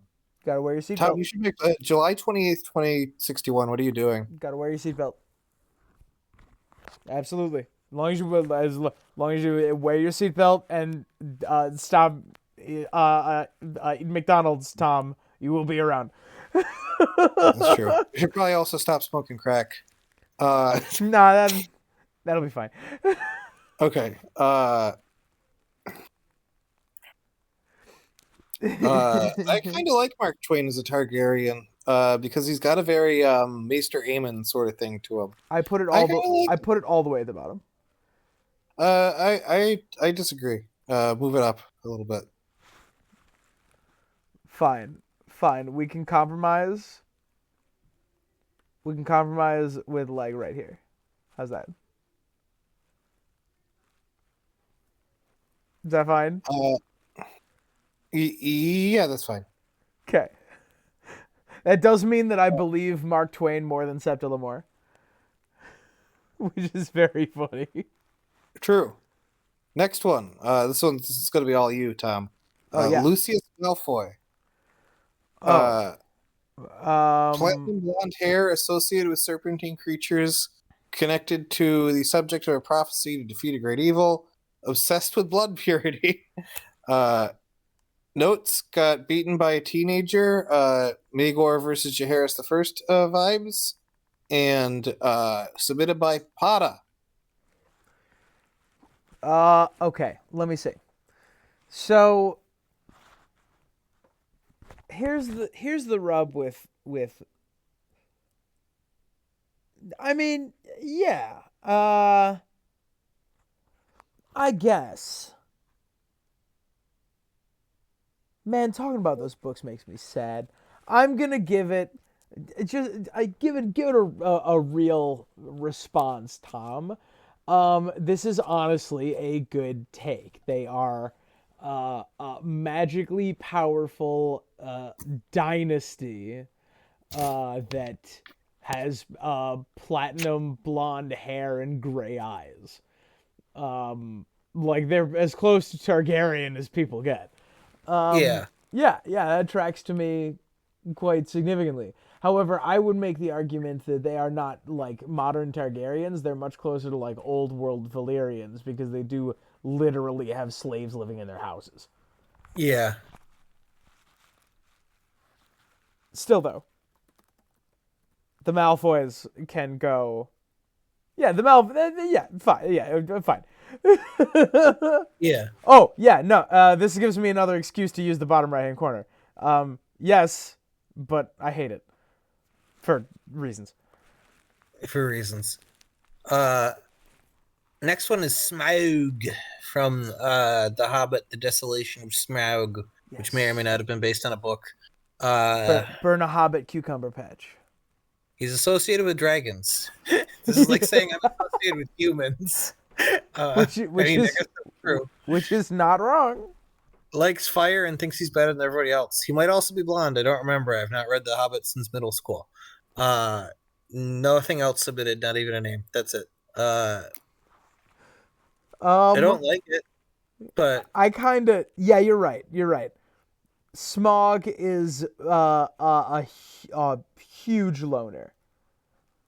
Yeah. No, I lied. Smog's a Blackfire. We're putting it in the top right. In bottom right. I hate it. You hate it? I hate Smaug. Smaug being part of any group doesn't fit with my conception of character. I absolutely need you to stop. He's avarice incarnate, right? Yeah. Family means nothing to him because it's just another obstacle to him having more things to sleep on. All right, I'm putting it down near the Malfoys. No, I'm putting it above the Malfoys. You know what? But he is theoretically a Blackfire. You know what? You ready for this shit? I'm swapping Arya and the Malfoys places. Wow, this is unprecedented. Yeah. I hate the Malfoys more than I hate the Bad Dragon Show. Yeah, there you go. I fucking said it. That's fair. Skipping this one because we skipped it previously. Next one, Arston Whitebeard. Why is he a squire, but everybody thinks he's old? Because he's got white Targaryen hair. He's actually young. So that explains why he's a squire. Why does he want to help Dany? Because he's a Targ. Who's this strong Belwaz bloke? Probably a member of House Strong, so Targ loyalist. Only halfway through the third book, but I think I'm onto something here. Sir Belwas of House Strong. I really like these independent bits. Like I'm halfway through the third book. No spoilers, please. Oh my god. Arston sounds kind of familiar. Maybe if you add a few letters to it. Ariston, Aerstan. Yeah. Yeah. If you add a somewhat annoyed llama. If you add a few Y's in there, it sure does sound Targaryen, doesn't it? Oh, it's so good. It's so good. Another George R. R. Martin, got it covered. Another Quaithe, got it covered. We got you. You're taken care of. Howland Reed. Howland is Howl from Howl's Moving Castle, the book. I watched the film once, but I don't remember it very well. Evidence, same name, both live in a moving castle, can do magic. Reason why Howland Reed is missing is because he's off in another dimension, like Howl is. Howl takes the surname Pendragon, is constantly dyeing his hair, just like Vagon. Plays the guitar like Rhaegar. I'm pretty sure Rhaegar played the harp, but I like this alternate universe where he played the guitar. I also like this alternate universe where he played the guitar. Zach, can we do a song of he's serenading Lyanna. He's just like, anyways, here's Wonderwall.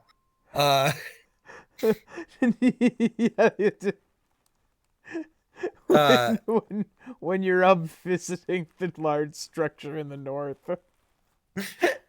Anyway, here's Wonderwall. Oh my god. He has a fire demon who looks like a face in flames. Obviously, what Mel thinks is R'hllor, so Howl is Azor Ahai. Howl is from Wales, and so is the actor who played Viserys in the show. There's a dragon on the Welsh flag. Therefore, Howl is a Targaryen. In fact, he's all the Targaryens fused into one person, like what happens to the wizard Solomon and Prince Justin. So Howland Reed is a Targaryen. This is submitted by a somewhat annoyed llama. I have not read or watched Howl's Moving Castle, and I've heard the Howl's Moving Castle Howland Reed comparison before. But you make a compelling argument that Howl from Howl's Moving Castle is a Targaryen. I'm not sold on the Howland Reed as Howl, but I like the argument. I mean, honestly, the only information I have is what has come from Upset Llama, Angry Llama. Someone annoyed llama. So I had it. It was in there somewhere. Yeah. So I must defer to them. Yeah. Howland Reed as Howl goes in the top right. The next one. The Mad King didn't want to burn King's Landing. He just hated the American way of city planning. Evidence. He screamed, "Burn them all," not "burn them all." He screamed, "Burn them all!" Burn them all. Burn them all. Burn them all. He was upset at the prices there. He was outraged. Truly. He also hated there was a giant parking lot where there could be affordable housing, which is fair. Hates shopping centers. Burn them all. Burn them all. Burn them all. My God, that's funny. Rennifer Longwaters is the next one. Evidence. I have a little dragon in me. Rennifer to Jaime Lannister to Feast for Crows. Rennifer is a secret eldest son of Aerys II. He is the Plan B. Varys and Illyria are keeping their back pocket if young Griff's scheme doesn't work out. He was in cahoots with Varys, who is Rugen. As repayment for his safety, Varys let him have unrestricted access to the Black Cells. I mean, this is from Blue Sparkle. Like honestly, we just have to decide whether we want to believe Rennifer Longwaters claims he is a secret Targaryen. Do we believe Rennifer Longwaters is the question. There's no reason not to, right? Like, he just says, yeah, I got some dragon in me. Like, he lives in King's Landing. As many people have made the argument, like, tons of people in King's Landing are probably dragon seeds. Why should we not believe somebody who, one of the few things we know about him is he's like, yeah, I'm a dragon seed. Yeah, I like it. You know, I kind of like it too. I'm going to put it in here. Near Orain Waters. I think it's a good spot for him. Next name. Stannis Baratheon, already covered. Got him covered. 3 times Hate it. now. Hate it. Submitted by Stannis Baratheon's #1 fan. Why are you trying to make the character of Stannis Baratheon less exciting? They have a different argument this time. It's the son of Rhaegar and Elia in disguise. Now wait a minute. The phrasing on that is ambiguous. Do you mean that the son is disguised or Elia was disguised? They were having I'm not gonna kink shame Elia Martell. Neither am I. I'm just curious. I want to know. Can we get some fan art of that? Next person. Next person is Cersei and Jaime Lannister. We'll put him down. We covered him. Yeah, we covered him. I like it for the same reason this person says. I just love the idea that Tyrion is Tywin's only child. I also like that, but I don't know how true that is, unfortunately. Yeah. If it happened, I would certainly not like it. It would be a totally fine direction for the story to go, but I don't think that is terribly likely. Because it's also important that Cersei and Jaime are Tywin's kids, right? They are. Yeah. They represent parts of Tywin too, right? They are his legacy, but along with Tyrion. Yes. But of course, like there is the whole theme about lineage, parenthood, and legacy not all being the same thing. Yeah. Right, you're the person who is your father and the person who is your dad are not necessarily the same person. That's true. Tywin can be the father to any or all of his three children and still not have been a dad to them at any point over the series. And same thing with Ned, but the inverse. Yeah.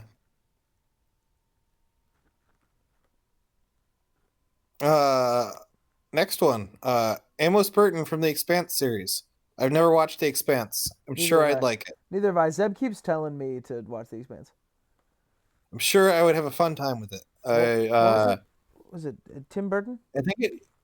I really dig the lore to Barotrauma, and I understand it's like a similar sort of thing where there is like space travel. There are humans on other planets, but it's kind of shitty to be on one of them. I think The Expanse is about people settling Mars, and then there's a dispute between the people on Mars and the people on Earth, if I remember correctly. And then Barotrauma is about people on what moon is Barotrauma set on? It's that moon with all the frozen seas on it.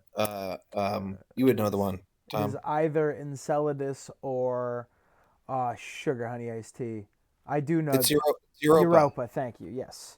Yes. Yeah, It's a bunch of people living on Europa's underneath Europa. I don't know the status of Earth, but living on Europa is a bunch of underwater stations that you travel to through submarine, and there's Lovecraftian monsters that attack you as you try and get between them. Nice. It's great. It's so awesome. I love that kind of sci-fi, that gritty, nasty, we're making it work sci-fi. Is my jam. Yeah, that's kind of that's kind of what The Thing is, right? Oh yeah. Yeah, it's the gritty, nasty. Like this is all with the like we need to kill an alien monster, and all we have are the things on this table. Yeah. Same thing with the movie Alien. Yeah, it's like they're space truckers, basically. Yeah, we're space truckers. I have a space jack and a space drill, and that's all I can do. Yeah. Zach, what was the name of the person from The Expanse? The name of what person? The person who was submitted. Amos Burton. Amos. We know nothing about him and cannot opine anyway. Amos Burton, I'm putting you down here. I don't know you. Next one. Do you remember the Dragon Apocalypse movie from the early 2000s starring Christian Bale and the guy from excuse me, do you mean Reign of Fire? The dragons from that movie are secret Targ dragons that were warped into our reality when the black hole consumed old Valeria. Do you mean Reign of Fire starring Christian Bale and Matthew McConaughey? So, submit any notes. Does anyone actually remember that movie? Well, I have news. I don't, but Tom sure does. Yeah, I do.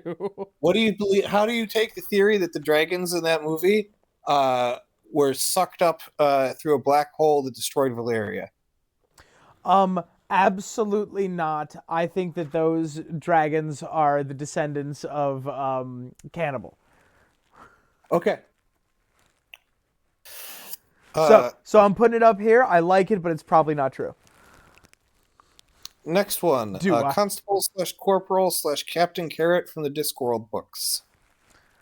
I read exactly 2 Discworld books, and neither of them had Captain Carrot in them.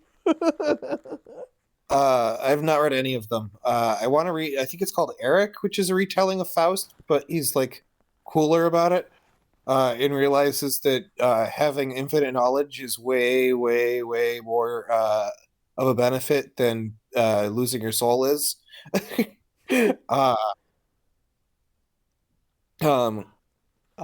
is blonde. Is a secret heir of the kingdom of Ankh Morpork, which he has no interest in. He much rather be a policeman. Ankh Morpork. Yes, I remember this. Yes. And he also has a girlfriend that is a furry. There's no evidence. I just think it's funny. Can I say some things about Discworld? Please do. The first Discworld book I think is called The Color of Magic. I read that one and the second one, and those books Octarine is The Color of Magic, right? Correct. And though that the first book in that series is so fucking funny. Holy shit. Do you remember you remember the Futurama joke that always gets me? right? There's a couple that really get me. The one that you called me dying about once when you watched it was they're just driving through the United States. And it's a map gag, and they leave New York and they go through an area, one of which is the Penn Republic, and the other is Sylvania. This is really funny.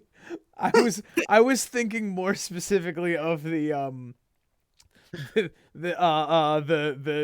crazy doctor leans on the clutch and is, oh, I'll have to bring her around again. I'll And shoot again. Eleanor Roosevelt out the window. No, I'll shoot Hitler at the window. Oh no, I accidentally shot Eleanor Roosevelt. Eleanor Yeah. Roosevelt by mistake.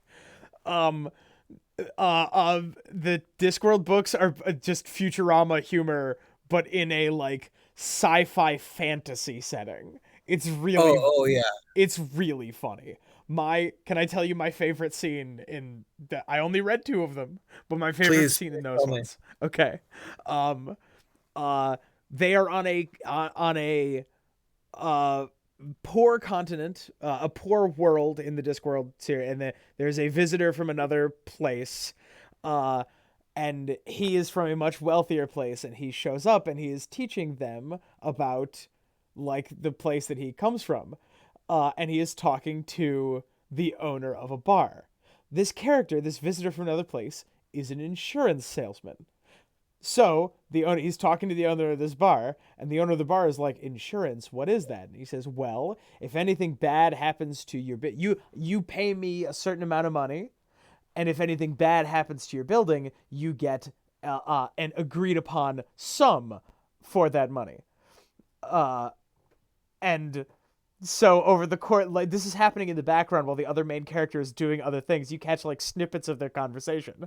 And at the end of that chapter, the bar owner has purchased insurance, and at the end of the next chapter, he has burned down his bar.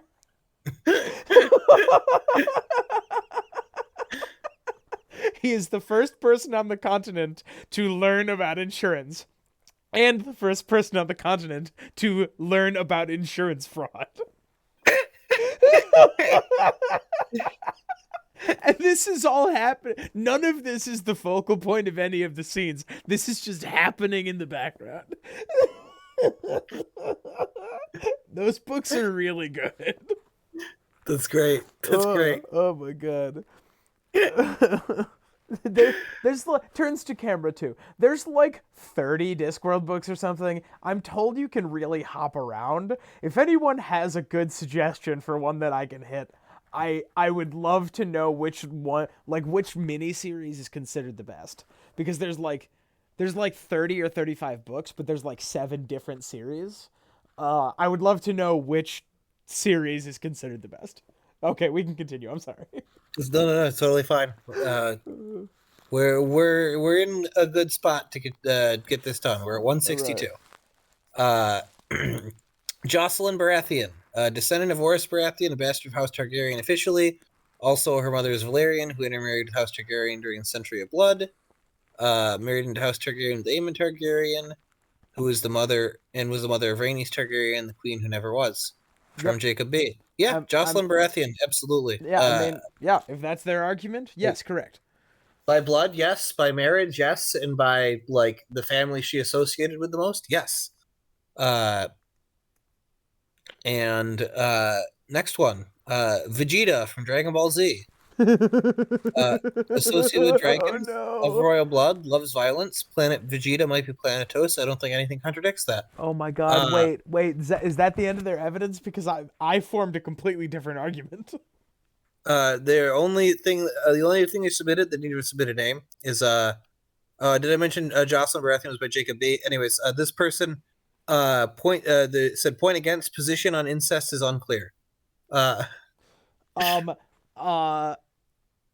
Vegeta actually shares a lot of similarities with Daenerys. The last descendant of a monarchy of a long since fallen civilization out looking to gain power and reclaim their throne. Yeah. It's actually a very similar story. Zach. Yeah. What's that? Oh, We crashing. we're crashing. Hang on. Come back, baby. Okay, no, we're okay. We're alive for the We're good. moment. We're good. I'm putting the cheat in the top left. Yeah. I was trying to make some sort of either John Con Napa comparison or a Viserys Napa comparison, and nothing funny clicked. Anyway, All I can hear is Takahata 101 going, bitch.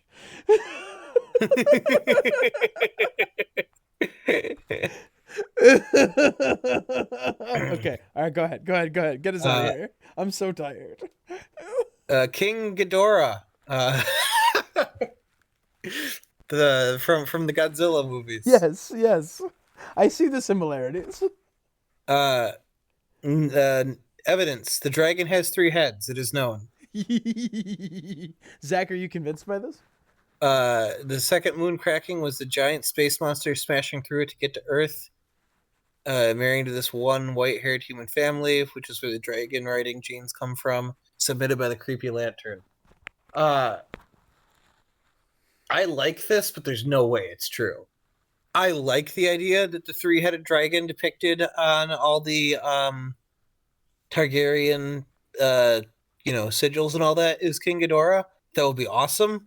And this implies there will someday be like a Mecha Ghidorah version of of the Targaryens. God. Like Daenerys goes back with robot parts. Oh my god, can I please get some fan art of Mecha Balerion? Mecha Vagar. Mecha Vagar, yes. That'd be awesome. Man, everything we do to this series makes it better. Yes. Next one. Khal Drogo. Covered. Covered? Oh. Yep. Perfect. By marriage. This is by blood. Oh, okay. Khal Drogo. 1 in 10 people alive in Essos can trace their ancestry back to Aegon Blackfire. Oh, God. Adds more Targaryen incest to the story, so it must be true. Drogo and Drogo, open parentheses, by marriage. Fine. Wait, no. Wait, we have to take that one. I'm sorry. I hate this one. Yeah, I hate it. Okay, next one. Lyness Hightower. Oh, Submit yes. any evidence. I've heard this before. It was revealed to me in a prophetic dream. Submit any notes. I am 100% convinced it is factual. Submitted by Haraj Tinamram. I love this person's name, by the way. Lyness Hightower is Jorah's wife, right? Yeah. I've heard this before. It's very interesting. I'm gonna put it up here. I like it, but I'm not certain on it. Golden hair, skin color of cream and soft hands. Looks similar to Daenerys Targaryen. Mm-hmm. Yeah. But in the books, a lot of the Hightowers look very Valyrian, which is also weird. Yes. Very curious. Come back to me about it. That's a between books 6 and 7 kind of deal, right? I needs more information, right? Once season 4 of House of the Dragon, we'll debate the Hightowers. Yes. Next one, Cersei, already covered. Got her. I read the evidence for this one already, and I'm dying. Okay. Next one, Jon Arryn. Evidence: he has white hair. The seed is strong. Notes: if you got this far within 6 hours, I'll eat a dream of spring. Oh, I got from Annoyed Llama. I got great news for you, buddy. We're at 4 hours 8 minutes. Well, we're making better time than I thought we would, honestly. We are. We're right on task. Anyways, Jon Arryn, I don't believe it. That's a funny argument, but I don't like it quite either. It's Jon Arryn being the last good Aaron to rule the Vale and not having a good heir to follow him up is way more compelling. Zach, I hate it. Yes, and it's definitely not true. I hate it. It was a good meme though. I like it a Yep, lot. I'm not upset about it, but I do hate it. Next one, The Tattered Prince, already covered. That was from Maester Conspiracy Theorist. I'm sorry. You submitted 3 things and 2 of them are already covered. Although I will add your additional tinfoil to the Jenny of Oldstones one. But I'm sorry. It's just like, oh, Zach, I was about to make a comparison to our line of work, and I probably shouldn't do that. yeah. People like I've already had some. I already challenged somebody to guess my line of work, and they did it at first try. So you probably didn't drop any more hints. Tugs on collar. Akko taco. Leighton's Hightower's first wife and some of his children was submitted by a Maester Conspiracy Theorist. A take on the Hightower theory you guys did with the change. Vela Targaryen, daughter of Darien the Drunk, works better in this theory as opposed to one of Aegon Five sisters. Vela is close to age to Olenna Tyrell, so time works better. Chose a competing claim against the throne is Aegon's niece. Well, his sister's claim would have been lesser than Aegon's. All the evidence about how Baelor Hightower's name, as well as the fact that Ellery Hightower is said to have silver white hair, still stands. And in your Hightower theory, you didn't mention Vela Targaryen in your theory, but Leighton marrying her instead to possibly coup Aegon the Five, like Alicent did to Rhaenyra in the dance, would be thematically more interesting. From Maester Conspiracy Theorist. I like that a lot. Yeah, I actually kind of do like it. I'm gonna put it next to Lyness Hightower because I really do need to think about it, but it's kind of excellent actually. Yeah, Leighton Hightower's first wife is a excellent take. We already made a theory about that, but I think you find a better Targ. Yeah. So, excuse me, how dare you? I don't want to insult your theory, but like this person made a compelling argument that augments your theory. You found an equally viable Targ. Was that one of your theories, or was that submission? that was a submission theory. I'm sorry, it's very hard to remember. Who submitted that one? Did what theory? Hang on, I'll find out. You go to the next one. I'll find out. We got to credit him. Next one's Jenny of Oldstones, which we already covered. This was also by Maester Conspiracy Theorist and is mostly a shit post, but I'm going to read the additional tinfoil here. So the argument is Jenny associated with the House of Ghost of Highheart. Jenny is a descendant of Aemon and Alice, which I think somebody made the same argument for the Ghost of Highheart. Marrying Duncan caused problems. And the additional tinfoil, Jenny caused the tragedy of Summer Hall as an act of revenge for her ancestor Aemond, which is good lord, crazy, but I love it. Cam, by the way, Cam was the person who submitted that truly fantastic theory. It was amazing theory. By the way, the way that I have put that on here is a band name that I would like to put out to the entire Song of Ice and Fire community. That is, of course, Lyness and the Hightowers. Ooh, that's a good one. And now it's not your theory, I'm not going to say their Targaryen is better because that seems mean. I can only be mean to you. And Zeb, as we established. Yes, we put Zeb in the bottom left. Oris Baratheon. I mean, yes. Oh wait, I skipped one. Jingle Bell, but we already covered Jingle Bell. So no, I don't think we covered Jingle Bell. Oh yeah, we did. You covered Aegon Frey, Jingle Bell. I mean, Oris Baratheon, right next to Jocelyn Baratheon. Targaryen, yeah, potentially a bastard brother of Aegon I. Yeah. Yep. If we believe what has happened, if we believe Fire and Blood, yes. If we don't believe Fire and Blood, well, like, why lie about that, right? Why would George Martin mislead his audience about that? What purpose does that serve? Rage Unicorn submitted not Jon Snow again. Yep. Okay. According to the rubric posted on Discord for streaming things for Streamers channel, R plus L equals J scores -1 star. Substantiated 0 stars, actually contradicted. Thematically correct 0 stars. Feudalism is dumb. Add something 0 stars, same as above. Hinged 3 stars, makes reasonable conclusions. Where did I Slave put? factor 0. Where did I Secret put? Tark -4. Oh, I put not John in the top left. Yes, it's not true, but I do love it. Here's a really good one from James Taylor. The The president? doves in Joffrey's wedding cake. Baelor the Blessed did not seem to have any sexual interest in humans, but he is repeatedly associated with doves. This clearly implies Baelor was attracted to doves. We know Hey. George has no idea how genetics work, so all the doves in King's Landing have Targ DNA in them. I hate it. I mean, I am the person who came up with the theory that Targs can turn into cats. So a Targ Well. can turn into doves isn't that much different. Okay. Fine.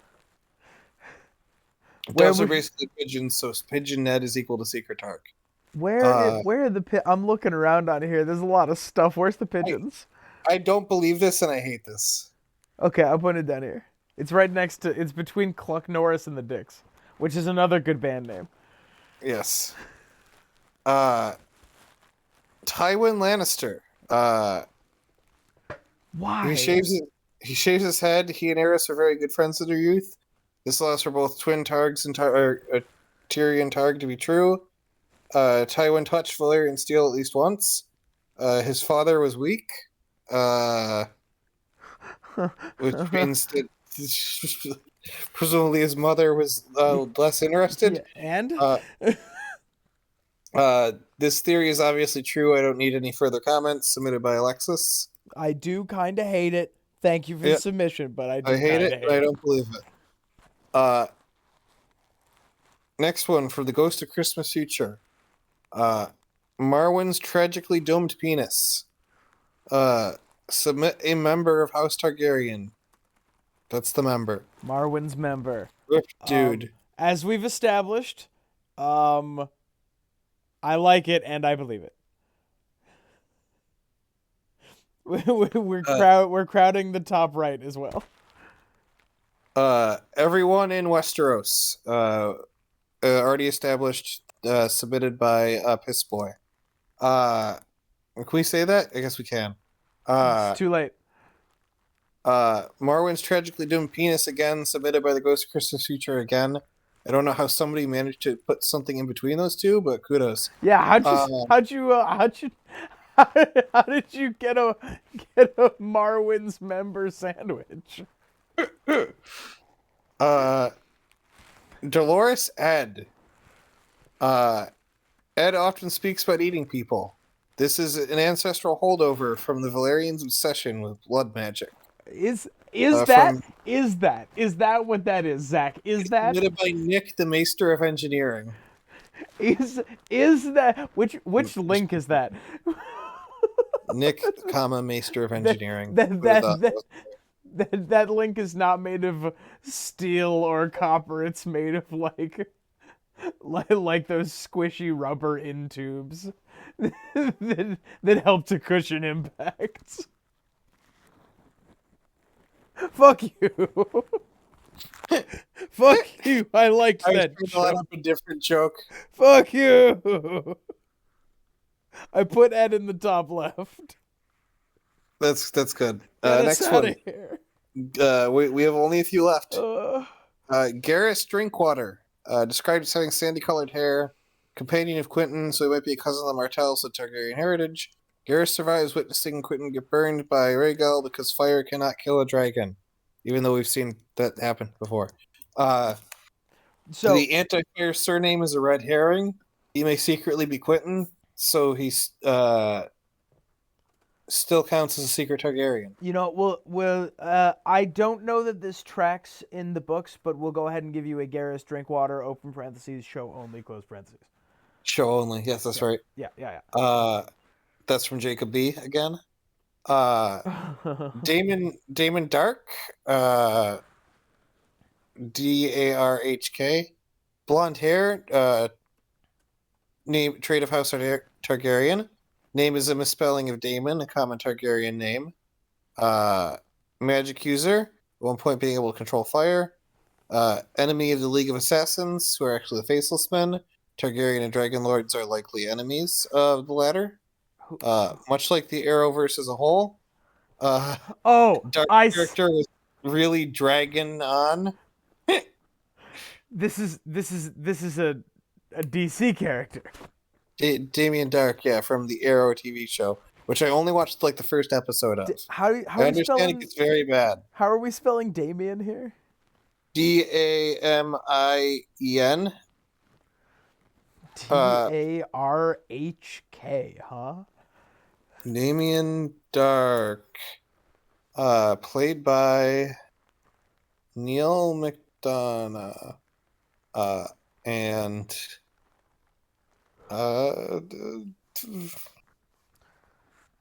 Zach, where you want it? oh, who's the Black Knight? I can't comment. I didn't actually watch the show. Yeah, I am unfamiliar enough. You're going near the center. I'm sorry. Actually, you're gonna fill out this neat little spot right here. Okay, go ahead. Next one, Arya. Already covered. Covered. Hate it. Assuming our Priscilla Cliche, she said to look a lot like John Targ. Notes. I recently learned there's a renowned psychologist called Vivian Zelazar, and now my name feels less original. From Zelazar. Thank you, Zelazar. I hate your submission, but thank you, Zelazar. Brienne, submit any evidence for this? No. Her family has dragon's blood from one of Maker's daughters. Future Dragonbone writer Brienne confirmed from Love a Good Queef. Yep. Yep. All right, excellent. Now we only have the two I submitted. No, thank goodness. This one, Nagito Komeda. You're gonna need to spell that. Nagito Komaeda. Okay. Evidence has white hair, is crazy. Submit any notes. I haven't actually played Danganronpa. I know him from the meme with Sans and the Asgore parody. All right, I'm putting it in the top. I'm putting it in the top right for sure. Yeah, you sold me. And the serious submission, Nettles. Oh yes, absolutely. How did we not get a Nettles? Came from nowhere. Had a weird relationship with Daemon. And notes, wonder what happened to her. Submitted by Zach. This is one of my favorites. Absolutely. Yeah, Nettles. I think Nettles being a dragon seed is really interesting, and it's also weird and gross and fucked up if she is the dragon seed of Daemon. Now hold the phone. See, you tick that in the less pleasant direction, right? I rather love the version of this theory that has Daemon in his he's 50 when at the end of the story.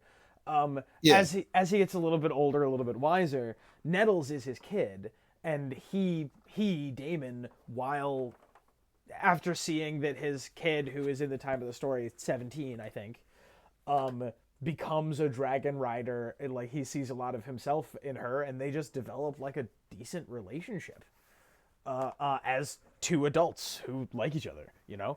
It's not a weird creepy thing. It's just he finally can appreciate being a father. Yeah, he just connects as a father to too late. And I can imagine Matt Smith delivering a monologue like this, right? Where he's like, I should have learned how to be a good man, a good father, a good husband, a good stepfather. I should have learned it years ago. And then Nettles going, hey, it's not too late. And patting him on the shoulder, and then they go back to breakfast or something. I like those. There's a really nice ending to Daemon's storyline in my brain that I am inhaling like so much copium. I like that version too. Well, I mean, I like that version. The version I have is gross and weird, but it's George R. R. Martin-y. The version you have is a sweet story that I would like to see play that is not necessarily. Now, with that being said, my boy Laenor Valerian, he got a good, he got something good. That's true. Good things appear to happen to some people rarely in House of the Dragon. Maybe Daemon and Nettles are like a maybe they have like a healthy, like, father, the parent and child who met when the child was already an adult. Maybe they have a healthy relationship like that. I would love that. I would think that would be beautiful.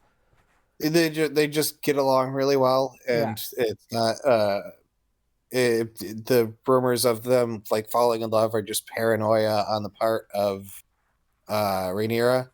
Well, and stoked by the Greens trying to like make them seem more monstrous than they actually are, right? Yeah, exactly.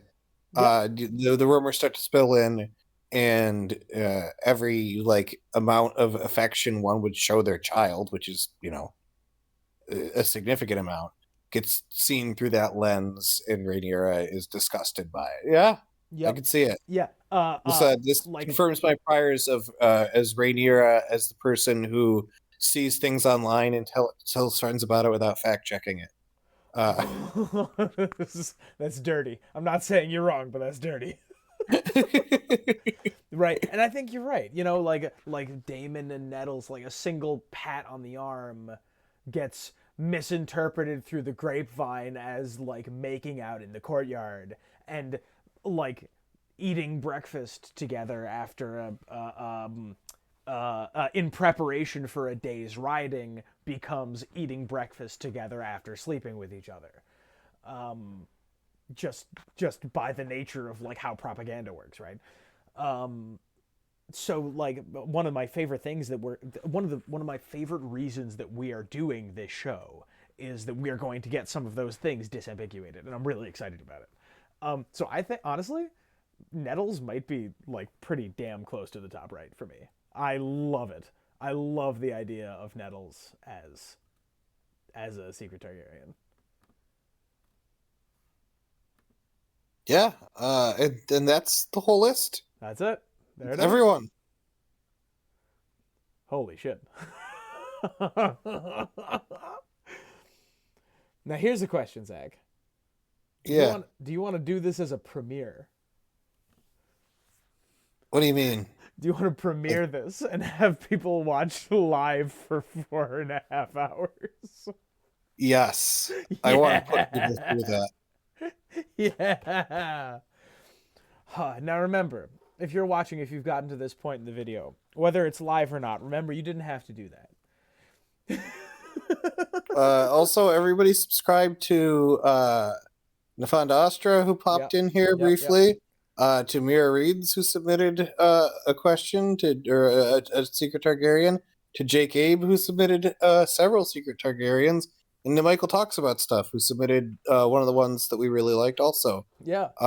And was there anybody else that we need to shout out for this one? I'd like to thank Uke State Peppers, Emo Lizard, Pinto Nick. I'd like to thank Serpent Haunt.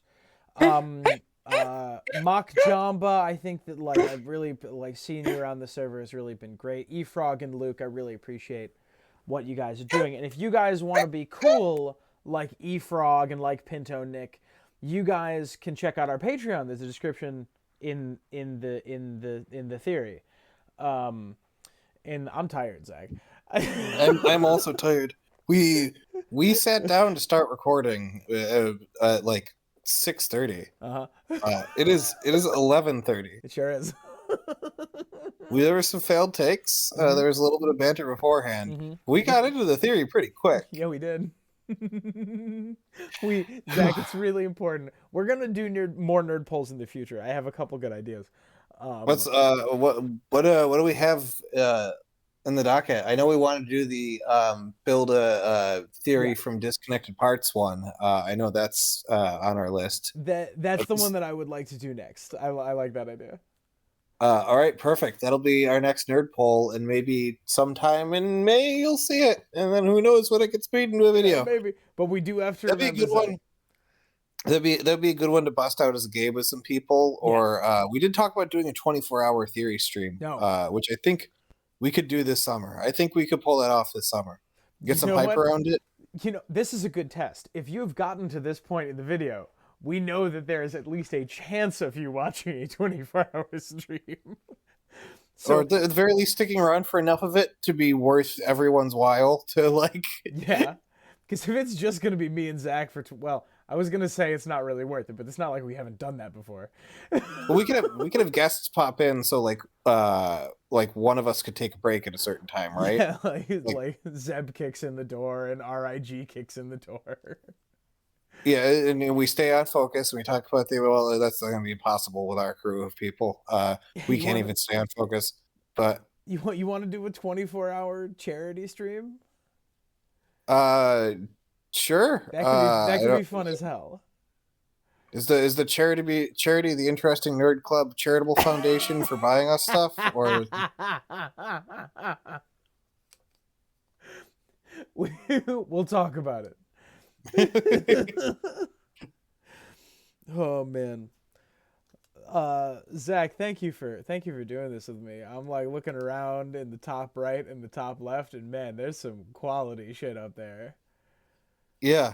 This is some good ones and some wild ones and some fun ones. Just casting my eyes around Dario Cold Hands, Eamon, Jane Westerling, Tom, Fat Tom, Brian Griffin, Glidus, Gurm, Valerian the Cat.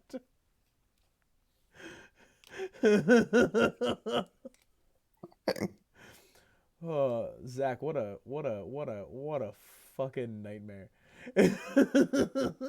What a nightmare indeed, yeah. Oh my god. Thank you to the people who watched. If you didn't enjoy me taking your name apart and putting it back together in amusing fashions, you should probably unsubscribe, to be honest. No, don't say that. Because you're not going to like any of the stuff we do realistically. Just ask nicely to not have that happen again. Tom might listen most of the time. Like, I'm going to be honest. Like, I'm going to have little army men jumping off of your names. We're going to draw stuff on your names. I don't know how many more Frankensteinings these can go through. I'm going to Although I suppose the more people who join the Patreon, the more building blocks you have. So if you enjoy that chaos, if you thought that was really funny, you should subscribe to our Patreon or support our Patreon if you are already, and convince your friends so Tom can make more emo lizards in the future. Man, Pinto Nick last seen a horse is really funny. Zach, I started taking apart Forge's name, and you started freaking out. Yeah, you can't just do that. This is the background. Like, clearly, I can. Clearly, I can do that. So there's a level of fourth wall breaking you're not supposed to go into. They volunteered to have their names on the screen. How what could they possibly want from me other than to make it into a ligma that I can get you to walk into? like I'm gonna turn directly to Cool. All right, Cool. I really appreciate your help. You let me know directly if that was something that you found funny.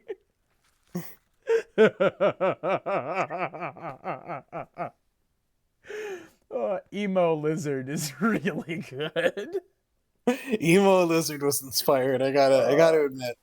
Ukes. If you had led with that one, I think it would have been on board a lot earlier. Ukes date peppers. Did you ever read Captain Underpants as a kid? I did, and yes. Yes. Yep. This was the one of the Captain Underpants bits.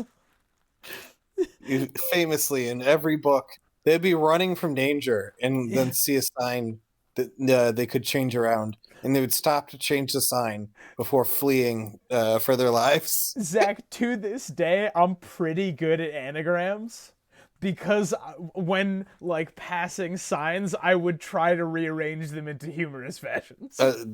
This is a shared experience. I did the same thing. Tried to figure out how I could make swear words. Oh, emo lizard, I tried to make them all animals, but I couldn't. I lost the animal thread a little bit later in the afternoon. Once I got emo lizard, I was like, they all gotta be animals. Oh my god, mock Jamba is also really funny. It is. And the many fake Dayron the Darings. Oh my god, what wonderful people we have. If you like this kind of thing and you're still listening here at the, we're 5 minutes into the outro of a 4.5 hour video, but if you're still here and you're not subscribed, go ahead and subscribe, I guess. You can, the Discord is in the description. If you want to submit theories, you can do them at the link in the description too. Yeah. I'm not going to stop you. This is a huge benefit to the people who listen to our videos to like fall asleep. Like, man, oh man, you don't need to like worry about like which one's queued up afterwards, or if like another like channel pops on or something. Yeah. You're gonna fall asleep to this one. Yeah. You might not be intending to fall asleep to this one. It'll happen. Like there's a good chance you wake up to this one. You see this one at like 7:30 at night. You'll fall asleep. Oh, what else do we have, Zach? What else can we use to pump up the viewership on this one? Just to get those extra couple of minutes of engagement. I have no clue. I think this has run its course. Oh God, Zach, thank you for doing this thing with me. Thank you for doing this with me, Tom. I can't believe how long we waited to do this and how many submissions we had, but well worth it. Zach, to our patrons, the hidden Patreon reward number 1 is out. So if you haven't seen it, go check it out. And if you're not a patron, you can become a patron. Oh, you mean the karaoke? I absolutely do. We have Zach's karaoke videos, and I've thought about it, and I guess I'll add mine. But you're cool with your karaoke videos being up there? I'll put a couple of mine up. I gotta look. Yo, I have us performing Hamilton. I have a video of that. You can do it. You can do the thing. Hell yeah! I don't want people to know what I look like. I prefer that people just think that I look exactly like Joey Wheeler. Oh my god. Yeah, that's fine. Go ahead. Excellent. Well, that's your Patreon award. Whether you made it to the end here or not, that's a Patreon award. Oh. That's true, independent of whether you're watching us. Zach, I'm just stating factual statements. Zach, say goodbye. Goodbye.